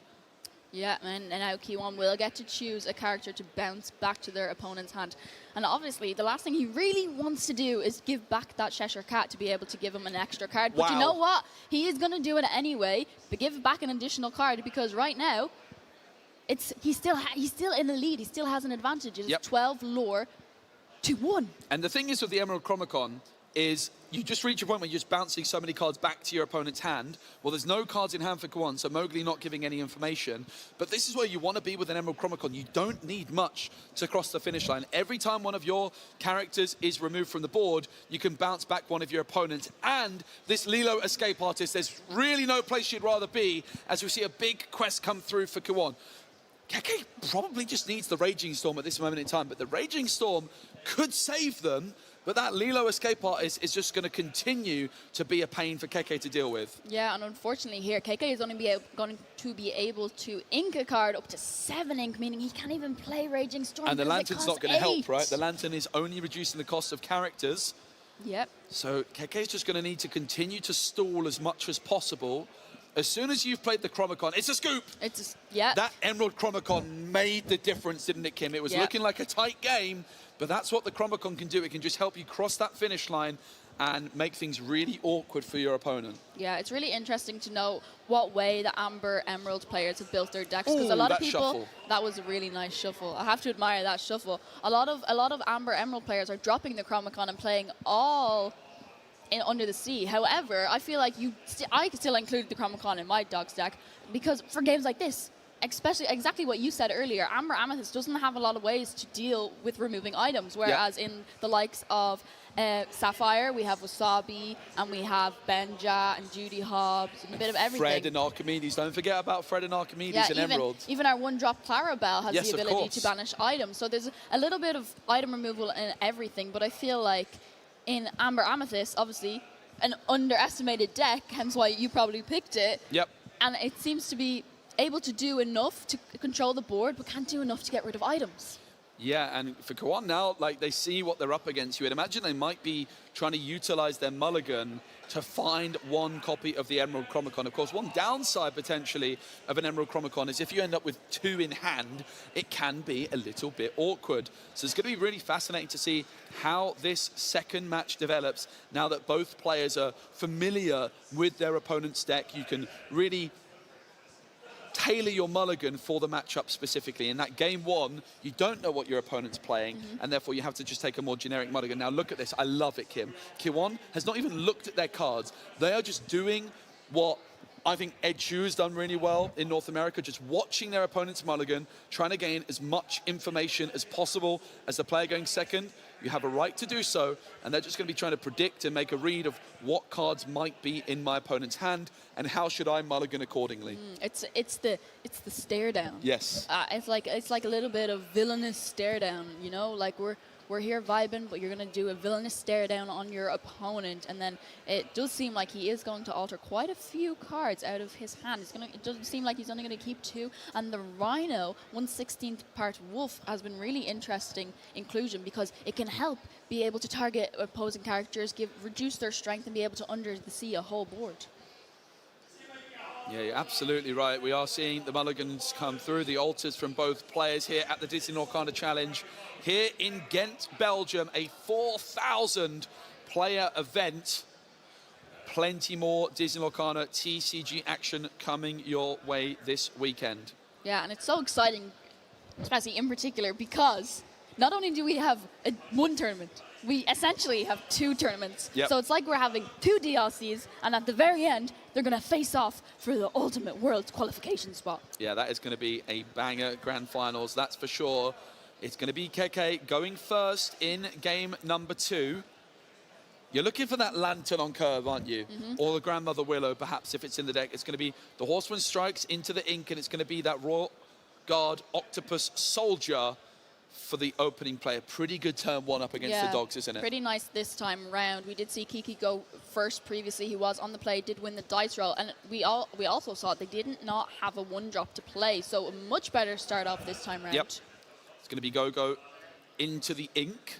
It's going to be that Bobby Spray Cheese Kid coming through, drawing a card, and of course then the option to, well, not the option, you have to discard a card as well. And look at that, the escape artist. There truly is no place she'd rather be. Yeah, exactly what you want to kind of do with Bobby Zimaruski, the Spray Cheese Kid, starting off to just get your Lilo in the discard so she's ready to go. So if Kiwon doesn't have a card to play next turn, we can just bring back the Lilo. But it's going to be Mowgli Man Club coming into play. And there's no items or actions in Kiwon's hand, or songs. It is just full characters. Now, while Mowgli is not able to discard a card from Kiwon's hand, Keke does have a lot of information. And in Disney Norcana, information is power. If you can use all that information to just draw out a little bit more ink worth from your cards, that can make the difference. So Mowgli, certainly not the best use of him, but not useless either. Yeah, but Kiki did know about his Grandmother Willow coming into play. It was in his hand, so it's no surprise that Grandmother Willow is now in play, which meaning this Lady Decisive Dog was going to be able to be played for free, meaning next turn, Joe, we could see a turn 3 Tramp.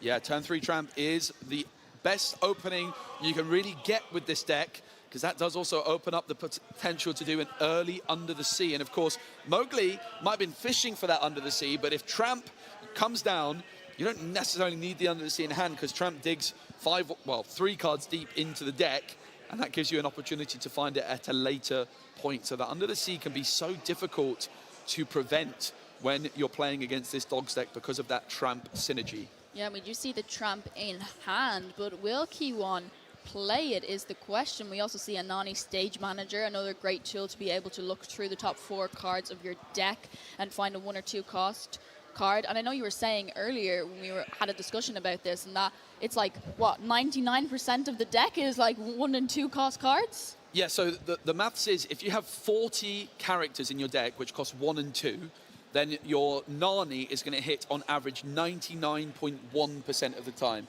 which means about 1 in 100 times it's going to miss. And that's pretty good odds. It means it will happen occasionally, Kim, but statistically it's unlikely to happen throughout a whole tournament run. Yeah, so I have a feeling that Q1 here is trying to decide between, will I just play more bodies to the board, or will I do the thing and play my Tramp because I've got really nice cards in my hand? It is going to be the Tramp, so 3 cards drawn, and then 3 cards will be discarded. Hello. Hello, Emerald Chromicon comes into hand. I have a feeling you might be keeping this card. Yeah, I think you might be right. Now, imagine the Mowgli coming through on this turn and denying the Chromicon. That would be quite spectacular, wouldn't it? And that's probably the only way you can prevent the Chromicon. And maybe that's why Kiki went for this Mowgli. Maybe they weren't even fishing for the Under the Sea necessarily, but recognizing that they have to try and deal with the Emerald Chromicon in some way.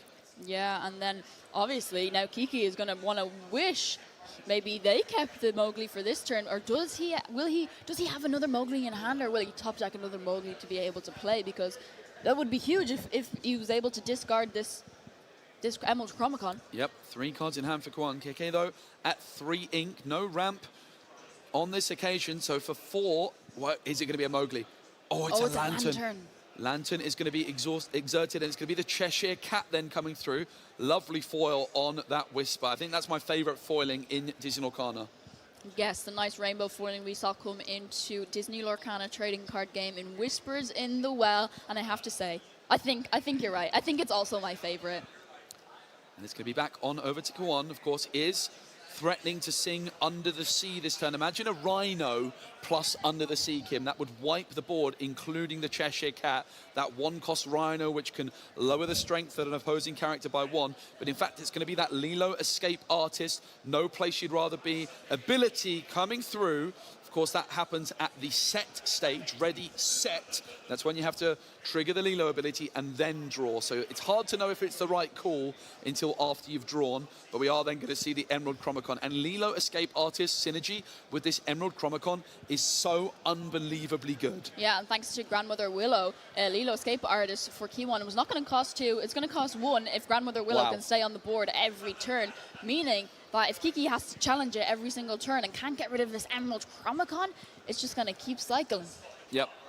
Yeah, Emerald Chromicon has to be one of, if not the most powerful items in the game. I think Snow Fort is another item which is really, really popular, but so many people have been taking in item removal for these Emerald Chromicons. But then interestingly, like sort of the ebb and flow of the metagame, a lot of Dogs players have been cutting the Emerald Chromicon because players have been taking in item removal. But then, because players are taking out the Emerald Chromicon, people are also taking out the item removal. And maybe therefore Q1 said, well, people are taking out item removal, maybe it's time for the Emerald Chromicon again. So it's a real cat and mouse situation, but you can see why the Emerald Chromicon is such a feared item in the Disney Lorcana metagame.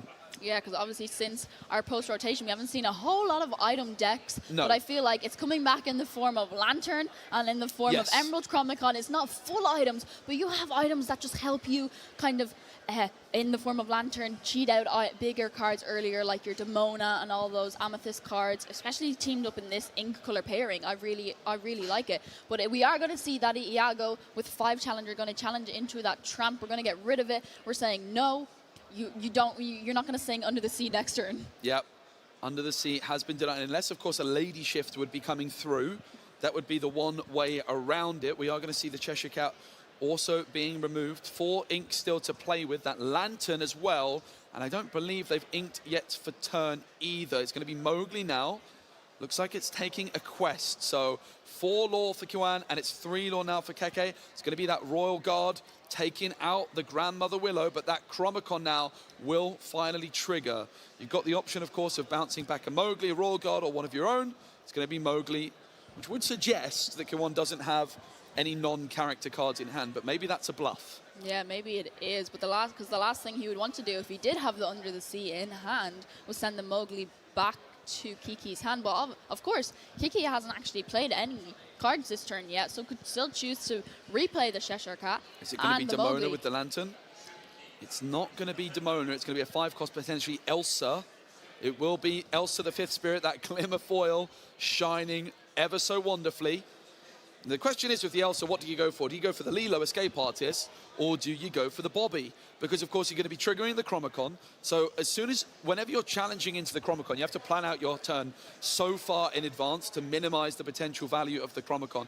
As the Chromacon player, if you look at Kiwan's body posture, this sort of summarizes how it feels to play the Emerald Chromacon. And then if you look at Keke's on the other side, you're being asked all the questions, and the Chromacon is a very, very powerful tool. And if you don't play around it perfectly, it gets out of hand very quickly. Yeah, and we are going to choose to bounce back that Elsa 5th Spirit back to hand, which is really interesting, because next turn Kiki could choose to play it, but obviously bouncing it back and knowing, well, you can't replay it this turn, but if I give you back the Royal Guard, you still have 1 ink available. You could choose to just replay the Royal Guard if you wish. Yeah, and I think, again, the Escape Artist left on the board there to make sure that it's not just being summoned back onto the board. It's going to be Nani coming through, 2 Glimmer Fours found, or the Grandmother Willow. It is going to be one of those Lilo Glimmer Fours. Of course, that Under the Sea was not an option to add into hand, but I think, honestly, you're quite happy to put that at the bottom of your deck. A big reason we see some players dropping the Chromacons from their deck is you want to play Under the Sea. And having Under the Sea and Chromacon in the same game, usually you want one or the other. It's rare that you actually end up going for both. So being able to bottom deck that Under the Sea with Nani in this spot is probably good. And you know what else is good? A big wide board full of glimmers with an Emerald Chromacon. That it is. And we're not going to play our Lilo or their Lilo Escape Artist. We're just going to go into the Inkwell, and we're going to be able to play Daisy, Donald's Date, and our Rhino. We don't even need to target anything because there's nothing on our opponent's board. Well, there was actually, because the Rhino just did that -1 on the then we Royal Guard, challenged. and then Lilo challenged, which is why there was no damage taken That makes on the sense. Lilo. But that is a big, scary board. Kiwan, 7 law. So they're still 13 away, which is a big old gap. But surely Raging Storm is going to be the only way out of this one for Keke on Amber and Amethyst. But there's not a lot of ink, only 5 available. So Raging Storm is just not close enough at this stage in the game. So Kiwan is in a really, really good position right now. Yeah, we're going to ink the Mowgli Man Cub. Goes into the Inkwell. Kiki could here choose to play Demona. Yes, everything will be exerted, but unfortunately, because he's no other characters on the board, won't be able to challenge. But we do know Elsa, the 5th Spirit, was bounced back to his hand, so he does have that to replay, and that is exactly what he's going to do. Going to exert the Rhino, and we are going to challenge the Lilo. Yep, and unsurprisingly, the Elsa straight back into the hand. It is often what you see. You play an Elsa, your Elsa gets bounced back, you try it again the next turn, but Keke just doesn't have enough ink to play 2 Elsas per turn, which means Kiwan is really running away with this game, and the Lilo Escape Artist is still there. Bobby comes through, Mowgli's discarded, and guess what? It's more questing for Kiwan. Yeah, and I think that's exactly why I've really enjoyed these Amber Emerald decks, because it's never the same game. Depending on what you're against, you kind of go either under the sea route and you try to get your tramp out, or you can take this route where you get your Emerald Chromacon out and you try to control the board and bounce back all of your opponent's characters. So unfortunately for Kiki, it hasn't been able to keep a character on the board like this Elsa, because it's just going to challenge something and be bounced back to hand. Yep, no glimmers on the board for Kiki. Kiwan is 8 law away. Is the board, it's questing for 4, 5, 6, 7, 8 right now. And that would be without even considering that Lady could potentially quest for more if that strength is added up. It's going to be the scoop. Kiwan takes it. The Emerald Chromacon, showing why it's one of the most powerful items in Disney Lorcana, Kim. Yeah, it's such a great game for our Amber Emerald player. One of the predictions from Ross and Rebecca to win this weekend. Obviously, we've seen it do really well. But a shout out to our Amber Amethyst player, who also played amazing. And we've seen quite a few decks this weekend. And I'm kind of sad we haven't seen a Monstro in it. But I've been really loving the way that Lanterns and Grandmother Willow have come together. And we're able to cheat out items earlier. And it's been a lot of fun. Yeah, it certainly has. And I would love for people in the chat to let us know, is there any item removal that we're forgetting about in Amethyst and Amber? Because I'm really struggling to think of a single option. There might be some really like rogue options, but certainly nothing at the level of a card like Benja or Archimedes or Fred, or even Wasabi. Like, you look at Wasabi in Sapphire and you think, yeah, okay, Sapphire and Amethyst, it has item removal, but it's not great. But then when you actually compare it to Amber and Amethyst, I can't even think of anything even that good. But we are now going to go into a game, or the second feature match of round number 7. Let's see what is in store for us. We are live in this one, and we've got Michael on Amber Sapphire and Damien on Amethyst Steel. Damien is heavily in the lead. Look at those Baymax sleeves. That is unbelievable. Yeah, there's a nice bit of Baymax and Disney Lorcana on the board there. And I have to talk about this Scuttle. He's a 5-cost, 5/5 with Ward, but also teamed up an Amber Sapphire deck, meaning this Scuttle, we could just see him sing Let It Go. Yep. And of course, Ohana means family is often a very popular card in these Amber Sapphire decks as well. Michael with an abundance of ink at 7 ink currently. Don't know if they've inked for turn already. They are going to be challenging this Genie. Yeah, Genie, Magical Researcher, a Whisper card, and all of the cards underneath him were also going into the discard. And we were talking about this Underdog Christopher Robin card earlier, which also, if you're just playing it as a 2-drop, he won 3, but he quests for 2. Yeah, really awesome card, and I'm really excited to see Amber Sapphire. Now, I actually did have Amber Sapphire as my prediction to win the tournament, and at the last minute, I changed my mind. So it's a deck I'm so excited to see in action as Hades comes through the Infernal Schema. Card has now been inked for turn, so that's going to be Michael passing. Great to see Nakoma on the board as well, just this vanilla stat line waiting out the storm, which is quite fitting considering this deck is likely playing Raging Storm. Yeah, just a really nice 4-drop after you, if you don't hit your turn 3. Okay, so you hit your turn 2 ramp, and then if you don't hit your Cinderella Dreams Come True, you can just play your Nakoma to the board, meaning you just have a good solid glimmer on the board to be able to challenge with, like we've seen here.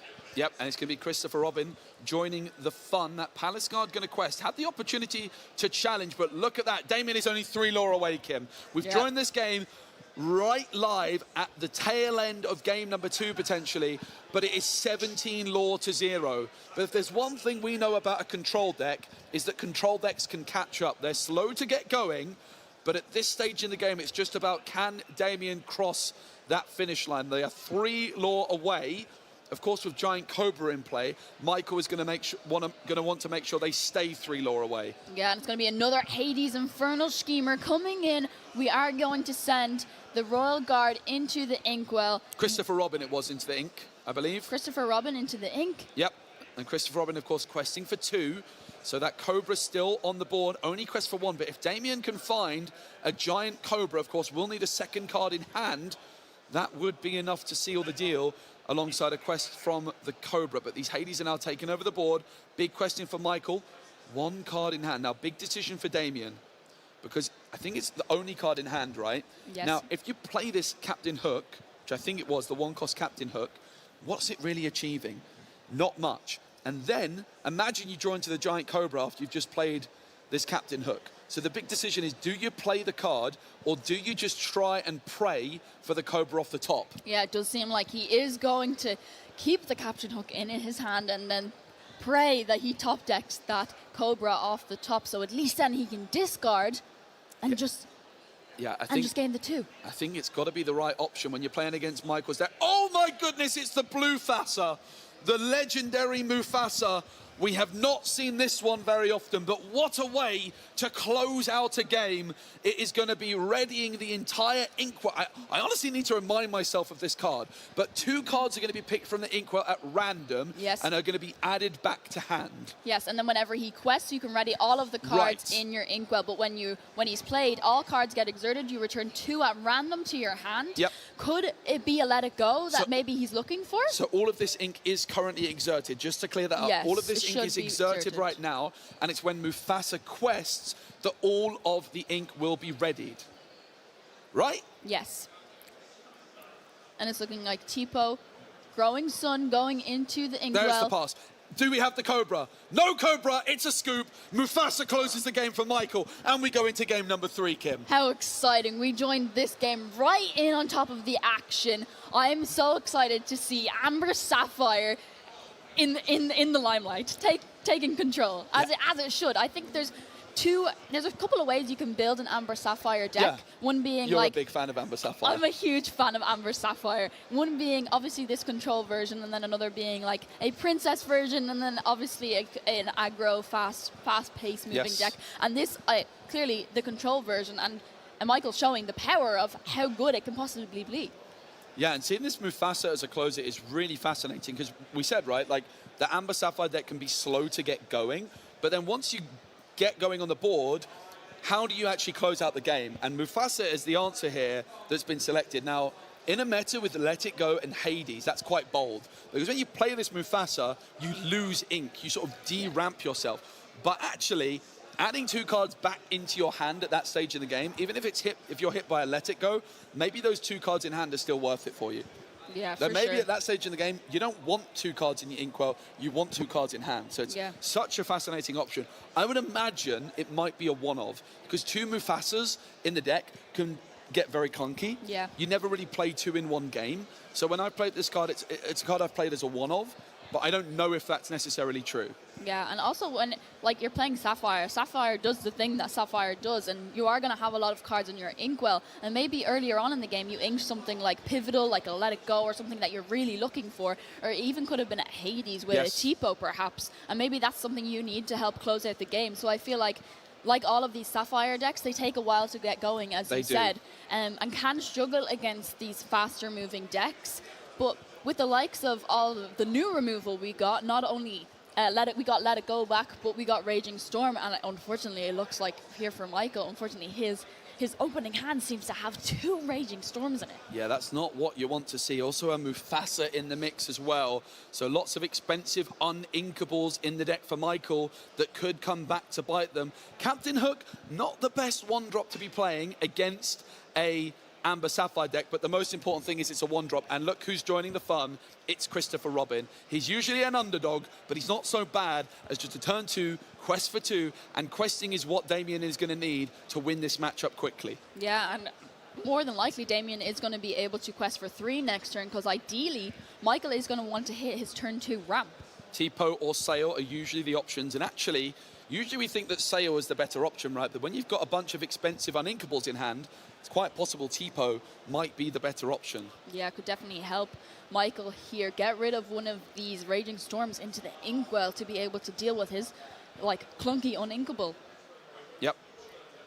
Yeah, it is a fascinating scenario we have to see. Of course, these Baymax sleeves, I believe, were available from the Disney Arcana championships in North America and Europe last season. So they're not something you see every day, but they are absolutely beautiful. That's for sure. We are going to see Ohana Means Family into the ink. Is there that turn 2 ramp? No, turn 2 ramp, but it is going to be Vision of the Future coming in. And it does find Sail, which could ramp the next turn. Now, listen, it's not good to miss ramp, let's be honest, on turn 2. But the most important thing is that you still find it for turn 3. Yes. It might not be as bad as it looks. It's definitely not good, but it might not be as bad as it looks. But the big difference here is we saw that Nakoma, that 4/6 vanilla 4-cost character for Michael.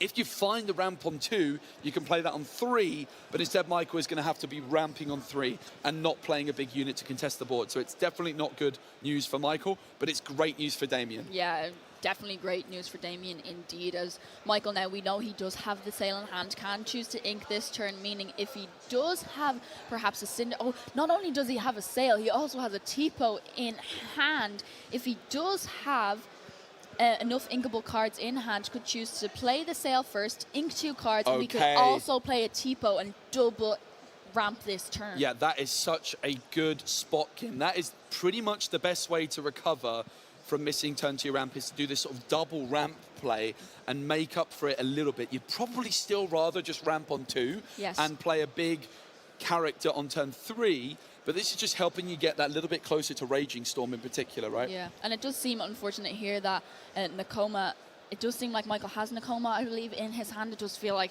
it's going to have to be one of those cards going into the Inkwell, unfortunately. Because I feel like the game plan now for Michael, if he can get enough ink to be able to just play the Raging Storm to deal with Damien's board, might be his ultimate goal this time round. Tipo with my favorite flavor text in the game. Mom, I think I'm still growing. He That's is my still Tipo growing. impression. It's a beautiful Tipo impression. Thank you so much. I've been working on it. As we do see Christopher Robin, who is yet again joining the fun. We're going to see the boost on Genie, meaning Genie quests for 2, Christopher Robin quests for 2, and Captain Crochet, also known as Captain Hook, quest for 1.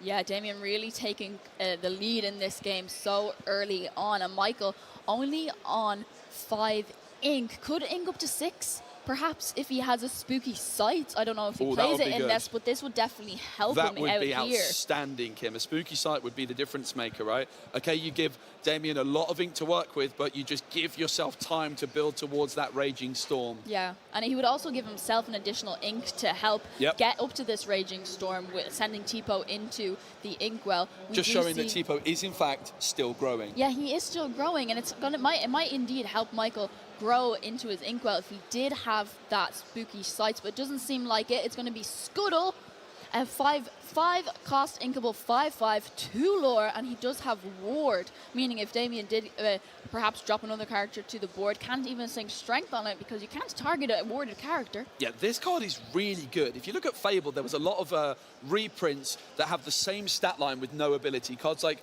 Winnie the Pooh Honey Wizard, for example. Well, Scuttle is the same, but also has Ward. And Ward is an incredibly powerful keyword, so it's no surprise to see Scuttle seeing play on the biggest of stages here at the Disney Arcana Challenge in Ghent. Yeah, and not only that, because he costs 5 to play, he can also sing a very popular card that we got rotated back into this set and Winter Spell, and that is, Spessy, do you know what that card is? I think it might be called Let It Go. It is indeed. Let It Go. So a Scuttle being Ward, meaning he's most definitely going to survive until the next turn. So if Michael does have a Let It Go, we can definitely choose to perhaps let it go into the Inkwell. Or because Scuttle is just a 5/5, we can definitely challenge here and try to get rid of some of this Damien's board. Yeah, absolutely. Michael now at 6 ink, can of course go to 7 this turn, but Be Prepared not an option.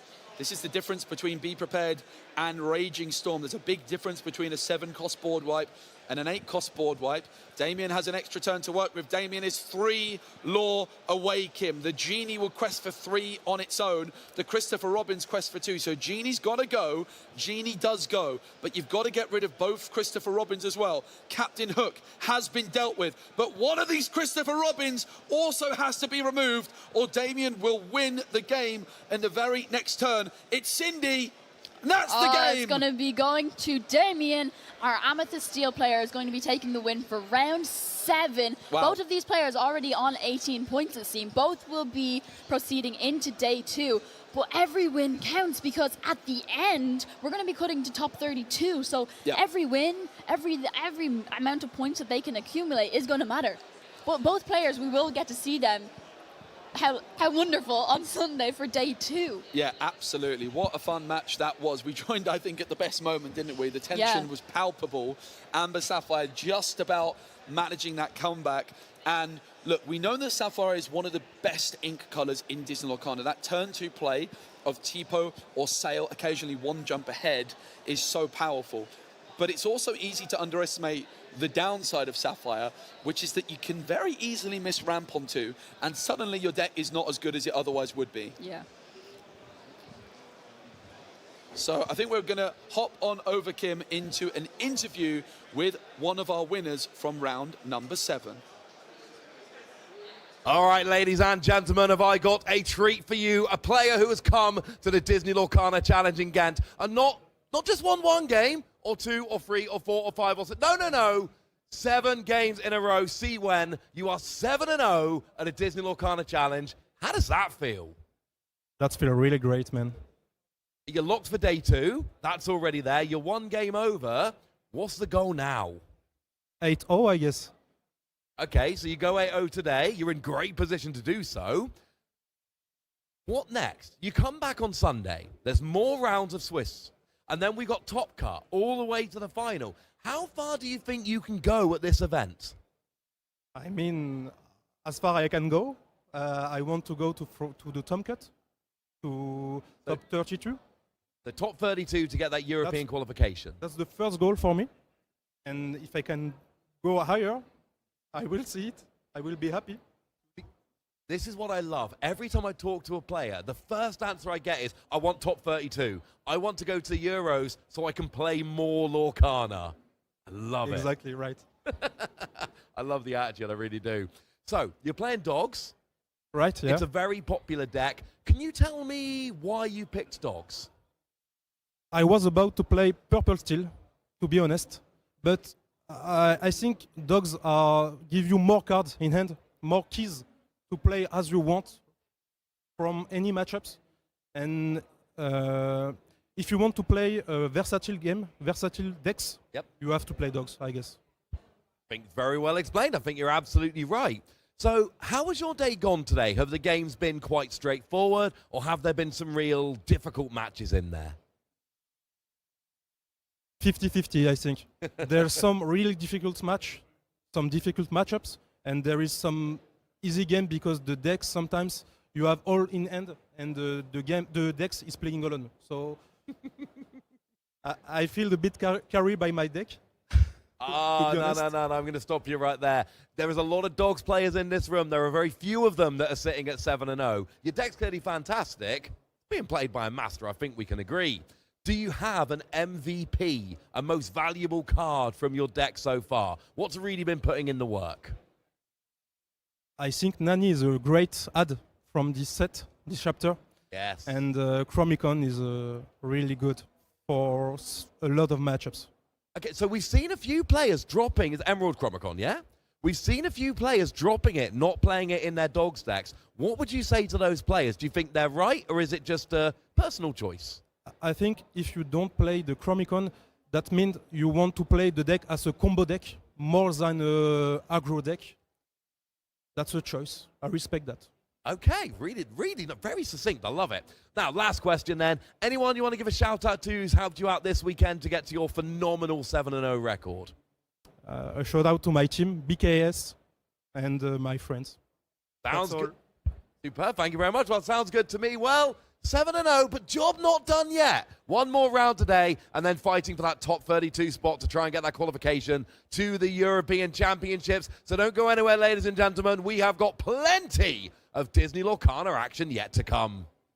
We do indeed, Ross, have plenty more Disney Lorcana trading card game to come. And before we bring you the next round, we are going to throw it right on over to Rebecca and Baker for an extremely fun Guess the Lyrics. Yeah, and I already want to, my answer is, if it's Baker doing the first one, my answer is, it's Be Prepared. But we'll have to wait and see. So enjoy Baker and Rebecca with Guess the Lyrics. I'm certainly going to be enjoying myself. Hello, Lumineers. Welcome back to the lounge. I am here with your very own Lorcana villain, Baker, and myself. We're getting ready to play a little mini game. But before we jump into this, the games today have been so much fun, Baker. Do you have any favorites that stand out to you? I know my least favorite was when I drew the abomination of Vixen for Draw the Card. But as long as the audience got a laugh out of it, then I'm happy. Hey, she guessed it and the chat guessed it, so it couldn't have been that bad. It was but there. That was a bit semblance. of fun. I like sprinkling some of these games in among the action. Obviously, the priority is always competitive gameplay, but it's a Disney card game. Let's have some fun, Right, let's man. have some fun. Absolutely. We're doing Disney trivia out there on the Yep. floor in the fan experience area. People are doing collection quests, button trading, lots of fun things going on, meeting the artists. But I'm ready to guess some song lyrics. Are you ready? I am ready. I'm more Okay. than ready. What you know what else I'm ready for is when we get to Infinity format and we've got even more songs in format. Don't forget that Infinity in June, both in Dortmund and in Indianapolis. It's going to be incredible. It's going to be so much fun. But yes, we have some songs. We have some songs. What's Okay. the rules here, Now, Rebecca? let's explain the Explain game it to so that me. way if anyone is watching and you want to play along, we have a bunch of cards here. We do not know I've never seen what these cards cards in my these life, are. ever. So somebody else picked them, but they are all song cards in Disney Lorcana. And the rules of the game are we'll each take turns, draw a card, and then you have to give the other person either the song lyrics right before or right after the name of the card. and then the other person has to guess the name of the song, the name of the testing card. our song knowledge in general, is, really, to know yes. what comes before it. Exactly. So we'll see how we do. But I'm excited. I this am. This is the try not to actually sing challenge. It is the try not to actually sing challenge. That Okay, gives it away, doesn't it? we're gonna do some rock paper scissors. See who goes Okay, first. is it Ready? 1, 2, 3, shoot? 1, 2, 3, shoot. Yeah, Okay, ready? so rock, paper, scissors, shoot. Oh, There you go. Okay. you Broken go. the scissors. So You I'm go picking first. first. Let me I won't look. Let me find something. I won't look. This one. I've got a good feeling That is a good about one. this one. It is. Okay. Okay. For a long time we have been. Oh no, let me rephrase that. For a long time we've been. For a long time we've been. For a long time we've been. Why is it not coming to me? For a long time we've been. This is actually a bit of a tricky one, to be honest with you. I'll give you a little clue. I was gonna say, I might need some clues for this one. This is Okay, a brand for a new long song time from we've set 11. been from Winterspell. From For Winterspell. a long time, there weren't a lot of songs in this. There weren't, no. For a long time we've been. I'll tell you what, I'll give you man. another clue of another lyric in the song that comes Okay. after this. Okay. But the only girl who'd love him is his mother. Oh, is this from the from Fox and the Hound? No. Wait, oh. The Okay. IP has been in the game for a while. Okay. Oh. But it's the debut of this particular song in Disney Lorcana. So the lyrics that come before it, for a long time we've been. Lyric, something. And a lyric later on in it is, and the only girl who'd love him is his mother. I literally do not know. How are you doing in chat? Oh my Have goodness. any of you got I'm so embarrassed. Okay. For a long time we've been marching off to I was battle. gonna say, I think it's Mulan. It's and a girl worth it's fighting for. Girl worth for. fighting for. I was gonna say, And the okay. only, I won't sing. No, don't sing.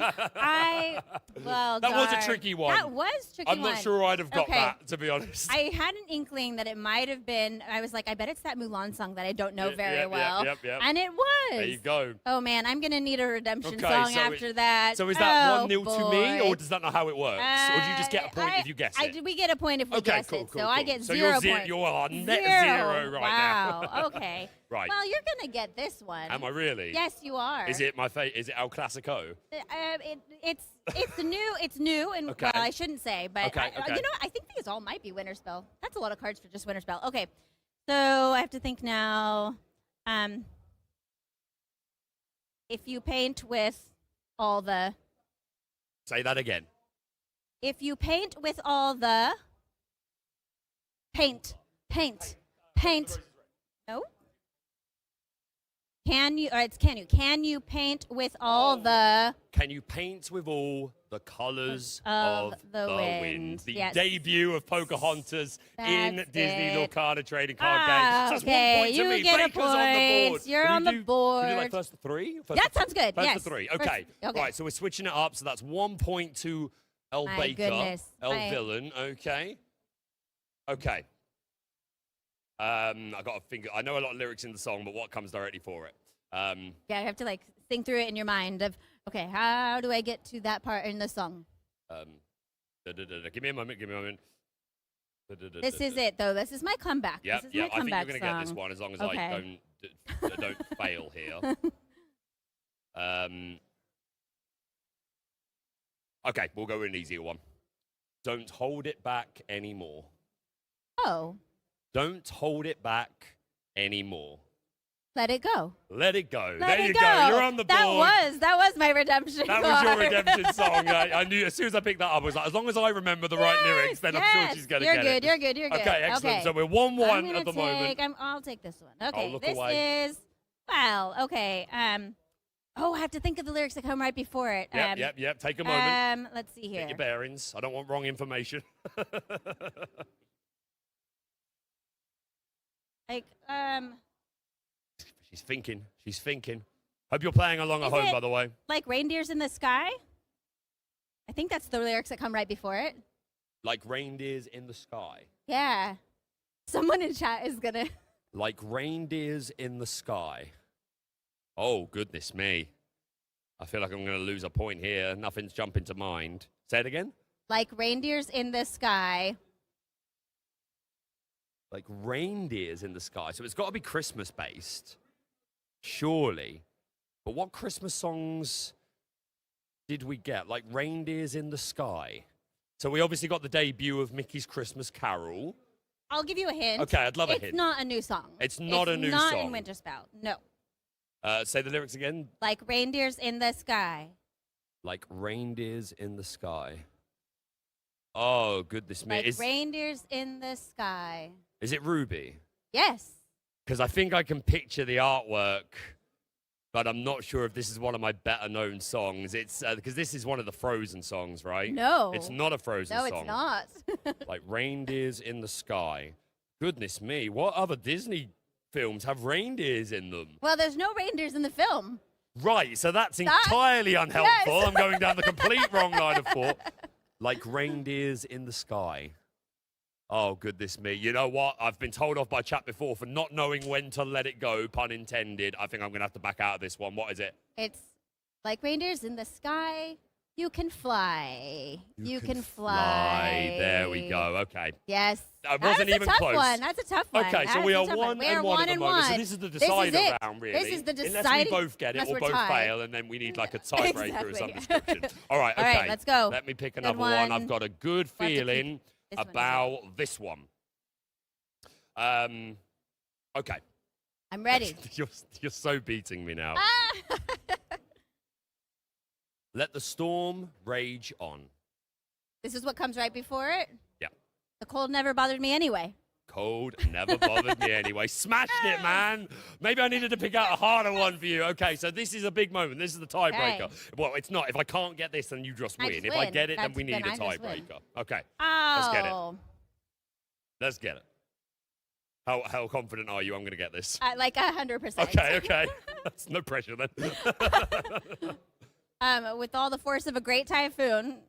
Strength of a raging fire. There, There yes. we go. Okay. That was it. So we are 3 and 3. Do we do one more? One more, Super one quick. more. Super quick round. Yes, Super quick yes, round. yes. Okay. Here we go. All mine ready. Oh, grab your swords. Oh, grab your bow. There you, well, technically, it's grab your sword. We keep Grab adding your S's, and sword, there isn't sword, one sword, there. sword. Let's grab your sword. Okay, yeah, my Ooh, reveal card. okay. Okay, so pressure's on Okay. again. Now I have to think of a good spot in the song to give you some lyrics that go before it. Okay. You're trying to think of the harder ones. Exactly, right? Oh, no. Let's see here. Give me a moment. Yep, Okay, I'm you thinking. can have a moment. I'm anxious, chat. Yes, yes, yes. I don't want to lose. It's not a song-related game. You know what would be funny? What would be funny? Is if I just gave you not a full lyric. Because okay, I'm just going to say. So you're making it harder on I am. purpose. You're going to take away the word Ready? before. It is going to be the word before. I could have just said sword for grab your bow, and you'd have never got that. I'm just giving you the word before, but it goes like this. Okay. No, no, no, no. No, no, no, no. No, no, no, no. I started thinking of High School Musical. That is Disney. I was like, I can't say that. Yes, I can. No, no, no, no. No. No. I had to make no, it a little No, no. Oh, wow. I'll give you some clues if you want. Yeah, I'd love a clue. Okay, not from Winterspell. Not from Winterspell. No, no, no, no. And the name of the song is actually before and after that. So it's name of the song, something, something, something. No, no, no, no. Something, something, something. Oh, wow. I'm going to lose this. No, no, no, no. Who says no a lot? Chat is. Mother Gothel. She Chat's says gonna no a get lot. you. Was I close with Mother Gothel? Nope. No. Not at all. No. Pun intended. No, no, no, no. Chat, are you getting it? Am I cooked? Am I a fake Disney fan? No, no, no, no. Can you give me anything else? Oh, without giving it away totally. Oh, well, come on. Okay, okay. Okay, it is it's a song about no, that was not a good clue. No, no. I will say this card was quite meta. It was played a lot back in Ursula's Return. Ursula's Return. Okay, Well, that's when it came out. So, okay, so was it reprinted? Uh, So is it in core constructed at the moment? Is it legal for core? No, I forget now.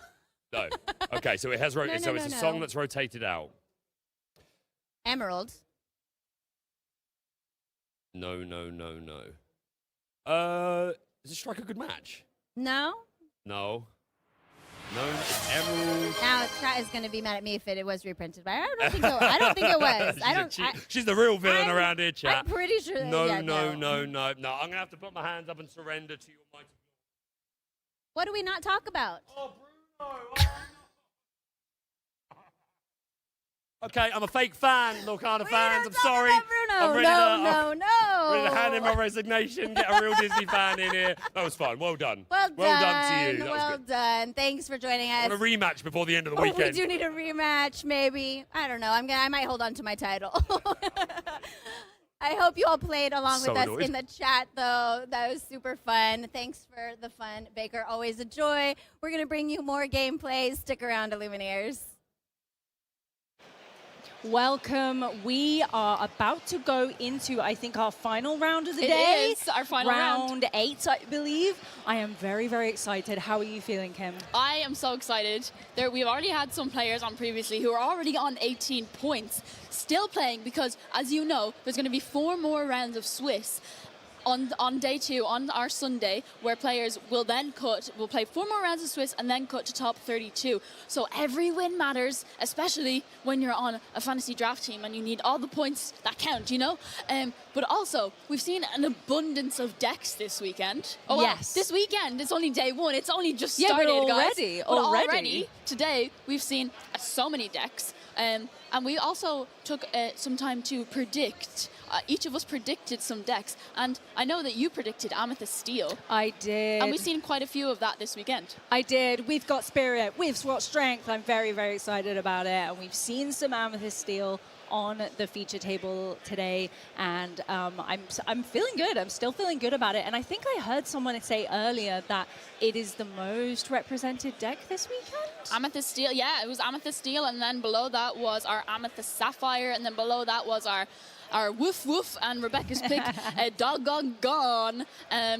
And then, of course, under that was my pick, Cow Control. Yeah. Emerald Sapphire. I don't think I've seen a lot of it on the feature tables, but I did get a chance to wander around the room, and I did see quite a bit of it. We've also seen quite a range of Baker's pick, Ruby Amethyst, and also Spessie's pick, which I just have the privilege of casting with Spessie, some Amber Amethyst, which I've found so interesting because they've used Lantern, and they've used Grandmother Willow to cheat out the bigger cards like Demona, but of course also play cards like Raging Fire. But of course, Lantern and Grandmother Willow don't work on Raging Fire. You still gotta have enough ink, but using these tools like Grandmother Willow and Lantern to be able to cheat out bigger cards like Demona earlier, I saw one game, one guy exerted 3 lanterns and played Genie Wish Fulfilled for 1.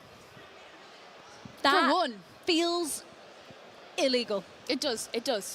That's crazy. That's awesome. I love that. And I think that's one of the things about, Amber, I think coming into this Winter Spell format, because we've seen so many amazing Winter Spell Amber cards come out, it's had such a huge shift, I think, for that ink color specifically. And we've seen this almost like a proper comeback, having kind of, I think, Amber Steel's songs before being such a strong deck a couple sets ago, and then kind of got hit a bit by the set rotation and various other things. And so it's been really, really nice to see Amber have this big comeback and be so strong with these incredible cards. I mean, being able to play a Genie Wish Fulfill for 1 is just insane. Yeah, and also talking about Amber, another color combination that none of us predicted. Spessie claimed he picked it and then changed to Amber Amethyst because he wanted Amber Amethyst to do well, is Amber Sapphire, which we also seen a little bit to this weekend. And of course, teaming up cards like Raging Storm and Grandmother Willow, and you can also play Lanterns if you really want, but also you've cards like Tipo and Sail That Azurite Sea, and then being able to ramp up and play more cards like Hades Infernal Schemer, and then you've got Let It Go, and you've got well, abundance of cards. Yeah. You've got Pete, Ghost of Christmas Future, new cards, and then you also have even more cards like Moana, Curious Explorer, of which is course. also one of the new cards we got this set. And not to mention, she's pretty iconic. Do you see what I did? See what I did there? See what I did there? Because she says an iconic version of it. Because she has an iconic. I like it. But yeah, you're completely correct. I mean, yeah, I think the Amber Sapphire is a really like interesting combo and makes sense. I think especially with that new board wipe card that we see obviously coming out in Amber in Winterspell Raging Storm, because it is an 8 cost card, which is quite a lot. But of course, not really a problem if you've got Sapphire and you've got all of your ink ramp cards like your Tipo and your Sail the Azurite Sea, and you're getting all of that extra ink into your inkwell. You can get to that 8 cost card so much quicker. Yeah. So much quicker. It is also like so interesting that like the meta breakdown, I'll be so intrigued to see tomorrow's if it's different from today, because I know that every single ink color representation, like pairing representation, has been here. So that means that Really? your favorite Ruby Steel was also here this weekend. Yay, that makes me so happy. Yeah, but before we get into our round 8, which is coming as soon as possible, we are waiting for players to sit down. I think we have a little segment to show you guys. I think we do. I think we're going to see some more game-changing cards. I think so, some game-changing cards. So we'll be right back and go watch this video about some game-changing cards. Illumineers, welcome back to the lounge. I am joined here by Joe Curley, and we are talking about game-changing cards. Joe, are you ready to look at some Amethyst cards? Yeah, absolutely. Amethyst's definitely got a reputation for being one of the best ink colors. And in Winterspell, it also got some powerful new tools, Rebecca. So I think we've got to start off with Tigger bouncing all the way, which is a very interesting card because you can use it on your opponent's characters, but also on your own. So it's quite flexible in that sense, Rebecca. Yes, and not just characters either. It's also items and locations. I think most of the time right now we do see it mostly being used on characters, but there is that option there with his splendiferous bounce ability. Yeah, that's actually something that's really easy to forget. And I've been caught off guard playing a location deck myself, and suddenly Tigger, my opponent, plays it and bounces back a location into my hand. It's something easy to forget about, but a very versatile card. A really interesting option at 4 cost. You can play it in quite a lot of different shells, maybe in an Amethyst Steel deck where you could bounce back Doc. But also, if you want to play it in Sapphire Amethyst or maybe Amber Amethyst, you can get this down as quickly as turn 3, which is really potentially very interesting. Yeah, definitely game-changing, along with Christopher Robin, who we also see in that Amethyst Steel deck. I think almost every Amethyst Steel deck I've seen has this new Christopher Robin. He is joining the fun. He saw all the fun happening, said, I want to come play too. He is a 2 cost, but he has that underdog ability. So if you are going second, then you can play him for just 1. And a 1/3 who quests for 2 on turn 1 is pretty amazing. Yeah, I've played a lot of Amethyst Steel sort of aggressive shells in the past, but post-rotation there was no 1-cost character which quests for 2. We got Miko as a new addition in Winterspell, but Christopher Robin is really the star of the show. Okay, it's not a 1-cost character when you go first, Sure. but really when you go second, that's where you want that extra little bit of punch. And actually just a 2-cost character which quests for 2 is really pretty respectable regardless of whether you're going first or second. So I love Christopher Robin. I love the underdog ability. Yes. I had so much fun with the underdog cards in Sealed, but I think that Christopher Robin has proved himself to be the best underdog in Core Constructed at the moment. I would agree with that for sure. And now I also want to know what you think about this new Whisper character that we have. Of course, Whisper in the Well introduced this new mechanic of boost. And here we have Genie, the magical researcher, with a fantastic boost ability, which just he keeps getting lore. Every time he's boosted at just 1, he can gain extra lore every time he quests. Yeah, Genie, really, really exciting. I love cards which can quest for a lot, Rebecca. Yeah. And in theory, you could, if you are very patient, quest for 20 in a single swoop with Genie, which I don't expect to see this weekend, but it's a really exciting card.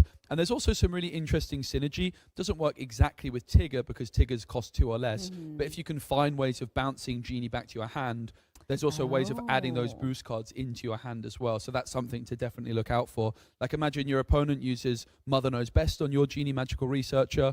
Well, they're not just bouncing the Genie back to hand, but all the cards boosted underneath it as well. So lots of interesting synergies. Also, Pocahontas following the wind is a really exciting combo we definitely expect to see this weekend. Yeah, the other interesting thing about that too is if Genie gets played Let It Go on him or Hades, Infernal Schemer, then all of those boosted cards will also go into your Inkwell. So we haven't seen a lot of those Whisper cards really make an impact on the meta, but Genie definitely one that we're seeing a lot of. Yeah, really good stat line. Boost 1 makes it quite easy to do every single turn, so I love this one. And Sven, I have to say, the Laughing Reindeer has been absolutely destroying me at moments when I don't expect it. It's got a brilliant stat line, 2 strength and 3 willpower with rush, but that challenger +3 and evasive means that it can take out so many characters in a single swoop, and of course particularly powerful if you can play it on turn 3 thanks to Grandmother Willow in Amber or Sail the Azurite Sea in Tipo in Sapphire. Yeah, the idea of Sven being able to come in and take out something like Genie or even an Elsa, which are often cards that are hard to remove, with, like you said, that Challenger +3 is a pretty great ability. Yeah, there's nothing that I don't love about the Sleeping Reindeer. Yeah. Yeah, one maybe little thing about Sven, which does keep him from, being too strong, is that he only has 2 strength when he's not challenging, which means that cards like Under the Sea and Grab Your Bow can swoop him up off the board at a later stage in the game, but he's always going to have a high impact when he's played, and I think it's a really fascinating card to see in the new meta game. And uninkable too, so really balancing that out. That means that players, when they're deck building, have to make some hard choices there on whether they're going to put this Sven into their deck or not. I have seen Sven in a lot of the Blurple decks. What other decks have you seen this card in? Yeah, I would say Amber as well. If you play that Grandmother Willow, getting Sven down early makes a big difference. If you're playing Sven at turn 4 and it's uninkable, that's when maybe it starts to feel a little bit slower. Maybe you just prefer to play something like a Genie, which has a bit more questing power. But even as a card that you play like 1 copy of or 2 copies of to catch your opponent off guard, we've seen Frank Carsten recently win Milwaukee with lots of 1 and 2 ofs. And I imagine if Frank Carsten was to be playing Amethyst Steel, I wouldn't be too surprised if he just sneaks 1 Sven in there. I don't know that that's true, but it's the kind of card I could certainly see Frank liking as a 1 of. For sure. Now, there's something I want to point out about all of these cards before we wrap up, and that is Amethyst is known as being the ink that draws a lot of cards, and none of these cards that we talked about actually have to do with drawing cards. Yeah, that's a really good observation. And Amethyst is such a flexible ink color, so you've got lots of different dynamics, whether you want to go a bit more control or a little bit faster paced, and I think all of these cards sort of fit into that mid-range style, and we can expect to see them in a variety of different shells. So very, very strong cards, that's for sure. And I think Amethyst has plenty of draw in previous sets as well. They don't give them any more. They do not need any more draw, but Amethyst, definitely one of the stronger inks, and you pair it with anything, and it can be a good deck. We have Amber, we have it paired with Sapphire, we have it paired with Steel. We will see if Amethyst reigns supreme this weekend here in Ghent. Thanks for joining us for more game-changing cards, and we're going to bring more Disney Arcana play to you shortly. Thanks, guys. We are going to now take a look, I think, at the meta breakdown. Yeah, we were talking about it. We were talking a little bit about it earlier when we said Amethyst Steel was the most represented deck in the room, and it's none other than your prediction to win and take it all down this weekend. Oh, yeah. So, of course, I'm very, very happy with this representation. We've got 470 players on Amethyst Steel this weekend. Quite a jump up from the second, which is 416. That's like enough. Yeah. But it also is really interesting to know that there's also like even less than half the amount of Emerald Sapphire in the room than Amber Emerald. And we know previously it did take first place and second place in Disney Lorcana Challenge in Richmond. But of course, this is a whole new meta. It's a whole new set. We've had Winter Spell since then. So it's really interesting to see Amethyst Steel really rise back up. And obviously with the addition of our Steel Angel card, making a huge difference. Absolutely, yeah. It's really interesting as well, like when you've had so many, recent Disney Lorcana events, like we've had a CCQ in the UK just a couple weekends ago, and that same weekend we had a DLC in Melbourne, and like I think it's so interesting. I was really keen going into this to see what the representation was going to be like, especially for those top ones. So this is really fun. So we've got our Sapphire Steel, and then we've got Amber Amethyst. 106 players on Amber Amethyst, which I think is It's still, you know what? It is Joe's choice, but also I'm actually a little bit surprised. It's a little less than anything else. If anything, I thought there might have been more Amber Amethyst in the room than Sapphire Steel. But of course, I am a Sapphire girly. I will root for anything with Sapphire in it. And Sapphire Steel above that by just only like no less than like 20 players above that. And Sapphire Steel, I think there's a few different ways you can build it. There is the more control-y version. There's an ally version where you play your Jasmines and all your ally synergies. And then, of course, you have the build I like to call Chicken Noodle Soup, where you play Aerial Sonic Warrior, and then you play a whole bunch of songs. And I will explain why it's called Chicken Noodle Soup. But sometimes I go, boom, Chicken Noodle Soup, because when I play Aerial Sonic Warrior to the board, and then your opponent has Dumbo, Ninth Wonder of the Universe, on the board, and they have something else perhaps, and you have at least 4 characters on the board, and then you're going to do maybe He Hurled His Thunderbolts. You are going to be able to sing with Ariel to deal with that Genie Wish Fulfilled. You know, that's going to deal 4, but then also you can use Aerial Sonic's Warrior's ability to pay 2, so you go boom with your song, and then you go boom with your aerial ability to deal an additional 2 damage. You pay 2, and then you deal 2 damage. Or is it 1? I think it's 2. Anyway, and then that is why I call it boom boom, and then it's something I say when I like win. I go chicken soup. I love it. Yeah, Boom, it feels boom, fitting. Chicken soup. Yeah. Chicken noodle soup? Chicken noodle soup. Chicken, boom, boom, chicken noodle soup. Chicken There's a noodle lot soup. of O's in there. Sunglasses emoji. I love it. That was fantastic, Yeah. and I really enjoyed that. Thank you for that explanation. Back to the meta breakdown. I liked that tangent though. That was a really fun tangent. So we've got our Amber Amethyst there, and then we've got Amber Steel underneath that. And as we were saying before, I mean, a lot of those new Amber cards are absolutely, we've been talking about game-changing cards today, and definitely a lot of game-changing cards that have come out in Amber. And also just some in Steel, you know, for Angel Experiment 624, for example, I think for me at least is one of the shining Steel cards that's come out of Winter Spell. Like a lot of interest, I think, in this Amber Steel Ink matchup. Yeah, what I'm really surprised about is that there is more Amber Steel in the room than Amber Sapphire. I really thought since Winter Spell we got so many new Amber tools, we got so many Sapphire tools. I'm really surprised that there wasn't more Amber Sapphire in the room. I thought there would have been a lot more rogue Amber Sapphire, because obviously there's so many ways to build Amber Sapphire. You can do the whole controlling build, which myself and Spessy got to cast over Michael's Amber Sapphire build, and he had a more control version. And then obviously the version I'm really trying to make work, the Princess build, but then you could also do another version that I'm also really trying to make work, and that is a Grandpa B healing deck. So who knows? Why else would they reprint Grandpa B if not for me to build a healing deck? Yeah, why else? I mean, that's the only reason I can think I think so. And then moving on to Ruby Amethyst, Baker's pick for this weekend, because of course it's Lorcana Villain. Why would you not pick Ruby Amethyst? And those are his colors. So it's only 67 in the room here this weekend. It's not.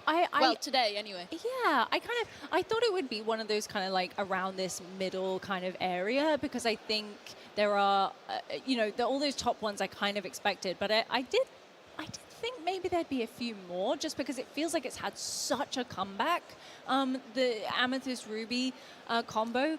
But yeah, I mean, but 67 is still a good amount. 67 is still a great amount of people. Roughly 3.7% of the 2,000 players we have playing day 1 Friday main event, and then 50 players in the room, 2.7% on Amethyst Emerald. We've seen a little bit of this in the room today. I think you can build there's kind of 2 versions of this. You can also build where it's the aggressive kind of questy version, I like to call it, where you play Cursed Merfolk, and then you've got your perhaps Flynn Riders and stuff like that, a bit of crazy shenanigans. And then you also have more control-y version where you play Snow Fort. Yes. Where all of your characters get an additional strength, and then during your opponent's turn, your characters have resist 2, which is a little bit of a menace. Oh yeah, definitely. I was talking to someone just earlier actually about that first build that you mentioned, the more kind of like questy as you call it. And she said I mentioned a couple of those cards, and I think she was really enjoying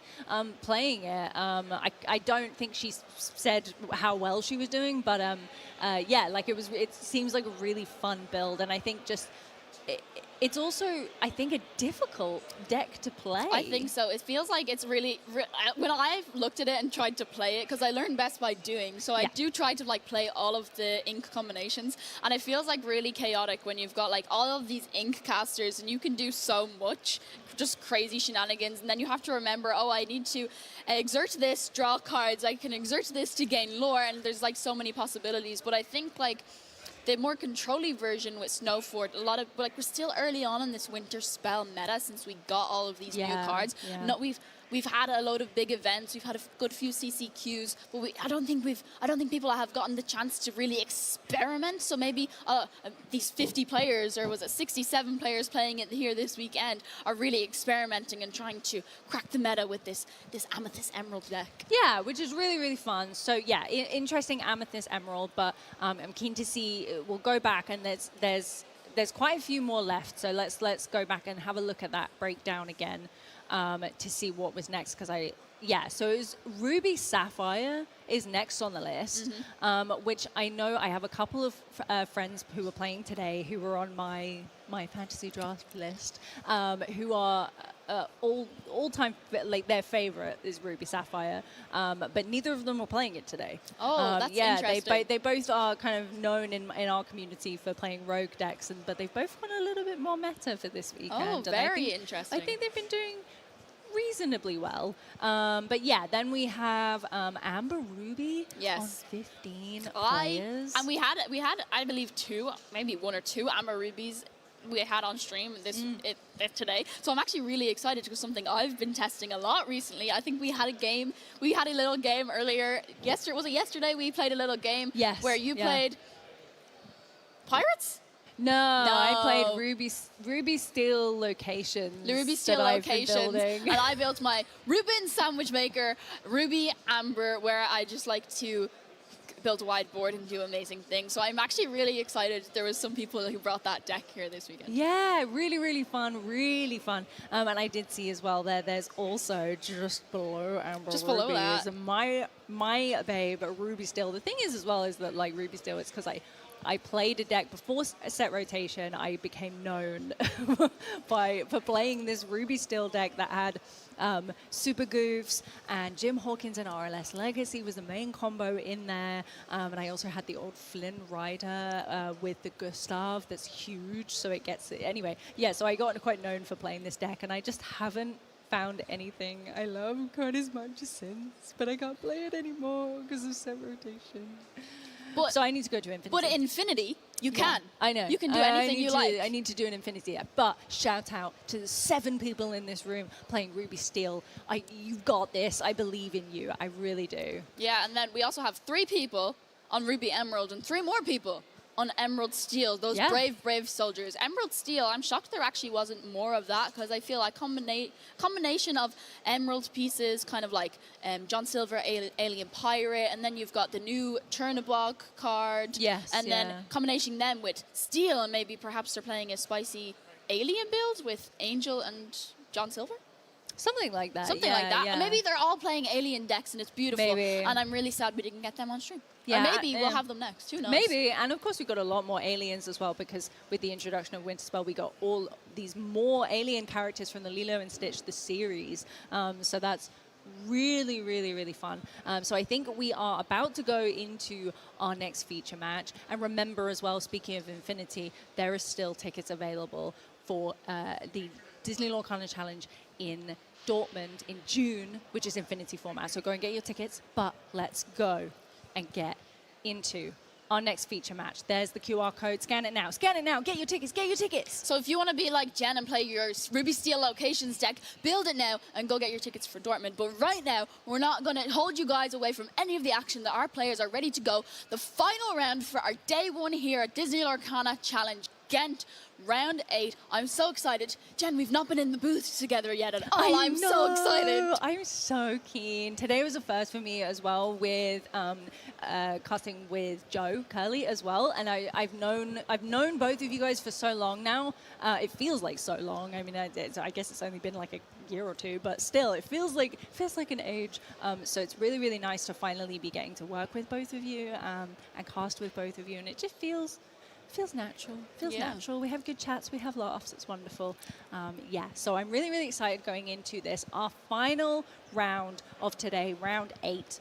And I don't think we know. I don't know what these decks are. Do you? So I just got information, and I think what it is, the third most represented deck in the room, of course. Okay. It is our Woof Woof, or Rebecca's prediction, Dogs Gone, or Gone Dogs Go? Gone Gods. Yes, anyway, Dogs. Amber, I'm going to whisper in case they can hear us, but I don't think I'm as loud as the boys, so I think We're we'll not be okay. as loud as some but people anyway, here. But anyway, I think we have an Amber Emerald versus none other than Baker's prediction to take it all down. I believe it is Ruby Amethyst. Oh no, it is not Ruby Amethyst. I read the deck list wrong. It is Amber Amethyst. That's okay though, because I'm really, really keen to see this. Because we were just talking about this. So we have Anthony on our Amber Emerald. Probably dogs. I assume dogs. There are other ways you could have those colors, I suppose. There but I'm is. assuming it's None that we've dogs. seen yet. Yeah. And we have... and there is the great sign of sportsmanship. Yeah. And what Disney Lorcana trading card game is all about, the magical community. And we're all here just vibing, no matter they're winning or losing. The community is just something that is just... It's so spectacular. It's so magical. Yeah, there's nothing else like it. It is just so wonderful, and everyone talks about that. So, here we've got Anthony and Benjamin, I believe I was right, and it is Ruby Amethyst. Okay, so we got a bit of a switcheroo here by accident. That's absolutely fine. But yes, it does look definitely. We've got our Amber Emerald, and it does look like dogs. But then it looks like you were correct. I think that is a Ruby Amethyst. Yeah. Where's Baker? I hope he's watching this in the room. I'm sure he'll be ready to go and ask the winning, or not even if we don't know who's going to win. We don't know who's going to lose. But what I'm intrigued to see, I didn't catch what points they are on, but either case, both players have done amazing. It has been we've on round 8. They've already had 7 rounds of Swiss. This is the final round. Both players, they're smiling, they're chatting, they're having a good time. This is what it's all about. Ruby Amethyst into Amber Emerald. What are we expecting to see here? Obviously, dogs. A lot of dogs. Yeah, a lot of dogs. We've got a lot of Amber Amethyst. We've got a lot of these new cards, and obviously a tool that is going to work in favor of Ruby Amethyst is Headless Horseman, because a lot of these cards have really low strength, meaning the Headless Horseman is going to be able to target a lot of them, meaning, well, Anthony is going to be able to pretty much take control of this board, I imagine, whereas for dogs, unless we have a Emerald Chromacon perhaps, I don't know if there's a lot of things that Under the Sea can really hit, because we know like the likes of Cheshire Cat and Slushy, they all have really high strength. Yeah, exactly. I'm really keen. I mean, how do you feel about this matchup? I mean, you've played Amber Emerald quite a lot. How would you feel if you suddenly found yourself up against a Ruby Amethyst player? I would feel a little favored into it, because in my build in particular, I play a Chromacon.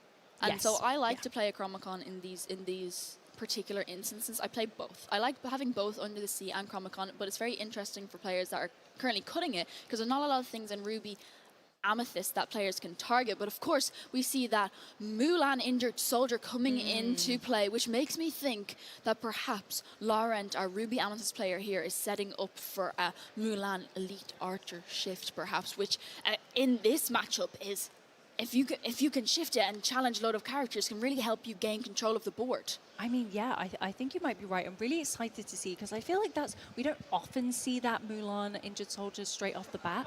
So I'm really, really keen to see what this deck is, what this build is going to be like. But we see we've got here the Daisy Duck for Benjamin and 2 ladies coming straight down there, getting that wide board, as Dogs does very, very well straight off the bat. Of course, if you don't hit the Grandmother Willow turn 2, you can also just drop 2 1-drops. Why not? That is our Lumiere.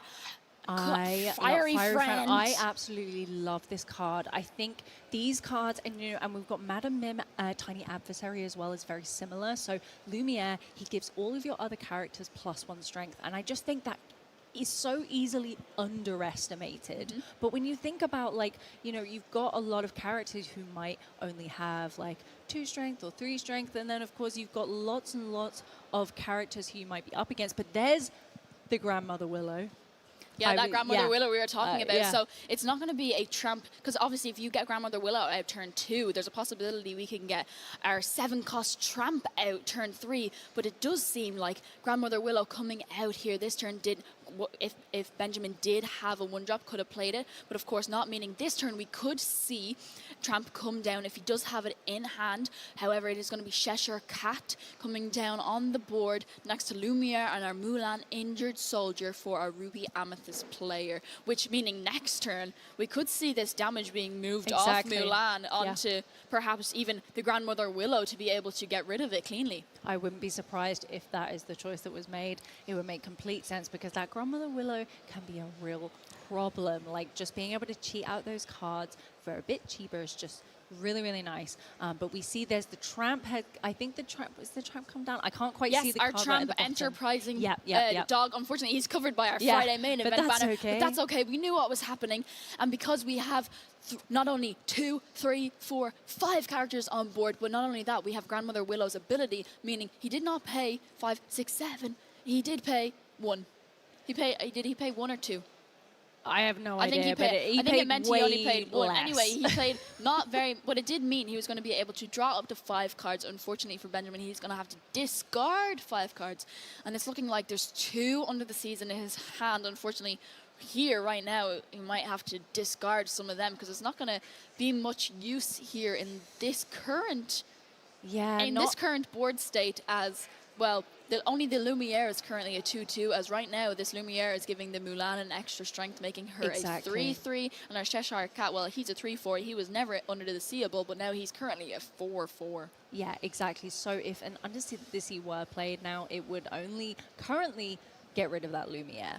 But I do, as I was saying before, I think that Lumiere Fiery Friend can be really easily underestimated. I think just having that little extra bump of the +1 strength to all your other characters can go so far. It can do so much in just helping you, potentially challenge your opposing characters and just get rid of them. Just that little extra strength. Yeah, you mentioned you love Lumiere. Well, I do. Here, Oh Jen, my gosh, why not yay! have 2? I would love to have 2. Thank you so much. And it's going to be exactly what we mentioned earlier, Jen.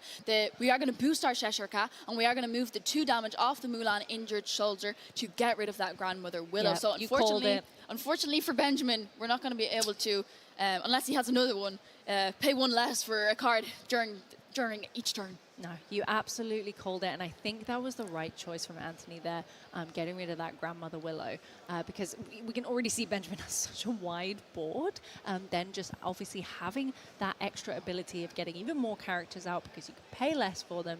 Yeah, I think is the right choice. Most of the time we do see if you can get rid of a Grandmother Willow, you do.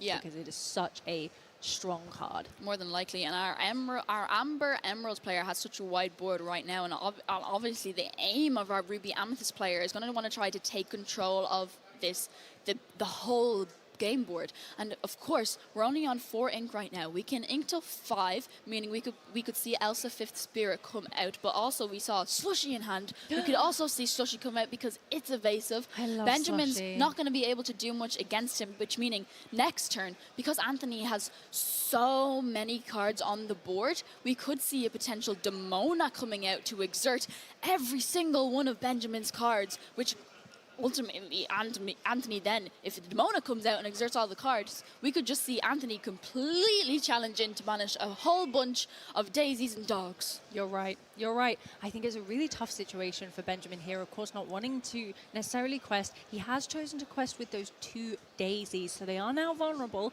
but they were already potentially vulnerable to the Cheshire Cat anyway. But yeah, the thing is that Anthony is now in a position where he could potentially challenge into those Daisy Ducks, create some damage, and then of course utilize the Cheshire Cat's ability to move the damage, or move the damage from the Cheshire Cat, or move the damage from, you know. So it's a tricky situation, but he has got a third Daisy Duck has come out on Benjamin's board, and then Kim's face right now, I really wish you guys could see.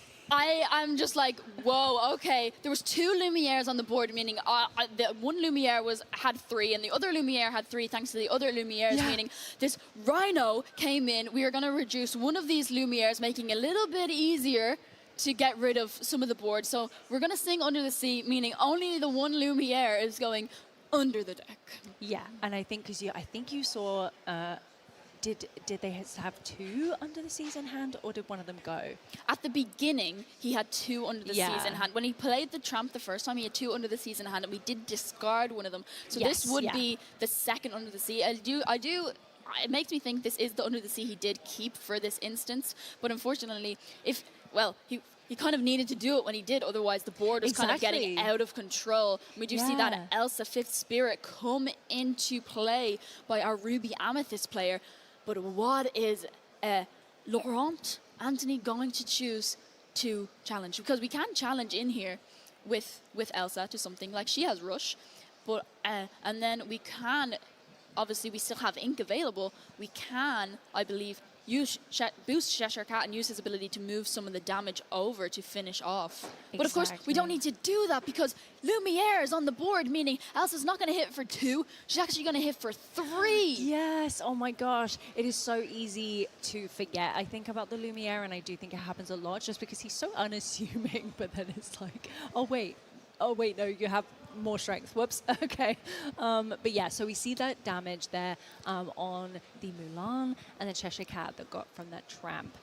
So yeah, I don't think he's boosted this turn, the Cheshire Cat, so can still boost and send that damage over to something on Benjamin's side. Whether it's going to happen, I'm not sure. What's it going to be? Who knows? Who knows? Who knows? But we could definitely move the damage over. Or it makes me think, well, he has 5 ink. He played the Elsa this turn, so he actually doesn't have any ink. It should be exerted, but doesn't have any ink available. But next turn, perhaps. Yes, yeah. Could we see a potential Mulan Elite Archer shift come in? Because if he had a Mulan shift, she would be able to challenge in straight away, deal the same amount of damage to 2 other characters, meaning he could perhaps challenge Daisy or something. And then he could also deal 2 to the Rhino, perhaps, and deal 2 to the Lilo, meaning, or enough damage to any other characters, because it's the same amount of damage that's dealt to one of the characters, which I would love to see. I think that would be a bit chaotic. It would be really chaotic and really fun. So far, oh my God, did he just draw into the Mulan Elite Archer? However, it seems like, did we challenge, or did we... We're getting I believe Rhino challenged like... into the Mulan because obviously Benjamin realizes here, there is a potential shift. I don't want this to take out my board, so I am going to remove this Mulan Injured Soldier, which a really clever play here by Benjamin. Definitely. However, I do see that Headless Horseman in play, but it is pesky. And it is 1 lore to 13 to Benjamin, meaning we will have to get rid of quite a lot of these cards because right now I believe Benjamin is threatening the game. I think you're right. Again, I'm not very good at maths, but I think you're right. Yeah. So even if we are able to so a Cheshire Cat can come in here and challenge a Daisy Duck because with this Lumiere on the board does have 4 strength and another Lumiere on the board, making this Elsa right now, the Elsa 5th Spirit right now, is a 4 strength, meaning that if Anthony really wanted to, he can challenge this Elsa and banish a Daisy Duck straight away. can be really, really hard to do because Daisy Duck's stat line are 1-4, but that's exactly what That's he's exactly done. what are you going to do? But it is hard to get rid of that Daisy Duck sometimes, especially early on. That's why she's such a staple Amber card. Yeah, but and wow. our damage by boosting Cheshire Cat was going to be moved onto the Lilo Escape Artist. We are going to challenge with the Cheshire Cat. Anthony really taking back control of this game right now, realizing, oh, I have to do something about my opponent's board. It was getting out of control. Our Amber Emerald player is now on 15 lore. Didn't choose to bring back the Lilo at the start of his turn. And I think it's also a really unfortunate situation for Benjamin because look at how many cards Anthony has in hand. And I think most of those have come from the daisies because Benjamin had 3 daisies on board. And of course, every time she quests, oh my gosh. There it is. It's the Headless Horseman. We are going to be able to banish all of the glimmers that was on Benjamin's board, meaning now Anthony is going to be able to quest out. He's gaining lore, he's getting back. It is not over yet. Grandmother Willow coming into play for Benjamin, choosing not once again to bring back that Lilo Escape Artist, knowing, well, it comes in exerted, it will most likely just be challenged once again. Exactly, but it is a really tricky situation. I mean, there's a Bell, accomplished mystic, dealing damage, getting rid of that Grandmother Willow straight off the bat before she can even help Benjamin in any way. Yeah, another amazing card that got reprinted in Fabled. She is a 5-cost inkable 4/4. When you play her, you can move up to 3 damage onto opposing character. And well, Ruby Amethyst is going to take game 1. It was wild because dogs get so fast, so quickly, and then but really showing how Ruby Amethyst, it's not all gone, it's still there, guys, it's still there. Showing how controlling Ruby Amethyst can still be when you have all of the key tools, you play all that key Amethyst cards that Amethyst has, you're going to draw a load of cards, and then you have a few little Ruby removal tools. It's not in the form of Be Prepared, but we do have Headless Horseman. Exactly. And I do think it's really, really cool to see that Mulan Elite Archer. She's personally one of my favorite cards. And I think she, especially in that matchup, she can be so incredibly powerful with that ability to if she challenges into something, she can then deal the same amount of damage into 2 other characters, is it? Mm-hmm. Yeah. She's just... So especially against a deck like Dogs, where there's so much on the board, you've got so many things to try and get rid of, so many things to contend with, but they're also all relatively smaller stat lines. Mm-hmm. So a little bit easier to get rid of, especially if you've got your Mulan, you've got your Belle dealing that 3 damage, you've got your Cheshire Cat moving damage around. It's just... I think, we went into this and I said, if you as a experienced Amber Emerald player yourself, how would you feel going up against Ruby Amethyst? You said you'd feel relatively I'd feel okay. But that is because your build in my is deck different. I play an Emerald Chromacon. Exactly. I don't believe we saw one. Benjamin No, might not I don't even think be so. playing one because recently a lot of decks are attacking for item removal. They're playing cards like Wasabi. There's Benja. We've Judy Hops, but of course.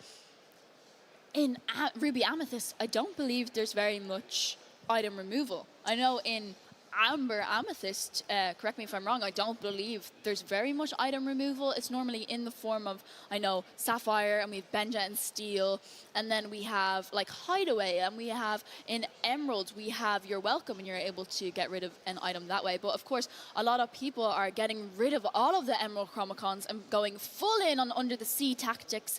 And so I'm not sure if Benjamin will have one, because I think if there was an Emerald Chromacon on the board, it may have been a different game completely. Yeah, I do agree. I mean, I'm really keen to see if there is an Emerald Chromacon in this deck build, and if they just didn't see it in that first game, because I do think that would be an absolute game changer, especially in this matchup, because obviously with Emerald Chromacon, every time one of your characters is banished, you are able to then bounce an opposing character to the hand, correct? Yeah. So, you can just kind of it's like they're dealing with your board, but at the expense of their own board.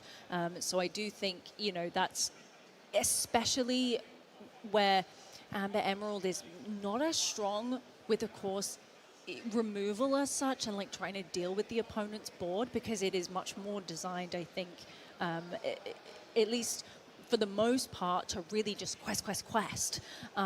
So it does struggle to often to deal with the opponent's board, and so that would be obviously an incredible way to be able to just deal with it. It's like, hey, well, you can get rid of my stuff, but hey, I'm going to bounce your stuff as well. So. I think that's why I really liked Amber Emerald, because there's different ways you can play it, obviously, because you can go full in on the Under the Sea version and get rid of characters that way, but of course the other way you'd have to play it with Emerald Chromicon, because obviously Under the Sea was not going to do very much against with the Lumieres on the board. It's not going to do much against the Ruby Amethyst deck here right now, because of all the Lumieres on the board giving extra strength to all of the other Glimmers on their board, meaning Under the Sea was not going to do much. Perhaps that's what Benjamin might have been looking for when he did a tramp into another tramp. I mean, perhaps looking for an Emerald Chromicon, because I believe he does play some in this deck. However, we didn't see a single one last game, so perhaps we will see one this game. He is going to be on the play, meaning a Tramp Enterprising Dogs going into the Inkwell, and Bobby Zimmerowski, Spray Cheese Kid, is going into play. But it's going to be Grandmother Willow we're sending to the discard. Okay. Very interesting choice. I wonder if it's maybe because Benjamin has another Grandmother Willow in hand. I think in my head that's one of the only scenarios where you would kind of choose, but I may be wrong. Yeah, can you? Yes. Yeah, I think believe there is there another one. Yeah. So, but we see that Palace Guard coming down on Anthony's board there, just with a little, a nice little stat line of 1/4, kind of hard to get rid of early game, I think, for your opponent. So just a nice body to be there and kind of pretty safely quest early on as we see Benjamin build out that board. There's that Grandmother Willow. We called it. There was a second one there. And Daisy Duck. Yeah, and inking that 7-cost inkable Tramp Enterprising Dog early on first turn made me think, oh, maybe he does have another one in hand. And yes, he did. I did get a glimpse of it there. But it is going to be followed up by a Lumiere on our Ruby Amethyst board, already making that Royal Guard. Palace Guard, yes. So 2/4 now. It is now a 2/4. I sometimes get the same mix up as well. Because we have the Octopus and then we have the Royal Guard, the Palace Guard Royal Guard. I'm so sorry, folks. No. But he does have that keyword Vanish, meaning if Benjamin is able to target it for anything, it will just poof, it will vanish. But of course, it's still a 2. It's still a 2/4. It is under the seeable. And we do see that tramp coming in, and we do see that under the sea. There's 2 under the seas. There's 2 under the seas. Do we get greedy and keep them both? No, I don't think you can. There's too many uninkables. So we will draw up to 3 cards, and Benjamin will have to discard 3 cards. And I'm excited to see what he is going to keep. It's all these little micro decisions that I'm like, oh, do I keep this? Do I keep that? Oh, I don't know. It's like when I play Emerald Chromicon to the board, all those micro decisions of choosing what will I bounce, what will I not bounce. It's so hard. It's so confusing. It's so important, and we know in this game, we all love this game. We play this game. I'm sure everyone watching, of course, plays this game. But it's those, as you say, those micro decisions can be so important because that can often be the difference. Just one tiny decision can be the difference between whether you win or lose that game. Even inking the wrong card per turn. Like, exactly. Oh, I inked this card. Like we see Nani, Stage Manager, going into the Inkwell this turn. Nani, I find, especially in Amber Emerald deck, such a great card to top deck. If you've no cards in hand and you top deck, just to help refuel your hand. And it is going to be one of those under the seas going into the discard, making me think he did keep one to be able to under the sea next turn. I believe you're correct. And I don't blame him. I mean, as we said before, currently it would be able to completely clear Anthony's board, but of course we aren't quite at the point of being able. Oh no, because we do have that tramp on board, which is a 7, so we could sing it next turn. Because of course it is Sing Together card, and it would be able to get rid of both Lumiere and Palace Guard because they're both currently 2 strength. There's the Sisu though. I think Benjamin has 2 cards in hand, so Sisu is currently has a 3 strength, I believe. Yes, but with the addition of Lumiere, our fiery friend, she's actually a 4/4. Yeah, so I was saying before, so unassuming and easy to forget, and I immediately forgot it.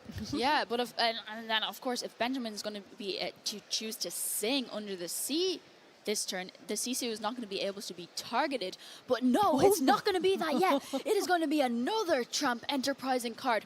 Perhaps makes me think maybe he's searching for that all-important Chromacon. Oh, I do need to talk about this card. Donald Duck, a 4-cost inkable. When at the start of your turn, each player can choose to draw a card. So you get a card, but also your opponent gets a card. Daisy's Date, Yes. I believe. It's Yeah, Daisy's yeah. Date. Yes, I we think you're see right. this card played a lot of the times in Emerald Sapphire. Not one in particular that a lot of Dogs decks play. Yes. However, something Dogs just struggle with if you don't get your tramp out is card draw. And it is going to be Under the Sea, however, coming in. A song with the tramp and a bobby. Get rid of those guys. Get out of here. Get under the deck. Get under the sea. Go. Yeah, and it is going to be a full quest out with the other Daisy. Donald's date. So we have the Donald going for a date with Daisy, and Daisy's going for a date, and they're both in this deck, which actually makes love me it. so very happy. And That's really sweet. It does seem like that Daisy did give Warhand Anthony here a Headless Horseman into his hand. I think you are correct there. There's 2 Headless Horsemen. 2. Oh, no. But luckily for Benjamin, so far, he's got such a wide board. Truly. Anthony not yet on 5 ink, meaning he cannot play the Headless Horseman yet. However, we could see it come down next turn, or we could see, I believe that's Jumbo, Ninth Wonder of the Universe in his hand, and maybe he'll choose to play the Elsa 5th Spirit in his hand to be able to perhaps get rid of this pesky Grandmother Willow. I wouldn't blame him if he did. I really wouldn't blame him. So we're doing some questing here with Benjamin. I think he's just going all out, to be honest. Yeah, it seems like going all out. So I think he's going to shoot up to maths. Yeah, quite a wide board 30. state now for our Amber Emerald player. They're not so much Anthony's going to be able to do about this now. Only going to be able to ink up here to 5, meaning we can see an Elsa 5th Spirit, we can see a Headless Horseman, so we could see a Headless Horseman come down. We could banish any one of these characters because they are all 2 strength or less. However, this Headless Horseman coming down, we can clear 1 card, we're going to banish something, but then this Iago is going to have 5 strength thanks to Headless Horseman's ability. When something is banished, it gets an additional strength. But is it going to be enough? No, it's not going to be enough. And our Amber Emerald player is going to take game 2, meaning we're going to game 3. I love a game 3. I'm so excited. I love a game 3 because we can never have enough Disney Lorcana. Absolutely not. Absolutely not. So I'm really excited. So Benjamin and Anthony both on 1 win here. We will be going into our 3rd match of this round 8 here, day 1 at the Disney Lorcana Challenge in Ghent, Belgium. So we're going to go into this 3rd match, and we still haven't seen an Emerald Chromacon. I don't think. We have in that. not. So I had a quick look at his deck. Oh, and did you? I'm gonna be really quiet, just really in quiet. case they can hear us. But I don't think they can hear us. But just in case, he does play 2. Oh, really? Yeah, he does play So he's just 2, been I believe. so unlucky. And he's gone through 2 tramps, I believe. Unfortunately, we had to ink 1, turn 1, but he did have another one.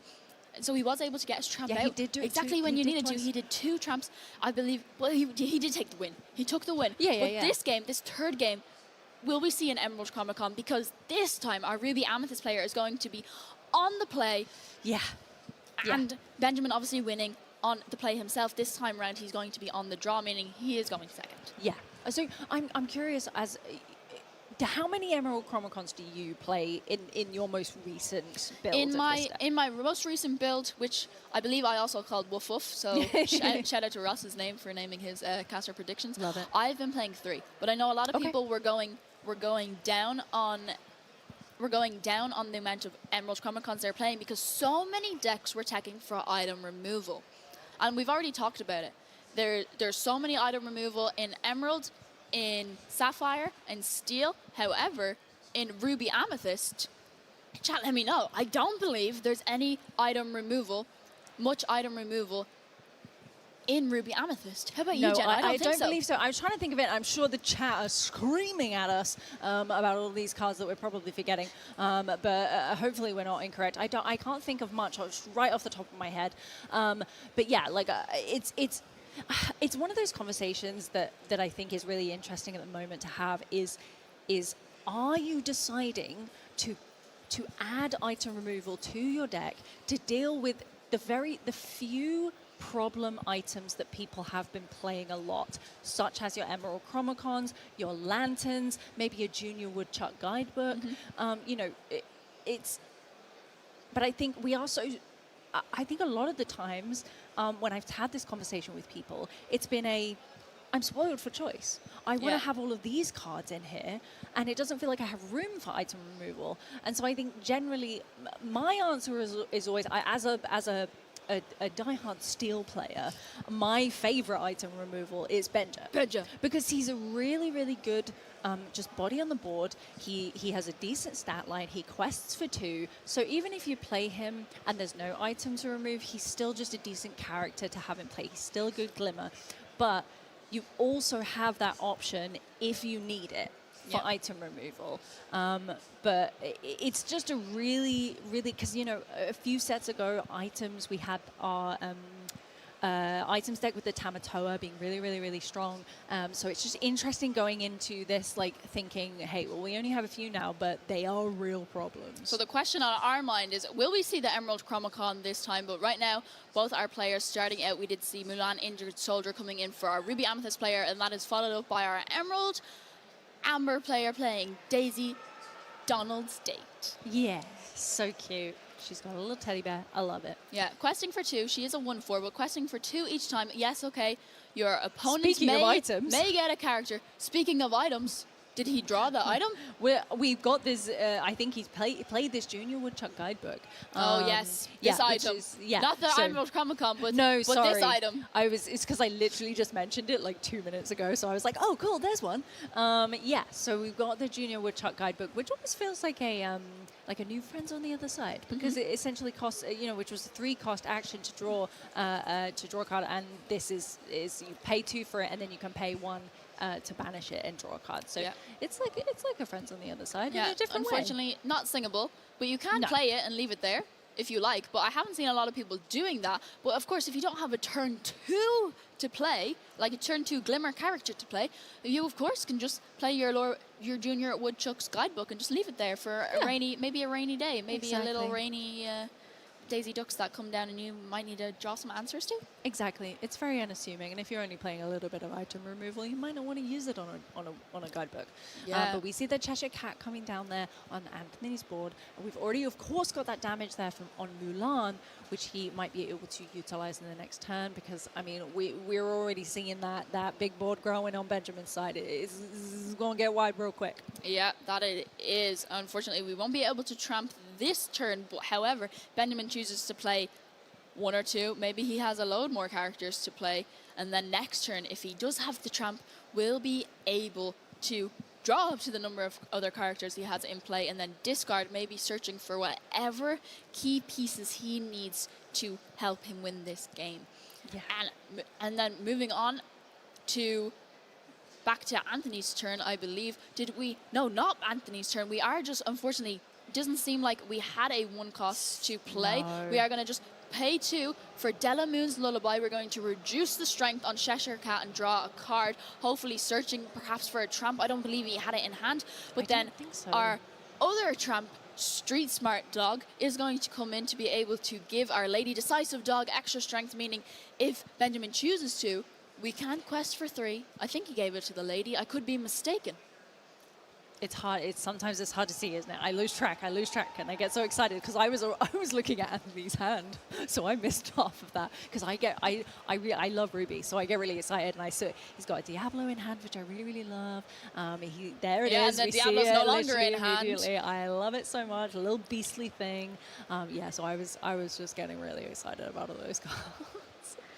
But we see the Cheshire Cat being boosted there to move that damage over and try and get rid of that. I think it was onto the Daisy Duck. Yeah, we were able to move the damage off the Mulan Injured Soldier onto the Daisy Duck. And then also we challenge with our Mulan Injured Soldier, meaning our Daisy Duck is now banished and just left with 1 Daisy Duck left on the board for Benjamin, along with a lady and a tramp. It's very fitting. The lady and the tramp are there together. Yeah, it is. I want them to be next to each other, but it's cool. We can have a duck in between. A duck is fine. We're welcoming here. We like dogs. We like ducks. Yeah, having a look there at Benjamin's hand, I did see an Under the Sea. Unfortunately, he doesn't have enough characters in play to be able to sing it. Yet. Just having a think about what to do next. We do see a Rhino can help come in to reduce some strength, but no, instead it's going to go into the Inkwell. There it is. And there it is. That is the tramp. The tramp at the talk of the town this weekend, I'm sure. There's a lot of it in the room. There's a lot of dogs in general, and Benjamin is going to be able to draw up to 3 cards. We are unfortunately going to have to discard 3 cards, but next turn perhaps, well, not much of this board is under the seeable, so it makes me think, will we discard this Under the Sea and perhaps hope to draw into another tramp? Maybe we're searching for that all-important Emerald Chromacon. Will we see it come out this game? Who knows? Didn't have a game 1, we didn't have a game 2. And Benjamin being on the draw this time around, a little disadvantage. Anthony making a good early board control of the game. And next turn, Anthony will be on 5 ink. We could see a potential Elsa 5th Spear come into play. Or perhaps, if he does have it, we might finally see that Mulan Elite Archer. We might do. I did see that he's got also, I think he's got 2 Headless Horsemen in There's hand. 2 Headless Horsemen. That is another card, Jen, we could see come out this turn, which also might be a great card to play because it would, in turn, boost all of the other characters, give them additional strength to be able to challenge in to clear the exerted cards on Benjamin's board. Yes, exactly. And I think the thing is as well with that Daisy, Anthony could send any of his current characters into that Daisy and that damage would sit there. And then, of course, when you've got a Cheshire Cat, you can then, of course, just move that damage over. You could move the damage you've got. There's the Headless Horseman. I'm so excited. Yeah, and that Headless Horseman that you mentioned, Jen, coming into play, exactly like you said, he does have 2 in the hand, but it is going to do that thing that the Headless Horseman does. And when an opposing character is banished, it is going to give an additional strength to all the other characters in play, meaning that, well, there's only a lady left on the board now for Benjamin. Yeah, it's not a great situation for Benjamin. But me and Spessy we were casting earlier on the feature table, and we were watching dogs, and I said, why is that 7-cost tramp so very important? If you don't see it, it's quite disastrous, I think. And I think, would you agree that I think obviously it's got a good stat line, 2/6 can be really difficult to get rid of. Quest for 2, you can get it out for real cheap because obviously it's first ability, but I think that second ability of being able to then go and get some cards and cater your hand, I think is the all-important thing, because you're really trying to look for certain cards, I think. Yeah, and like Tramp, another high-cost character is our Lady Miss Park Avenue, our 5-cost uninkable 4/4 with 2 lore, meaning when she's played, you can return up to 2 character cards from your discard that cost 1 or 2 or less back to your hand, which also helps Benjamin here refuel his hand a little bit. There was not really many cards in hand, meaning he was going to be able to get more cards and hopefully build back up a board. But also, she has a 4/4 stat line, meaning she's not going to be able to get rid of easily. No, definitely not. But that ability is just so, you don't want to see it. It's like really scary. I think that's another thing with why getting rid of the smaller ladies on board when you're up against this deck is really, really useful, because of course, she's got a shift, shift 3. So Yes. of course you can get her out, and so but being able to then grab more cards back from your discard is crazy. But we see that second Headless Horseman come down and get rid of that other lady. So we've only got that one shift lady left on Benjamin's board right now. Yeah, and that other lady, Decisive Dog, being banished by the Headless Horseman, meaning that all the other characters in play for Anthony have an additional strength right now, meaning right now, this Diablo or even the Cheshire Cat can take out this lady. However, this lady having 4 strength and 4 willpower of her own, meaning it is most likely going to be a I have no idea what happened there. Yeah, okay, we're back. This lady being a 4-4, it will most likely be a trade if Anthony is going to challenge in with any of the other characters. And he is going to do just that. It is going to be the Cheshire Cat going in and did reveal that a Lumiere was the card under him that did get boosted. Yes, I think this is the thing that I think we're seeing a similar line, I think, as was it the first game where Benjamin got such a wide board, seemed to be doing so well, and then Anthony just dealt with it. He just dealt with it and now has like a red board. It is a really, really good position here. So I mean, it's this is a tricky situation for Benjamin, I think. Yeah, and it is now 7 lore to 11. But Benjamin was ahead in lore, but Anthony not far behind anymore. But is that 3 Daisy Ducks coming onto the board? Loved that way to just, it's just like, hey, I've got these 3 cards. They're all the same. There they are. Just bam, bam, bam, bam. And right there. Especially when you know the Ruby Amethyst player has already gone through 2 Headless Horsemen. There's only so many Headless Horsemen you have to play with. We see Demona going into the Inkwell.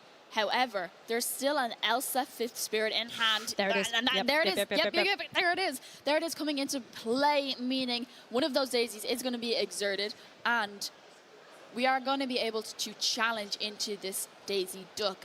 Yes. So we are choosing to challenge with the Elsa and the Mulan injured soldier, but Mulan already having 2 damage on her is going to be banished in return. Sure. So, because I was thinking, hey, Benjamin's on 11, and then if he'd be able to quest with all 3 of those daisies, he would be up to 17. So it wouldn't be far off 20. But of course now, just and Elsa was not what Benjamin wanted to see in that moment. And I think he's got 2 cards in hand, Benjamin. I didn't quite see what they were, but I mean, because now it's a really difficult decision, isn't it? Of like, do I quest with my daisies to get that lore, but then they're going to be vulnerable and they're probably going to be banished, or do I keep them safe, with the potential that they still might get gone? Oh my gosh, there's the Mickey Mouse. Well, here's Mickey Mouse, our Amber champion, coming into play.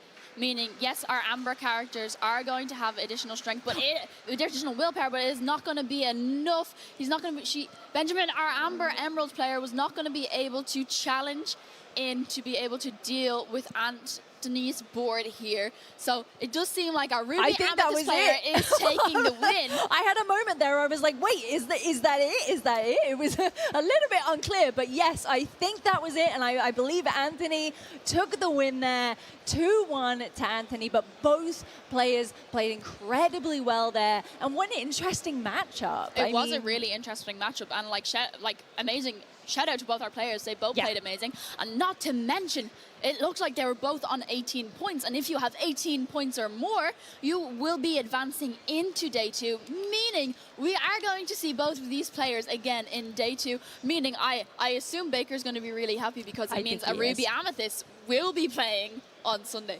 Yes, we were watching a Ruby Amethyst earlier on today on the feature table, and I could hear him just going, come on Ruby Amethyst, you can do this, you can do this. So I think he's going to be very, very pleased, really very pleased. So yeah, that was a really, really, really fun round to watch, but we still didn't see the Emerald Chromicon. We didn't see the Emerald Chromicon.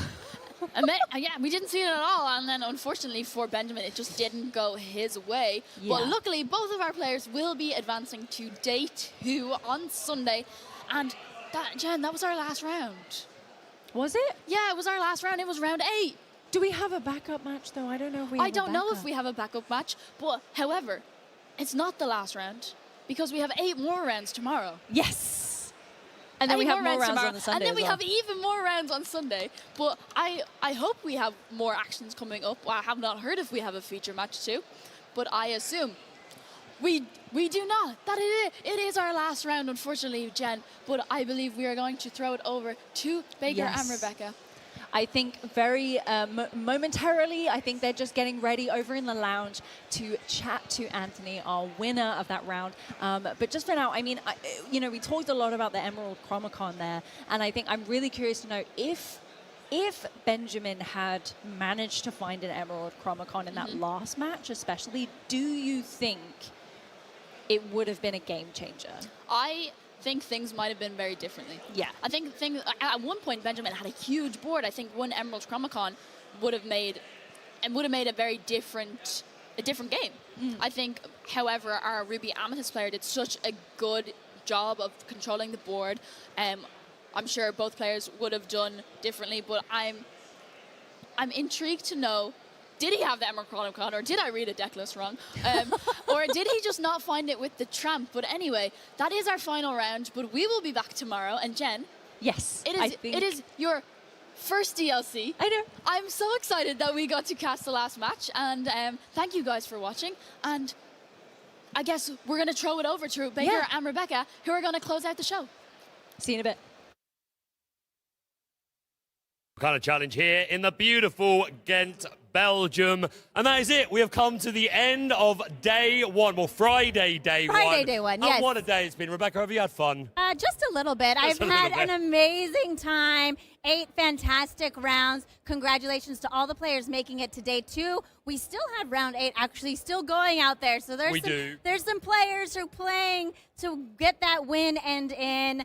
But yeah, it's been so wonderful interacting with the community. Yeah. Lots of exciting things going on this weekend. I'm gonna make a bold statement. Every DLC has been magical, beautiful, incredible. I think this may be one of the smoothest DLCs so far. Let me know, chat. We will check. Is that based? Is that cringe? Tell us. Have you enjoyed the show? But yeah, it's been wonderful to be here. But there's plenty more Lorcana action over the weekend. But then even further on, of course, in June, we'll be having an Infinity Disney Lorcana Challenge in Dortmund. What an event it's going to be. I'm going to sing Be Prep again, Rebecca. Yes, you It's going to be are. amazing. There's going to be all sorts of broken things going on. My goodness, I cannot wait. We're going to have 4,000 players again. It's going to be a huge event. There are still tickets available. Scan that QR code, get your tickets, and join us in Dortmund. I can't wait for all the Infinity shenanigans. There's going to be so many shenanigans, Baker. It's going to be broken. We're going to see the most powerful plays ever, and I am so for it. So yeah, do please